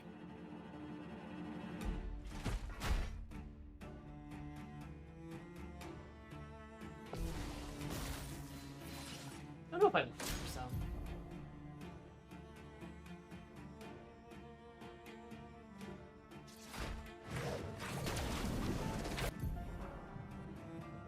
I would have lived.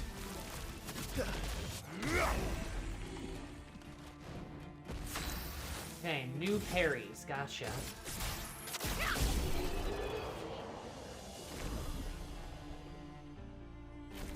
Any other tricks we should know? One thing at a time.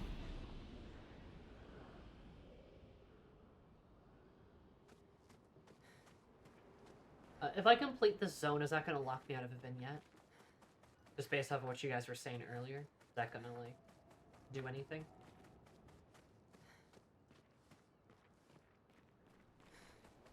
No. It's a bit hard to tell what are vignettes and what are not.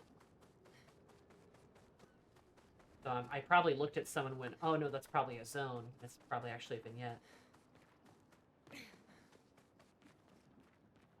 Good God. I feel like the bodies are almost excessive at this point. Holy shit.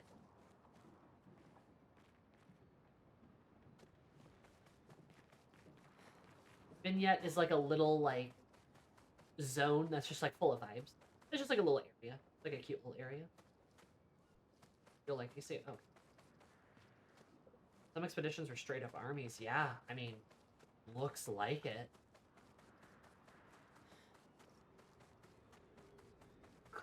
lord, there's so many of them.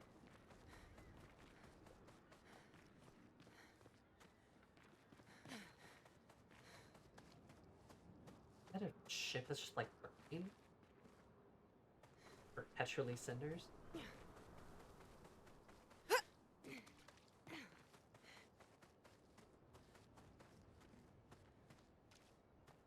What those are. That's a beautiful shot, though, I tell you what. Ooh, 40s. Oh my god, how many are there? Holy shit, dude. I know it's like, you know, I know obviously we're like the last, you know, we're like one of the later expeditions and stuff. And presumably they had 10 million people to throw bodies at.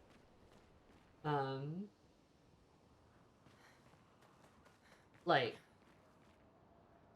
you know, they presumably had thousands and thousands of people to throw at this. Where right now, it doesn't feel like that when we were in Lumiere. It felt a lot more dire, probably because we've been through a lot of bodies. But like, holy shit, dude. This is like one city? Expeditions? A single Nevron took out most of them. Is it still around? I've only seen it once, many years ago, so most likely not. I got a feeling it's the one we saw. Single Nevron?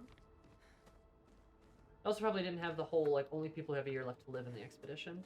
Yeah, no, presumably, like, this is a lot of bodies, guys. Perfect. Like, holy shit. You know, I should have camped. Yeah, so all of them were individually completely useless. Conservation of ninjutsu, you're totally right.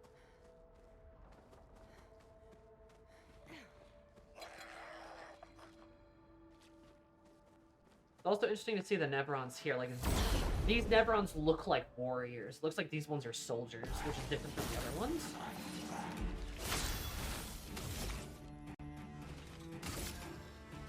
A precise strike. Ready to strike.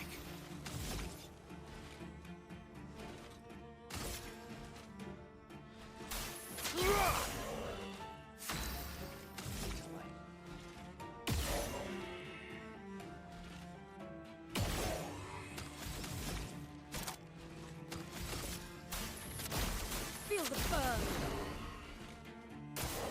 Verso, dodge. Good stuff.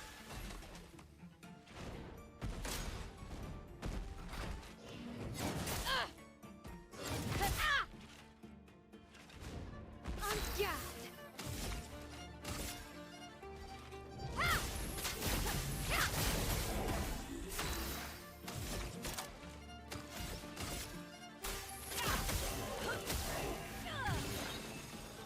Let the ink flow. Oh, hi, Allie. Hello. Hey, it's been a minute. What have you been up to? I'm up to this business.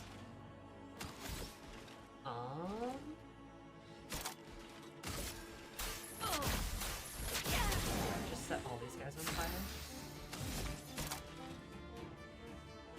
Pink, very high. Break. Nice, good job, Verso.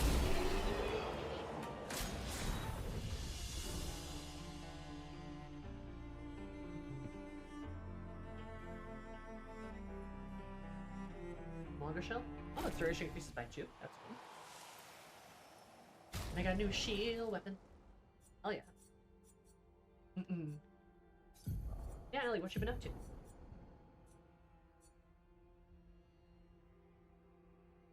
Can it consume or like done? Doesn't scale super well.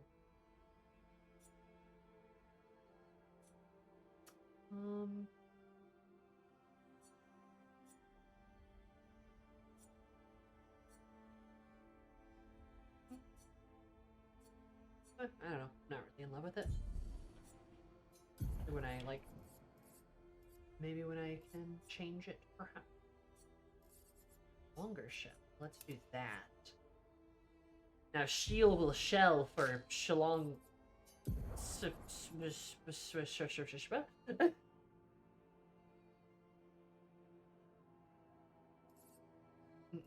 Pokemon Nuzlocke? Ooh. I never have the heart for any kind of Nuzlocke thing. I feel like I get way too sad when like Pokemon die. Dancing too? Hell yeah. That's awesome. I say Storm's getting wild, now I can go back to not playing the game. Congratulations, Dragon.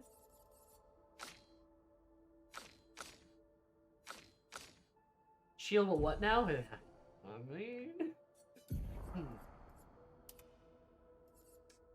I still like her default path. Did she get, like...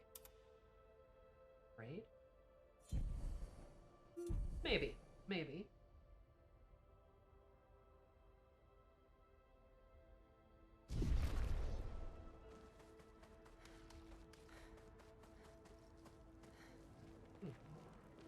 Eternal fires, cool. That's ominous. 10 million bodies.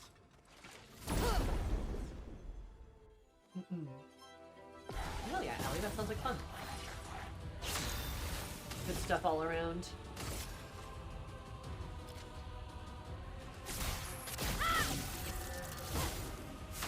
Literally fuck out of that guy, hell yeah.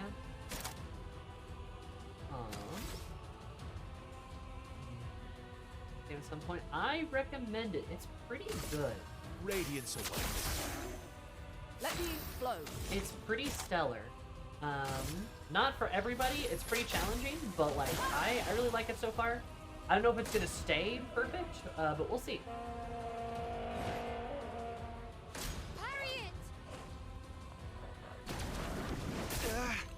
Okay, so that would have been interesting.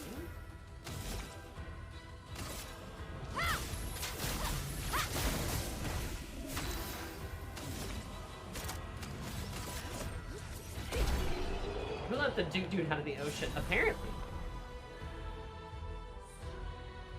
Minor rant, but I'm kind of depressed at how some people in PvP games are just angry all the time. Yeah, that's pretty fair, Dragon. I think a lot of people, and I think a lot of the problem with like some of those PvP games like you're kind of talking about, oh, the weapon got upgraded. Because I got another one, I assume. That's fun.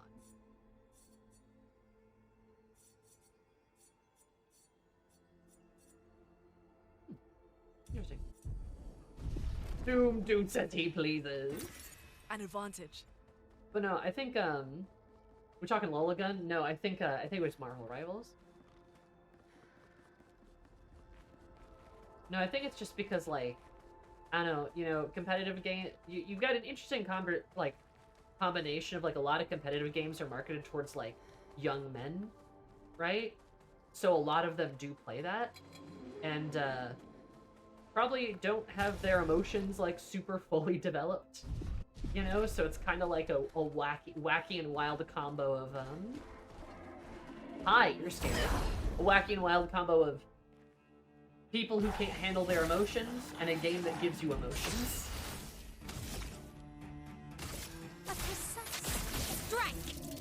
Does that make sense? My turn.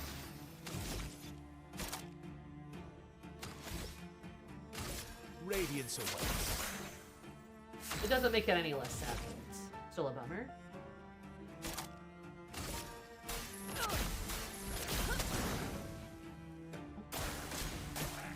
Okay.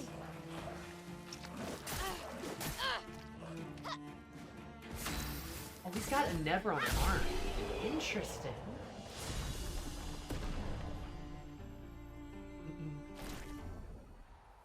Not just young men. No, that's true. That is true. Though I do probably think that young men are particularly bad at it. But I mean, that kind of, I mean, young people in general, right? Young people are never going to be like perfect with regulating their emotions.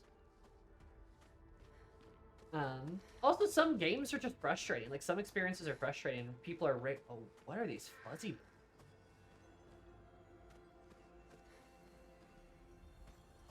The Neverons fighting the fuzzy boys? Nice. They don't look like Gestrels. Interesting.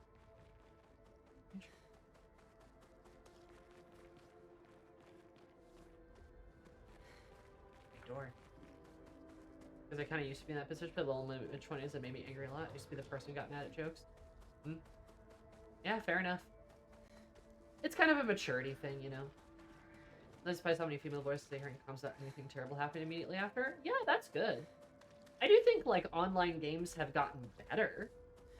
I remember playing COD on the Xbox 360, and let me tell you, I heard a lot of stuff. I heard a lot of stuff.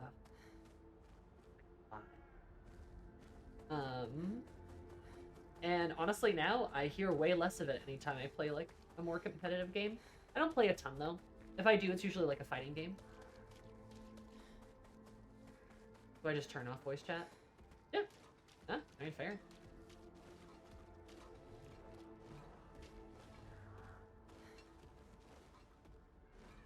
Let's tolerate PvP for my own sanity, not PvP anymore, at least as much as I can help it. I enjoy playing games with my friends, you know? Like, that is a... Oh, the gestrals come here, too. Interesting.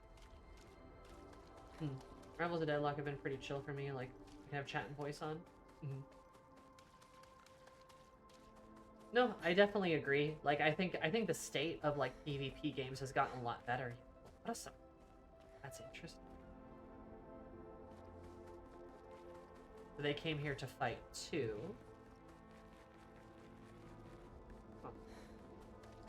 The state of PvP games is definitely better than what it was. But they're still PvP games, right? They still attract angry people.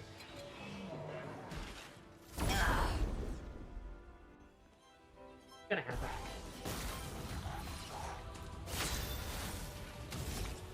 It also depends on the community and how, like, devs react to, how devs react to, like, issues and, like, matchmaking and such.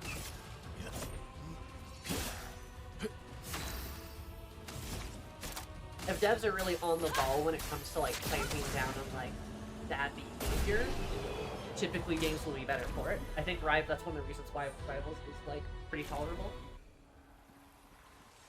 Just because it's, like, a lot. Perfect. Yeah, cool story. Because I do think they clamp pretty hard on a lot of stuff.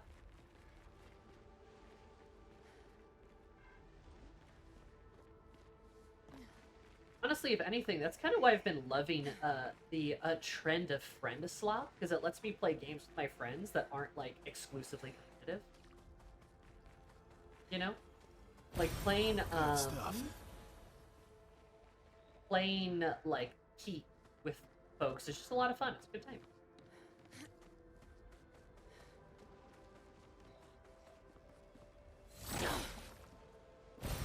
Oh, lovely.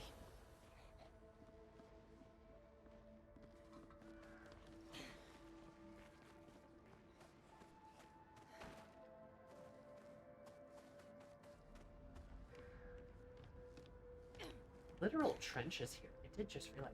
Huh.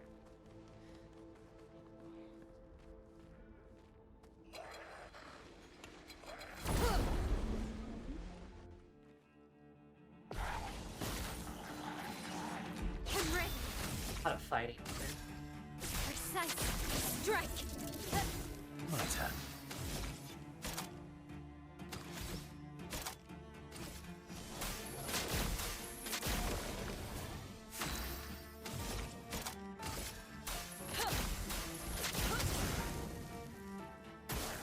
Watch out!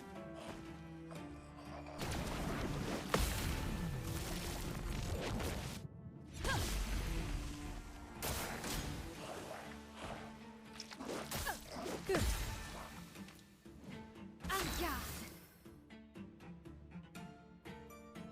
Normal heated gamer moments are liars. I mean, yes. Yes, Wolf, absolutely.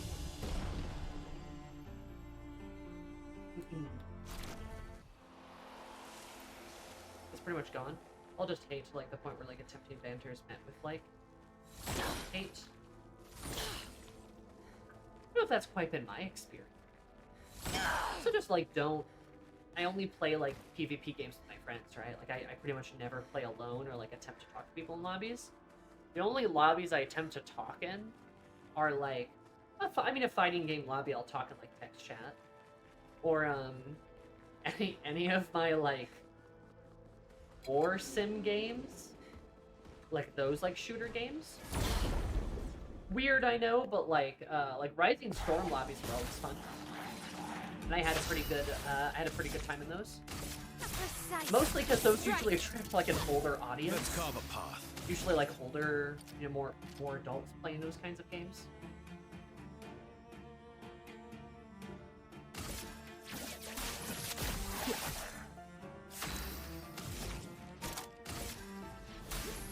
Feel the storm. Please survive.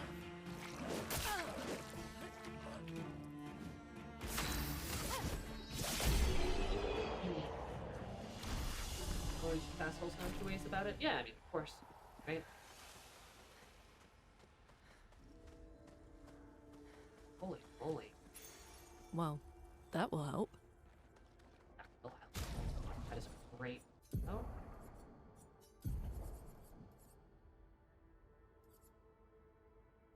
Yeah, do that.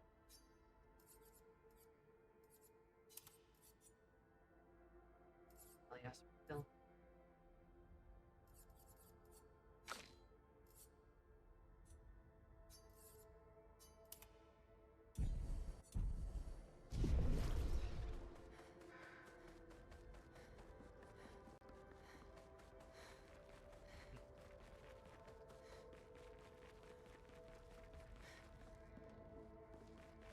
Well, I mean, you're always gonna have like people be like souls sometimes, especially in competitive environments, right? And those are just conducive to like causing an emotional response.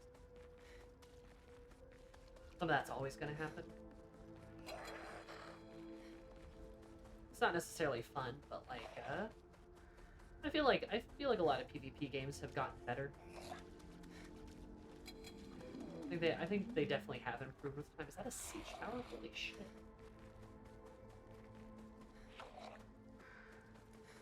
Still chasing us. We're not really all good. Don't wait this way. Let's just get rid of you.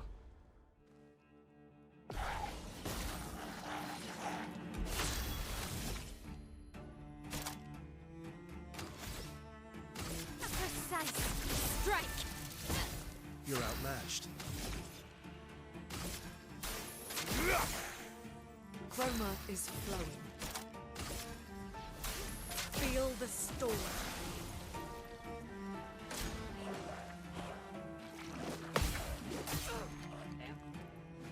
I'm ready.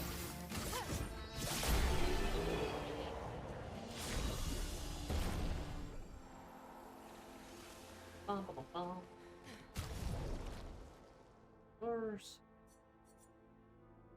God, how's I gonna say? I'm just not really vibing with Verso's gameplay.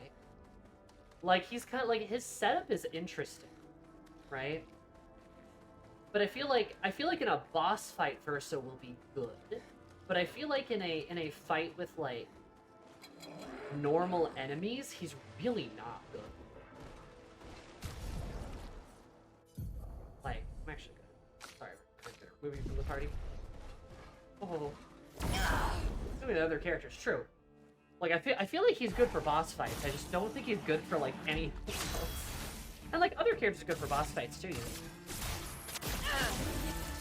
Really liking the girls. I miss Gustav.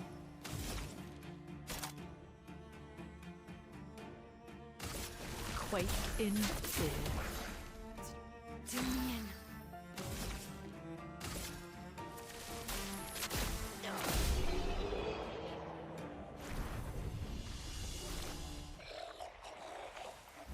Fuck.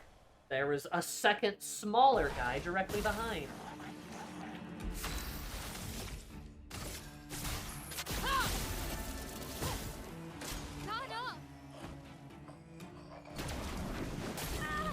Yep, I didn't do it right. Just read it.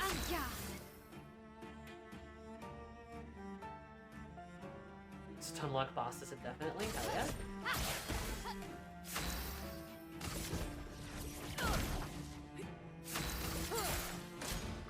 We resist dark.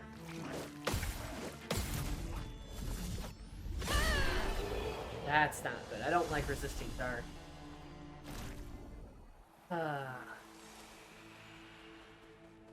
Feels like with them weak to light, resisting dark, I feel like I know what the game's trying to tell me to do, but I don't. But what if I just don't? Perfect.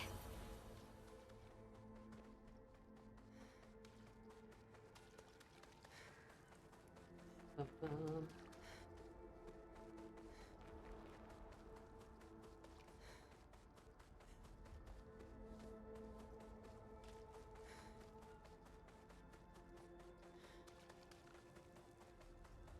Kind of gone here.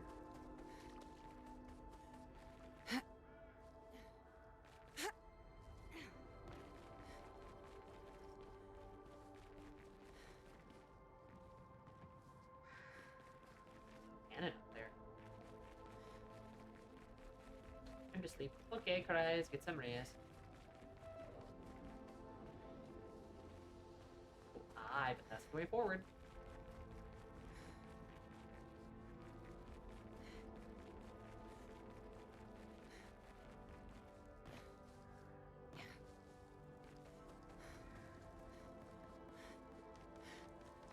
Let me say the trunk of the stream stops. They're there.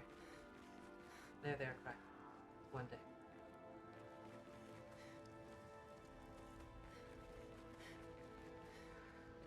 $41 made it. Oh, how's it?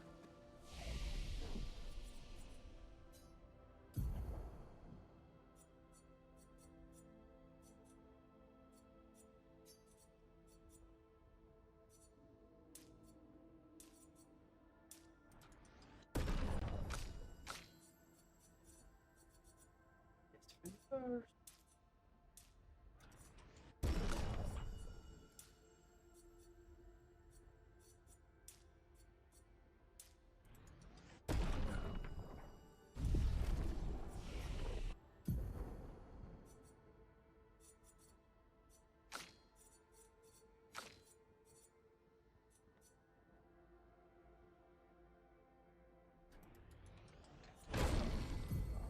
Now she has a new. Good.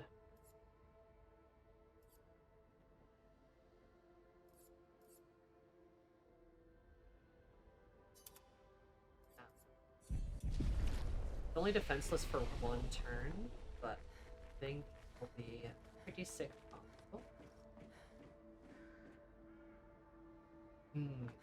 Which is the way forward? That's the real question. Let me actually check down too. Did I go all the way over there?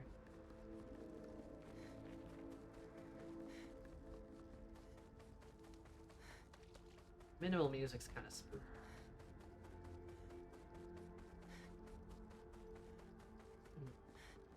Yeah, I think 14 and Warframe have done good jobs of like fostering community, but it also helps that they're primarily PvE games. There's no benefit to being addicted to like other players. Aha! Why we check? Interesting. There's no benefit to being a dick to other players. There's like none at all. The only benefit to being a dick to players is just like, I don't know, I guess have no friends. Like in PvP, there's the element of like, you know, like going against the player. You don't want them to be like good. You don't want them to win. Right? You don't want them to feel strong. In fighting games, sometimes the point is to tilt the other player. There are legitimate strategies in fighting games to make your opponent frustrated so that they play worse. That's totally a thing. So I would still maintain that the FGC has better manners overall. Like you'll see way less like genuinely awful behavior, and that stuff does get like stamped out pretty hard. Like the competitive spirit's a bit healthier, I would say. Kind of a different vibe, especially since, well, it's one of the reasons like the FGC is like so diverse, right? Is because a lot of the times, especially old school like fighting games and stuff, but even like new school where people are playing in tournaments, you're right next to people. You're in the same space as people. If you're like a fucking bigot, they're not gonna like you. People will notice that, and they're right next to you. It's hard to do that to their face. right? So, like, fighting game etiquette is really interesting because, like, while BMing is, like, a pretty common thing to do, the respect for players is still pretty high. And I absolutely do think it is because of that personal connection. You're in the same space as these people you're competing against more often than not. Especially old school, right? You're at the arcade together. If you were a fucking dick, you were gonna get banned, right? Or, if you were a dick, you're gonna get, you know, fucking swung on, or something like that. Same thing is true for, like, current tournaments. If you're just a terrible bigot, people aren't gonna like you. And it's harder to be a bigot to people when they're directly in front of you, and there's, like, 10 other people there that are like... Right? So it's really interesting. Fighting games have such an interesting dynamic. Just because a pro organizer will turn, it doesn't mean a community might not. Mm-hmm. Precise strike. Yeah.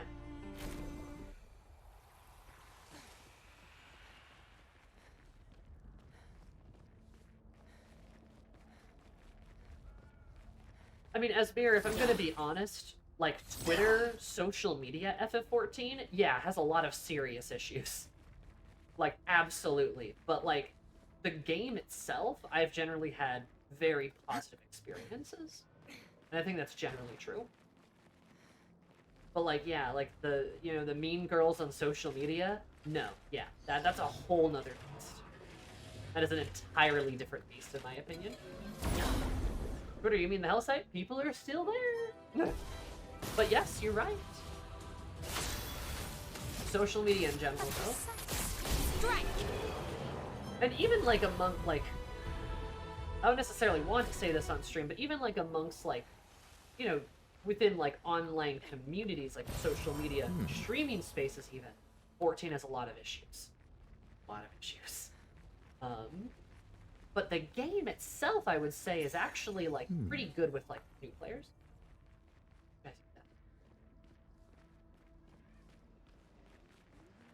Hey, Twitter for a while was great, honestly. You know? Like, you know, it's, I mean, like, I don't know, like 10 years ago, right? Twitter was, like, fine. Social media is always gonna, you know, be social media and such, but, like, I don't think it was bad.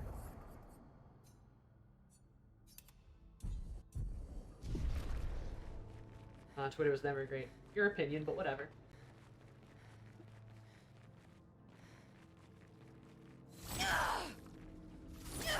There's a lot of another kind of helping fighting games that generally not team games. One of the things that fosters toxicity in many popular PvP games, both the opposing plays and your own team can be a source of frustration. Yeah, for sure. I mean, that's kind of the thing with fighting games, right? Is like, you can, like, in like a fighting game, right? Like, the win or loss is entirely on your shoulders. You have no one to blame but yourself. You can only blame yourself.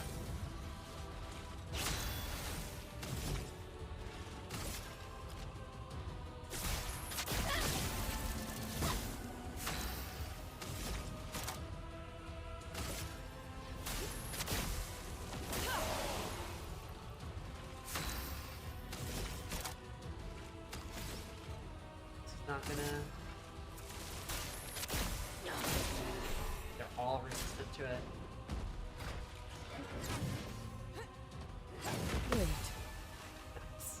Had time to parry though. Finesse and grace.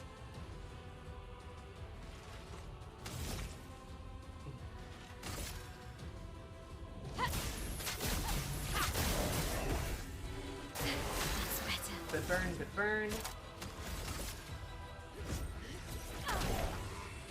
It's become more subtle and more sinister ways than I'm usually done those, but they've reached a breaking point for me. I mean, I can't really talk about that. Like, I don't know what you mean, you know? If you're, I mean, I believe you if you're experiencing some kind of toxicity. I totally believe you, right? I would say in my experiences, like, I don't really have beef with FF14 players in a game. Okay, so I did that wrong. Interesting. My beef almost entirely comes from... My beef with, like, 14 almost entirely comes from, like, secondary spaces, like outside of the game. In fact, pretty much entirely comes from that, actually. It's always, I think that's always going to happen when you've got millions of people on like a platform. Right? I became an old man in my teens. I always thought Facebook, Twitter, X was done, so I never got to using them. Made it super easy to keep not using them. Fair enough.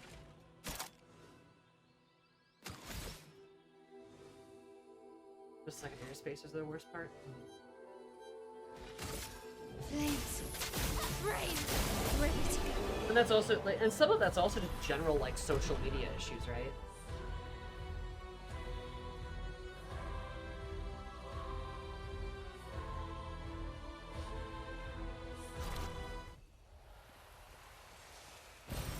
What have we here?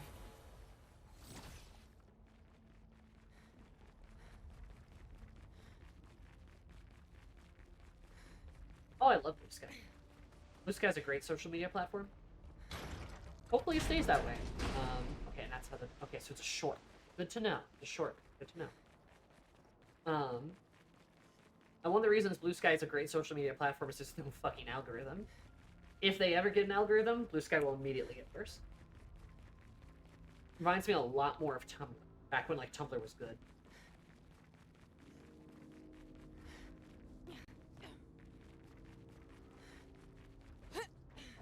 RP community, which heavily overlaps this social media side. I would believe that, but I don't really do a lot of RP in 14 these days. Refuse to use Twitter. I deleted my Twitter. I just completely deleted it because, no thanks.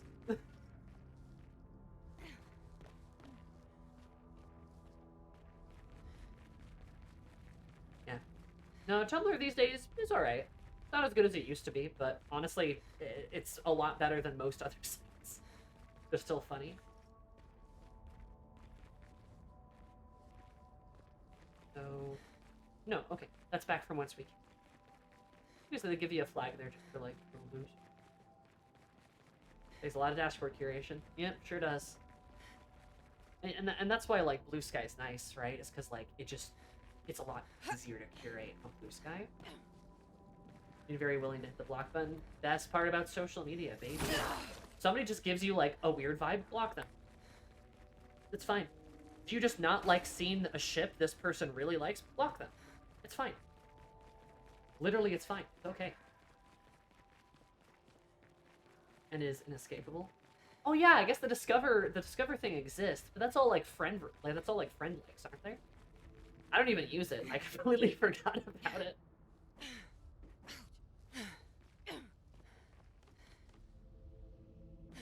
Whoops.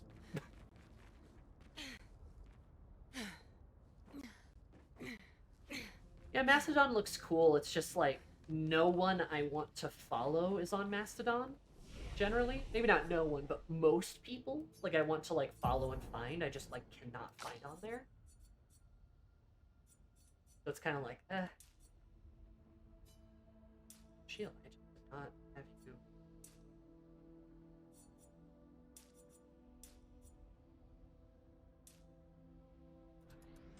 My beautiful tanky lady.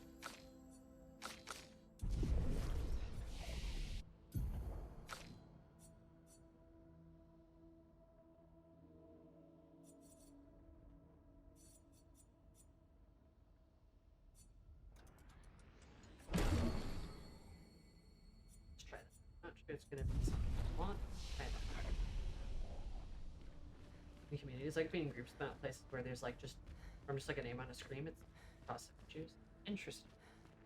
I more or less wash myself of any of that. Just hang out with my Discord Pathfinder friends. Woo, Pathfinder. No, I mean that's fair. I like communities because like, especially like nowadays, sometimes it's the only way to like get answers to questions.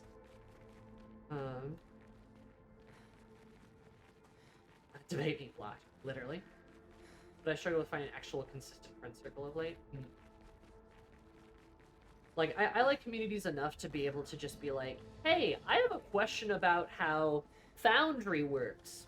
What is like the Foundry community thing, right? Or Pathfinder community. I have a Pathfinder question, right? Like stuff like that. Especially, like, kind of where the internet has gone, sometimes people are the only ways to get answers. You know what I mean? Like, the only way to get an answer is to, like, talk to a person. And communities are really useful for that, right? Even, like, you know, even how much I hate how Discord servers are, like, their own Wikipedias and stuff, blah, blah, blah. It's still nice to be able to, like, be in certain spaces, not all, but at least certain spaces, and, like, certain spaces and being able to get answers, to talk to people, to, like, learn something, right? Kind of like why Reddit is, like, still a thing and, like, still popular. And the death of public forums rise against communities that don't show up in search engines is a huge loss to information access. I completely agree. I think public forums should make a comeback. And that's kind of what I mean by communities. It's like something like that would be really nice. I value a good community and feel comfortable in. Exactly, Esmira. Totally agree. Did you hear there's official Warframe module for Starfinder? Yes, I did! I sure did! I'm really excited. I kind of want to play it. I really want to play Starfinder 2E. Because I tried the first edition of Starfinder and I did not love the gameplay. I thought the setting was really cool. I thought some of its, like, equipment and, like, other stuff was really cool. But just, like, combat, I did not like.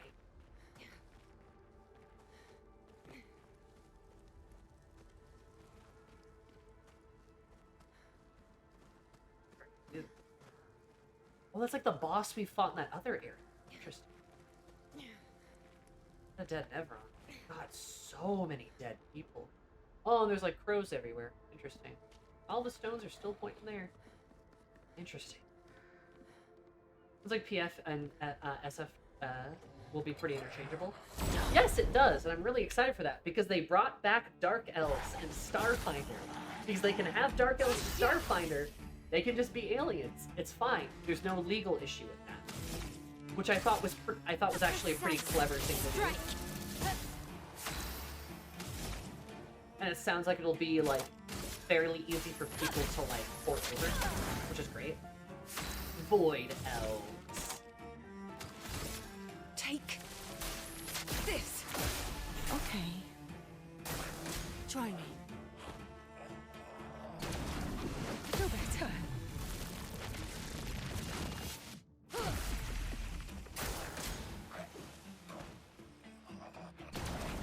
Let's keep going.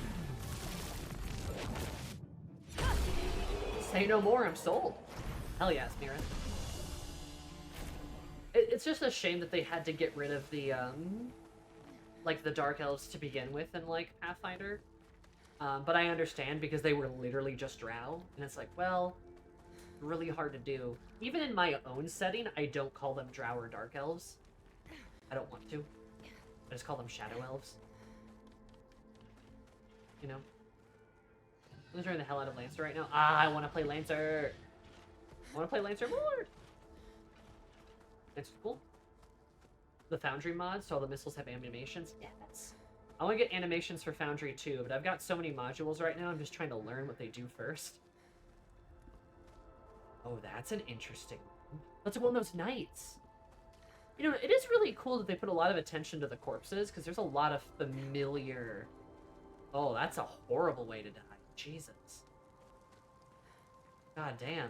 This is terrible. This is awful. This is a terrible place. And her legs are gone. Jesus. This is terrible.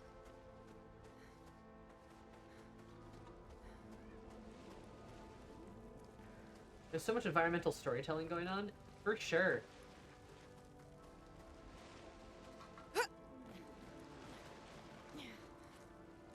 Good lord, this world does not spark joy.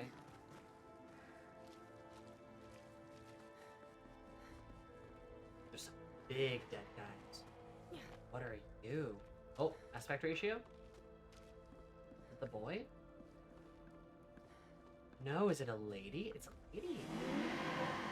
Mainly, you have no interest in speaking with you?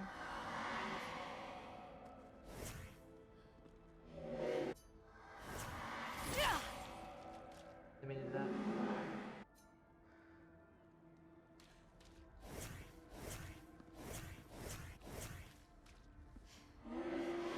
You're awake? Surprising. I knew it. I knew there was going to be dialogue from IL. Like, I was switching and I'm like, Oh my god. It's impressive how fast they built these trenches. Yeah, assuming that the expeditions built them. Have you sufficiently recovered? So then you can help. There's much left to do. Are you help with what? I guess not, but you'd hope to return to more important matters. Instead, I must occupy my time with this.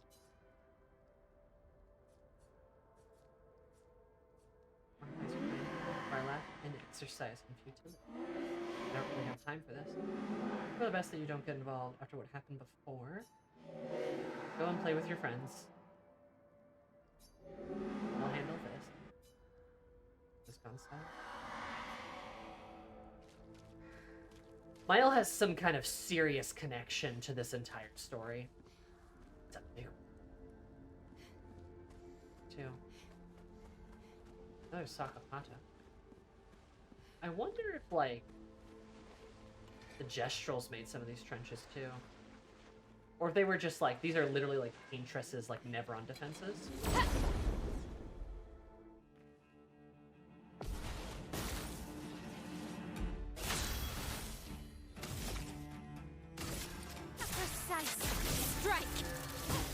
Let the ink flow.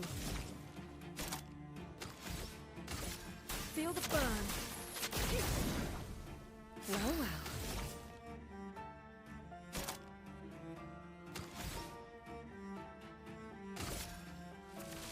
It does look, it looks like a World War I battlefield. Oh, and it's a French, you know, postmodern French influence. Interesting.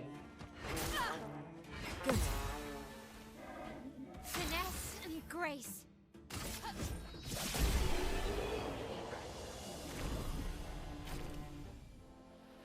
The trenches were already there. Yeah. Kind of what I mean, right? Like, there's some influence.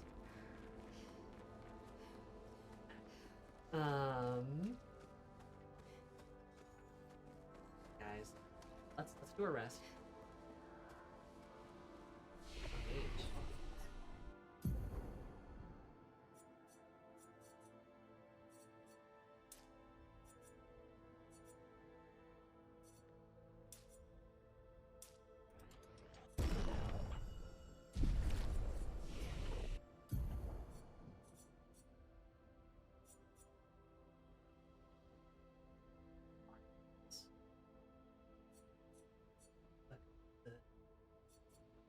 Stuff. That is a direct upgrade from Rock Slide. 7 AP though. Whew.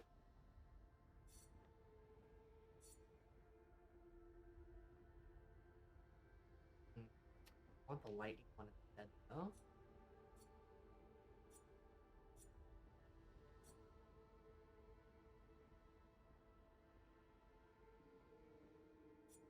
Let's do it though, because that storm call is pretty strong.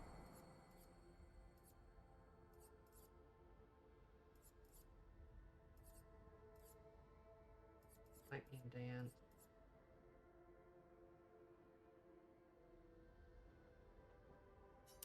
Or let's straighten Mayhem out. Mayhem's useful, but the setup for it's a bit hard. Where in the reality of World War II is the horror of the game. Yes, I heard about conscript. I thought that was just like a really interesting idea. Nice. War is hell.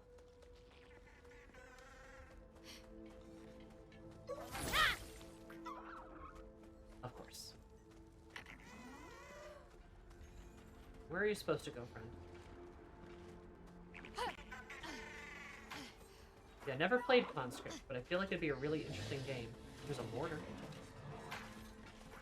Maybe this way? Yes, it's this way.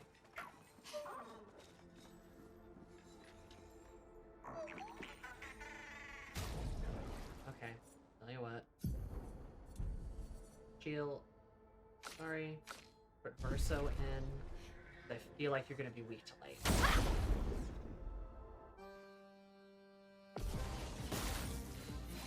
Tom. I'm ready. Take cover! Lune, careful! Careful, Verso.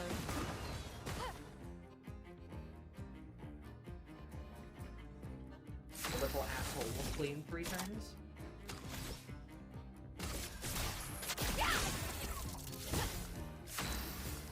Love my teenager. She's so powerful. Flames. Rain. Love my teenager. She's so powerful.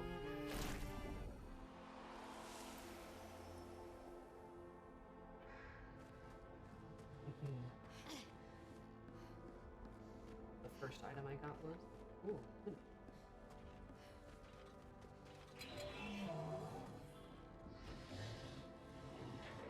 With a medallum? The 20 stacks of burn is very silly. The brains, brains. Yeah, she's a zombie. She's a zombie now. That's interesting, Stormbow.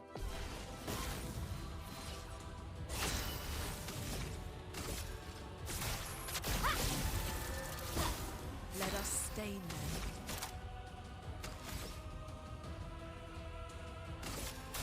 Feel the burn. Should maybe get rid of that swan. It's just not doing a lot of damage.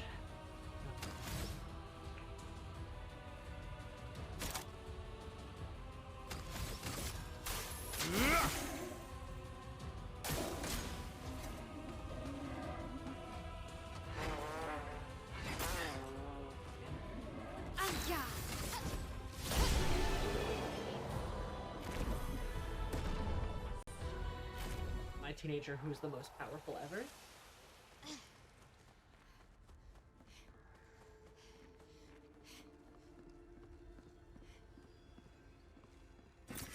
Perfect.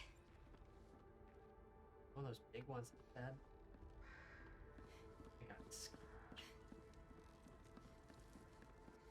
These are all just like so brutal. Thermonuclear teenager. She really is though. Miles crazy. She's kind of becoming like my carry on the team a little bit. I'm okay with that. I love Sheila a lot, but like, in this one particular zone, she's not as good in. Lune, I still really enjoy, and I've been enjoying using her a bit more. I miss Gustav. Verso's definitely not my fave. I don't think he's like terrible, I don't think he just really meshes with like kind of... I'm trying to like close out these fights as fast as possible so I have as much time as possible. Put it in a cage? The hell? Oh, and they lit on fire. Oh my god. Emily, Expedition Wolf 41. Wolf? My bag's getting weighed down from all my kills. Maybe I need to pick smaller trophies. Estelle bagged 7 of those armoured nevs. So I've got to get at least 8 in this next batch if I'm going to beat her. Leah showed me how to double up my weapon pictos. Might not be stable, but the bang's going to be worth it. The painters might be out of our reach, but her minions aren't. And if I die, I'm gonna make sure I die big. Like Xavier says, subtlety is not our game. We only live till 40. So let's go make some friends. I like that they're Expedition Wolf, right? Yeah, it sounds like they just decided to kill as many Neverons as they could. Sounds like they were doing a hell of a job. Interesting. Lune and Male synergize well, I really found. Yeah, I completely agree. I love their synergy. Useful.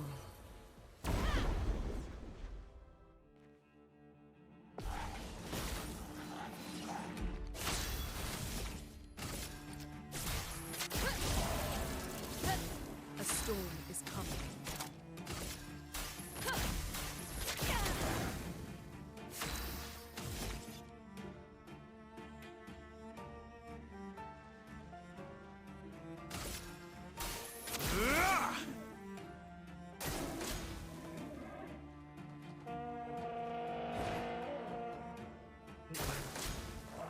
Makes for a good support roll in here.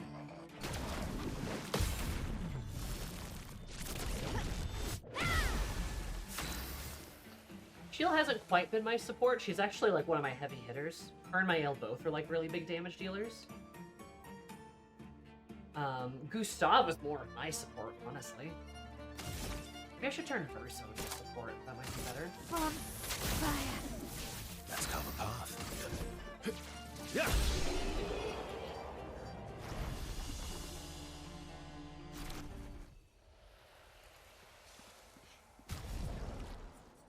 It is interesting that you see the attitudes of the expeditions seemingly shift towards like the more recent ones.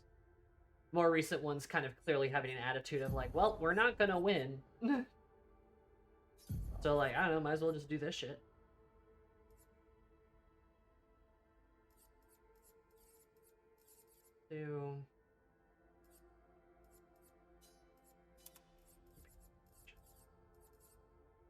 Let's start with enough though.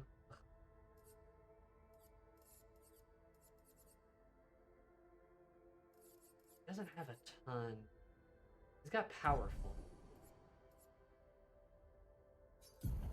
I guess it would just like where his other upgrades can go, because maybe I could just kind of turn him into like a full support. Yeah, it makes sense with them seeing the previous expeditions. Agree.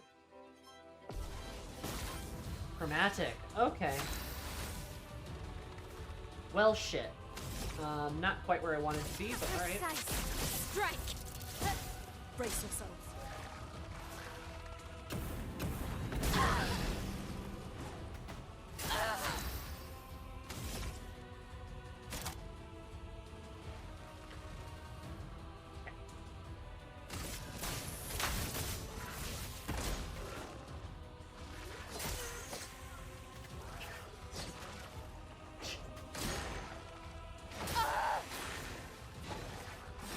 Okay, so it's a similar combo.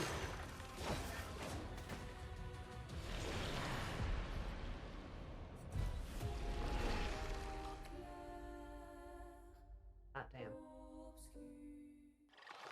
Okay, yeah, I didn't quite know that was chromatic. I guess he does look different.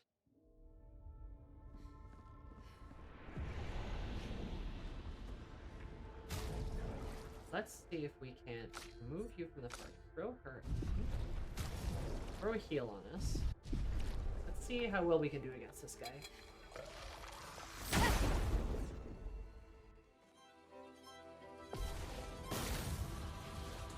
Fire's probably not going to be a good bet. He's resistant. Blade, cut through the flames. Ready to parry. Good dodge, team. On guard.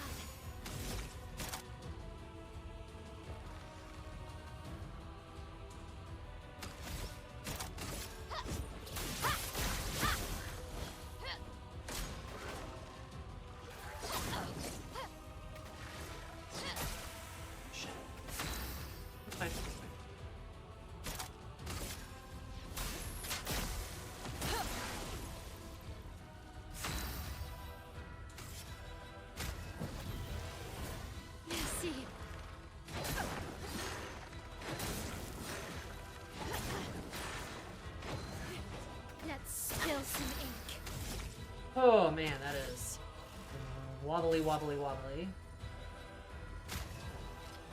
Good.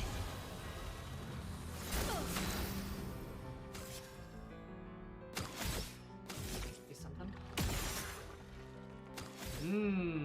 Okay, it's lightning that you resist.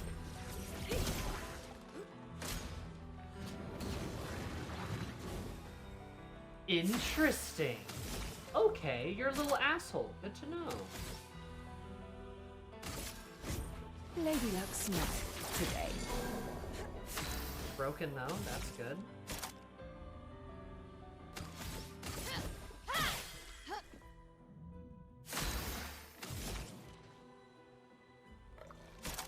You know, let's just apply burn. I know it's not gonna be good, but let's just like apply it. Feel the burn. Oh no, he heals from it. Okay.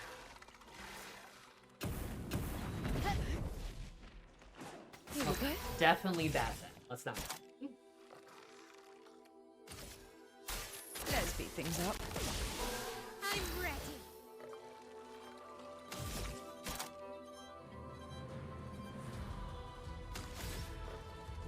It's gonna be really hard for me to do anything. Ah.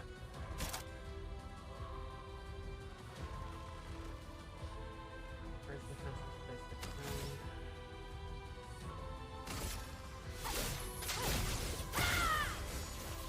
I'm waiting.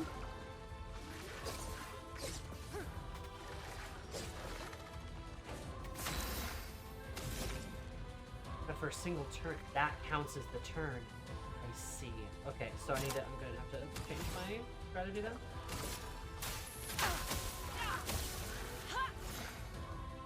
I'm ready. Oh man, I should have changed some stuff around. That's okay though. We might not be screwed.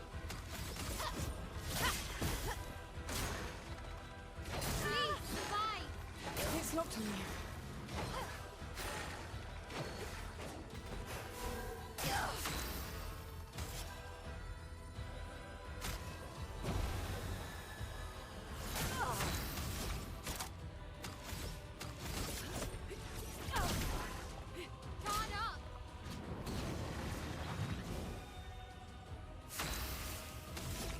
I think I know how to fight this guy.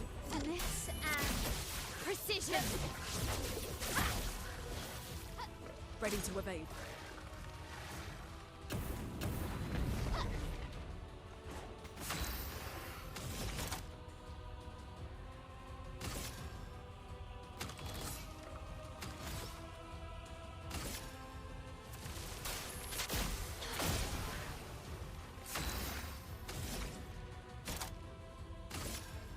Feel the storm. I'm gonna try different attack.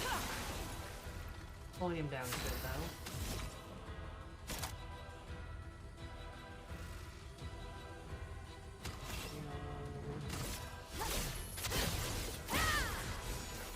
Take cover.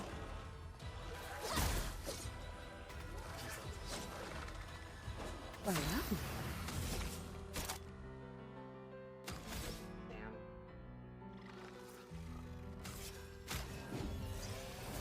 don't worry, I'm here. Careful now. I'm ready. That hurts.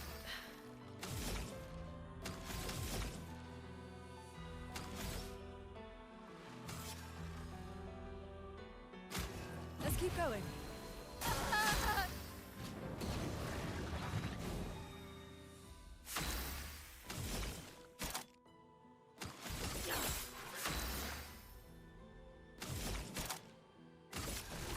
Quake in fear. Right.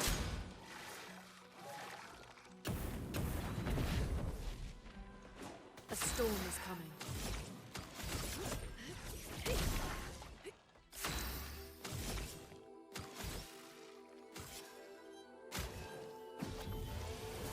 get up.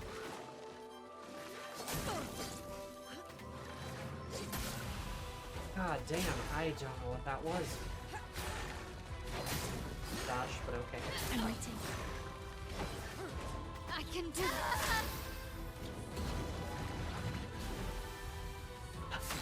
For no aim.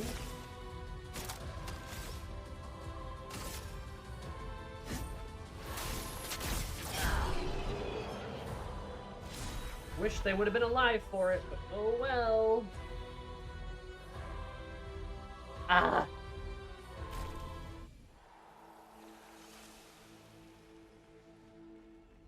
Gotta beat a dragon named him Verso? Hell yeah. Verso's my best friend.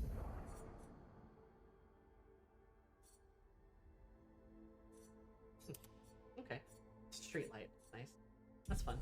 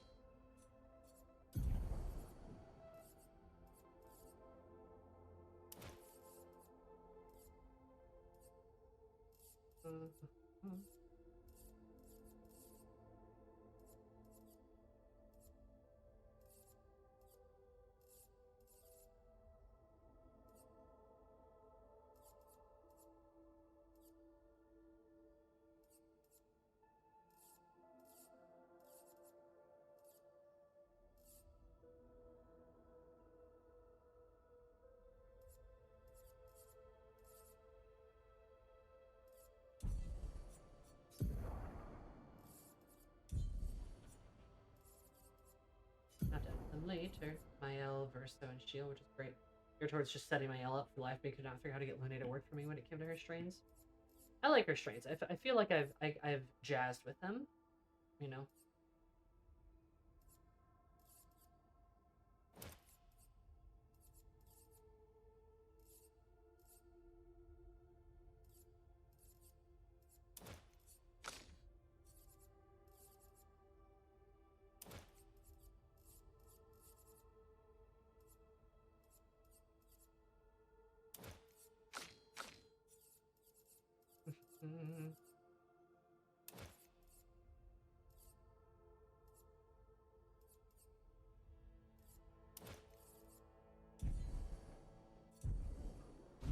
Black Mage just so clicked with me.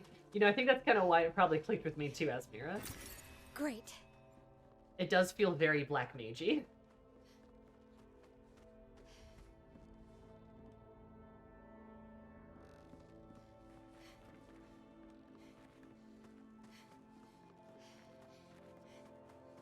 Alright, yeah, hell yeah. Mael is a beast, though. Make no mistake, she's crazy. Black Mage, Red Mage combo? Yeah, they do. It feels like the two of them working together, you know?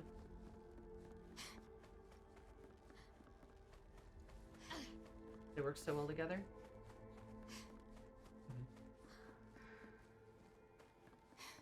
Lot of synergy. The only way to go is... Okay. Climb up there? Oh, that's fine.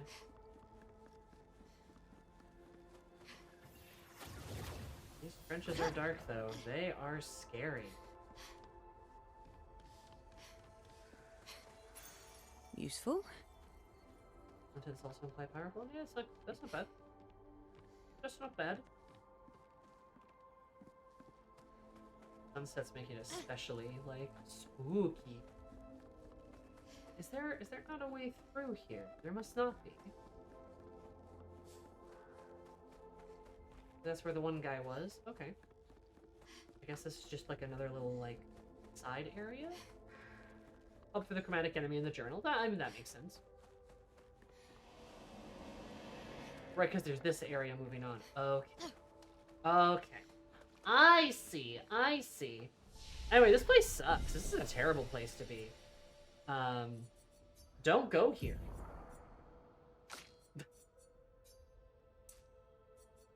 Don't be here. It's bad. This is the bad place. She's got 54% crit left. Go. First. Things to do on the battlefield. Leave. On the forgotten battlefield. God.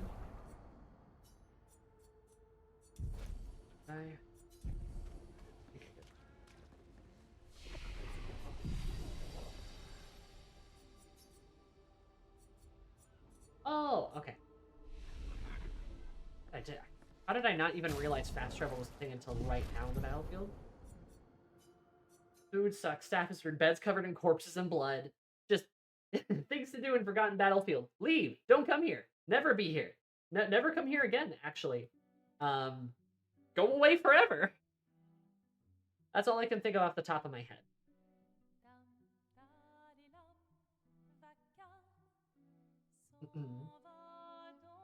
What I can think of off the top of my head, never come here, never do that.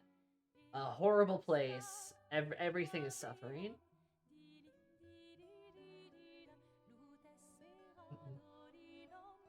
There's just eternal suffering.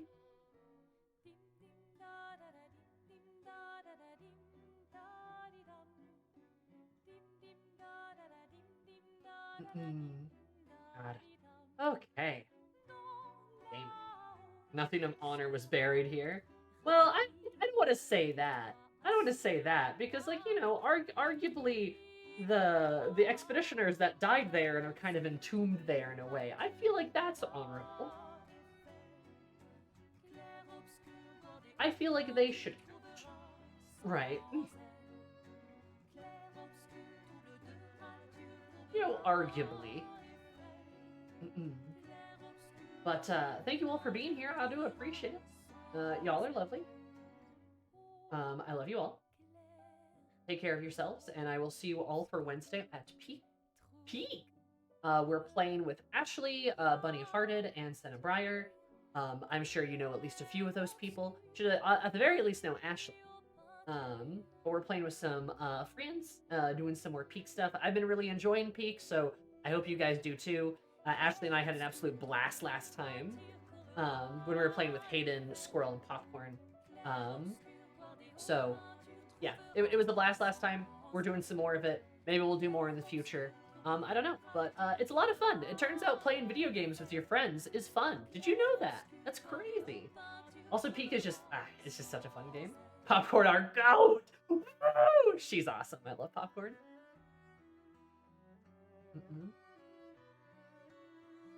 But anyway, say hi to Alchemy for me. Give her an awooga booga. And I will see you guys all on Wednesday. Take care.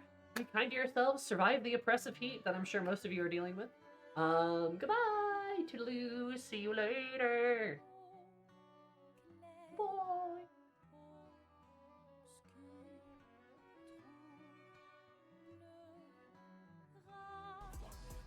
I feel like a lot